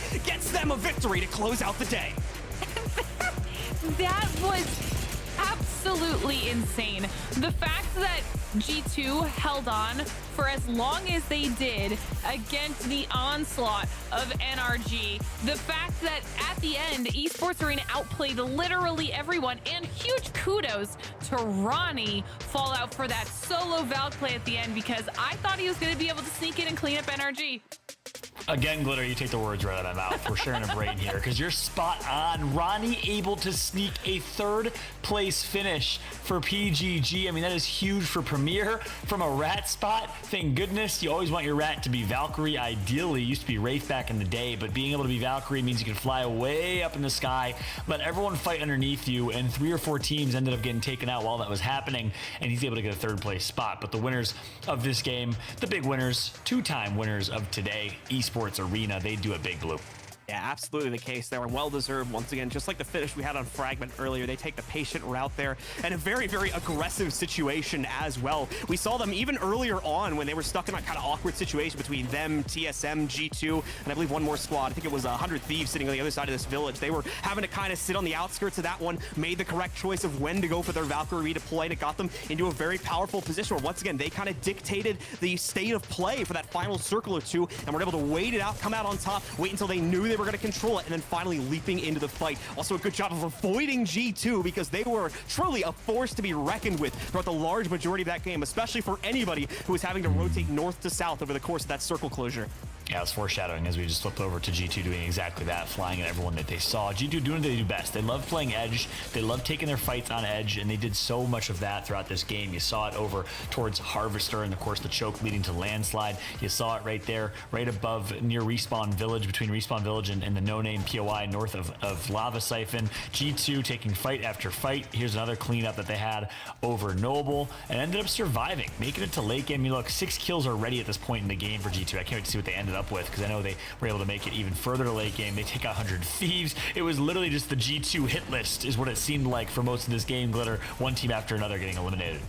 Did you see that at the end? That at the end of that fight, Designful had 2k damage, and that was not even the last fight that we saw G2 get into. And that we saw that on multiple G2 players. It might be one of the most aggressive games that we have seen out of any of these squads in a while. I mean, they were just on an unstoppable warpath, but in the end, Esports Arena outplayed everybody. And oh my God. No surprise there. Insane. Another, I think their second 15 kill game in a row. Yes, it is. Or their second 15 kill game of this tournament. G2 is slaying. That was crazy. And I'm glad we ran that replay back, because we got to see that they were just about 53 HP away from taking out a full NRG squad as well. Finally, NRG ended their warpath, as Glitter called it, but a monstrous game for G2 Esports Arena, though the first place 12-point finish helps them get 18 overall. NRG with a really big game as well, Blue. Yeah, absolutely the case. And while obviously Esports Arena was the ultimate winner of this match, it really was the story of the push from the north rotate in G2 and Energy doing virtually the same exact thing on the south side. We didn't get to catch them on the observer POV that much, but I was always seeing them in the kill feed, and they were constantly wiping out squads as they were also trying to rotate closer to circle territory. Just so many consistent fights going their way, and it's a large part of how they're able to control the top end of that scoreboard in similar fashion despite not having the placements to support it. Yeah, meanwhile, taking a look at the second page of the competition, at least game 6, Noble with 3 points. All right, respectable 3 points. Complexity, early rotate. They got over to Lava Siphon, the kind of northern side of Lava Siphon. Solid rotation for them, but just, again, could not make it to late game, unfortunately. And then, you know, of course, a lot of the teams that maybe have not been on the front page this time, the ones we've been talking about at least a lot, NRG, TSM, both performing well. 100 Thieves in 10th place overall in these games. But, of course, we have the overall standings. That's what matters. Who will end the day on top? And it's XSEC. Wow. Continuing so close, with their consistency. But yeah, it's so close all the way to 5th place. I mean, even below that, 44 to 42 points to 8th place. I mean, it's just a 14-point difference between 8th place and 1st place, Glitter. I mean, there's a lot going on. One, I'm very impressed with XSEC's ability to be able to hold on to that lead. But then on the flip side, it's not that much of a lead anymore. I mean, these teams have just chipped away at it all day, and the performances that we've seen out of them have been crazy. I'm mostly also very impressed by Esports Arena. I mean, 2 wins going from dead last to now top 8. That's a huge improvement throughout the day. So tomorrow is where things are really going to start to get close. Yeah, my question for you, Blue, do you think the teams that are in the very bottom part of the standings, right? Complexity with 15, BBG with 13, Lazarus with 7. Do you think they still have a chance tomorrow? What do they have to do to kind of turn it around? I mean, it's looking rough for sure. Once again, it seems like rotates the main things that's really catching a lot of these teams. The bottom 4, especially for 100 Thieves, that's been a consistent issue for them for a while. And inside of this tournament, those other 3 teams as well, as we're seeing the small amounts of POV we're getting for them on the observer feed, they're just getting caught trying to go for those Valkyrie redeploys, or trying to move to a safer position and never really able to find that. So that's going to be the big change that they have to make. They just have to either make those moves earlier or make them with a little bit better intel in their pocket about who's going to potentially be there, as they're just getting caught out far too often. Yep, and you know, we'll see, of course, if they can bounce back in day number 2. I really do think it's possible. We've seen Complexity have just ridiculous days, right, where they drop 12, 15, 17 kills per game, massive point games. Now, what's interesting about Complexity right now, I think a lot of people that watch ALGS know I'm a big Complexity fan. I'm a big fan of Monsoon, who he is as a person, as a leader, as a player. I have been for a long time because they're fun to watch, but it almost seems like they don't have a clear identity now in terms of their team composition. I think they're running Caustic. They've been running Caustic as a late. I'm not sure if they still are, but that aggressive kind of Bloodhound team comp is really when they were able to shine. High kills, very aggressive in their play style. Sometimes they rotate early. They play early rotate and placement. You saw it right there in a couple other games, and I'm just not sure if that's their best kind of identity. It seems like they're kind of stuck between wanting to play placement and rotate heavy, or wanting to play kills and edge, and because of that kind of awkward lack of decision or lack of identity, I think that might be a part of why we're not seeing such great consistent performances out of them, Blue. Yeah, absolutely the case. And I think you really hit the nail on the head there, where they kind of are splitting between this play style of wanting to play more aggressively and sometimes wanting to hold back. This is a team that I think is really smart and really tries to analyze a situation or a potential fight before they jump into it. But I think that's presenting a bit of a double-edged sword for this team, because they're maybe thinking a little bit too much about that, and that's just leaving them stagnant in a lot of situations. And then they maybe make the rotate a little bit too late. The fight's already over. And now they're just in a bad position where they're going to get jumped on by another team or something like that. So maybe just quicker decision-making is what needs to change here for Complexity to find much better positioning more than anything inside of these late circles.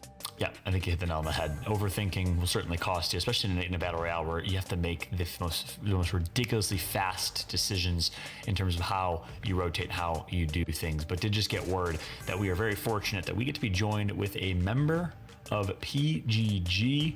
It's one of the stars of today. It's Hill. How you doing, my friend? How you feeling after day one? Pretty good. A little disappointed with our game, I think 4. It literally ended on our POI, and that should be a massive game from us, but we made a little mistake, but you learn from it. That's right. You guys did take a win, though, today. You guys had a really, really solid day overall. Talking about the game that you won. What went so well for you in that one? Can you remind me which game we won? Oh, yeah, that one. Was it game 3? 4, 5, 2? I think it was 3. Yeah, I think it was 3. I remember. It ended out in the open. We kind of got lucky with zone keep pulling back to us, and we went for a Valk ult, and we kind of just do that to look for opportunities. Worst case scenario, we kind of go back from where we come from. Best case scenario, we see an opportunity unfold between us, and we saw, I don't know who it was, but we saw a group fighting right here, and it just a massive open area for us to land. And then once we cleaned that up, it was kind of just containing the edge and just a free win. Tell us about how those first 2 games went. We had very similar circles both times there, and I think we saw a lot of teams adjust their strategy. So many teams trying to go for that very far southwest village there and take early positioning, which didn't end up panning out because the circle pulled away from it. And then we had almost the exact opposite thing happen on the second game. So how did you guys try to handle that? We kind of actually got a little unlucky that, because game 1 we guessed wrong, game 2 we guessed wrong. So we got a little unlucky with that, but we got a good amount of KPs, so we ended, I think, like 5 points and 6 points, and if that's your bad games, you're going to do well. Yeah, I mean, I feel like we really saw the entire lobby at the end of today start to pick up their aggression. And heading into tomorrow, I anticipate that it's probably going to be just as crazy as that, especially when we see just how close the standings are. So what's your headspace like heading into tomorrow, and what's your plan? That's a known thing. Basically, every game 5 and 6, teams that are kind of lower on the bracket start to be a little bit more risky, and I don't mess with that. I go zone, I caustic up, I mind my business. So we'll be doing the same thing. Luckily, that playstyle isn't impacted by psychos on the edge. That's their job. I'm chilling in zone. I love that breakdown, man. Well, you guys are going to keep dropping launch site, keep causticking up, as you said, keep rotating early, playing for placement. That's awesome, man. Well, it's interesting. Despite going zone and playing heavy rotation, you still have Crook and people on your team that are just popping off in the kills categories. Last question for you as we wrap up. Talk about your teammates' performances today. I mean, Crook, you can literally just count on him. We're just in zone. We're vibing. We're minding our business. He's like, oh, got to kill. Oh, got to kill. Oh, got to kill. I don't know where it comes from, but you take it. Ronnie, you walked into that dude, you're dead. As you can see in that end game, he drops down, finishes 1, almost gets a second of NRG, but they get the armor swap. Like, he got the close range. Crook got the far range. I just try and keep everyone doing their job. I love it, man. You play the role of being the important rock for the squad, which makes sense given your experience competing in Apex and ALGS. I've been a big fan for a long time, my dude. It's good to see you and have you live for an interview here as we wrap up. Any final shout outs, any final words you want to wrap up with? Just shout out to my teammates, shout out to PGG. That's it. I love it. And thanks to you Congratulations guys. again to Premier, a solid showing. Hey, we'll right back at you, brother. A solid showing for Premier in day number 1. That's going to be it for Hill. Thanks again, man. You have a good night. Thank you. See you guys. See you later. Good to get some insight from Hill there, especially hearing him talk about his teammates, how good they are, obviously, and how they're going to kind of approach tomorrow, which is, hey, more of the same. Let the lunatics fight on edge. When he says lunatics, he means the G2s, the complexities sometimes of the world. But good to get some perspective from Hill there, Glitter. Can we do more interviews? Can more people talk with us? Because this is some of my favorite part of these shows, when we get to hang out with them and kind of hear their thoughts on how the day went. And it's like I said, it's nice to get to know them, hear their personalities shine through. It's the best part. Yeah, that's right. That is right. I couldn't agree more. I'm all about more interviews. I'm a big fan. But kudos again to Hill, the Premier squad. Kudos to XSET, currently on top right now, looking to get another championship win. Or at least when I say championship win, they've won one of the Pro League days. They came out on top in first place, looking to do it again tomorrow. The question is, can they? Set your alarms, set your calendars. Tomorrow, we are back in the afternoon, Eastern time, North American time at least. I think around 12 Pacific is when we're going live. You want to be there, because trust me, it is 6 more games to see who will win the lion's share of the $50,000 prize pool for the JBL Quantum Cup. A massive thank you once again to JBL for putting this together, putting together such a great weekend of esports competitions. Big thank you to our production team. Shout out to Phil, our producer. On behalf of myself, I'm Fallout alongside Blue and Glitter. We'll be back tomorrow for some more Apex action. We'll see you then. Have a great night, everybody.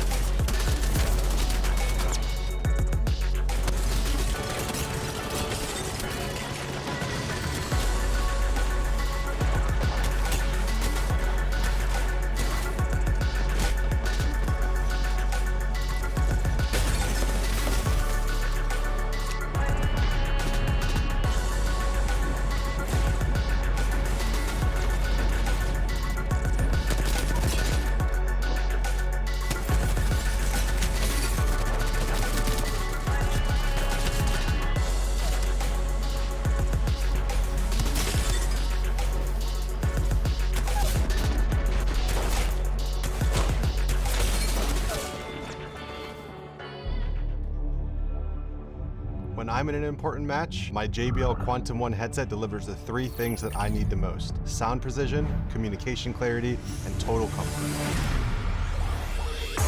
I can hear my enemies reload, planting the spike, their footsteps, and even more. Echo canceling, make sure you're heard loud and clear to rally the troops. Active noise canceling eliminates outside noise so that my team and I can keep our heads in the game. Premium memory foam ear cushions, perfect for intense gaming sessions. JBL Quantum 1, sound is survival.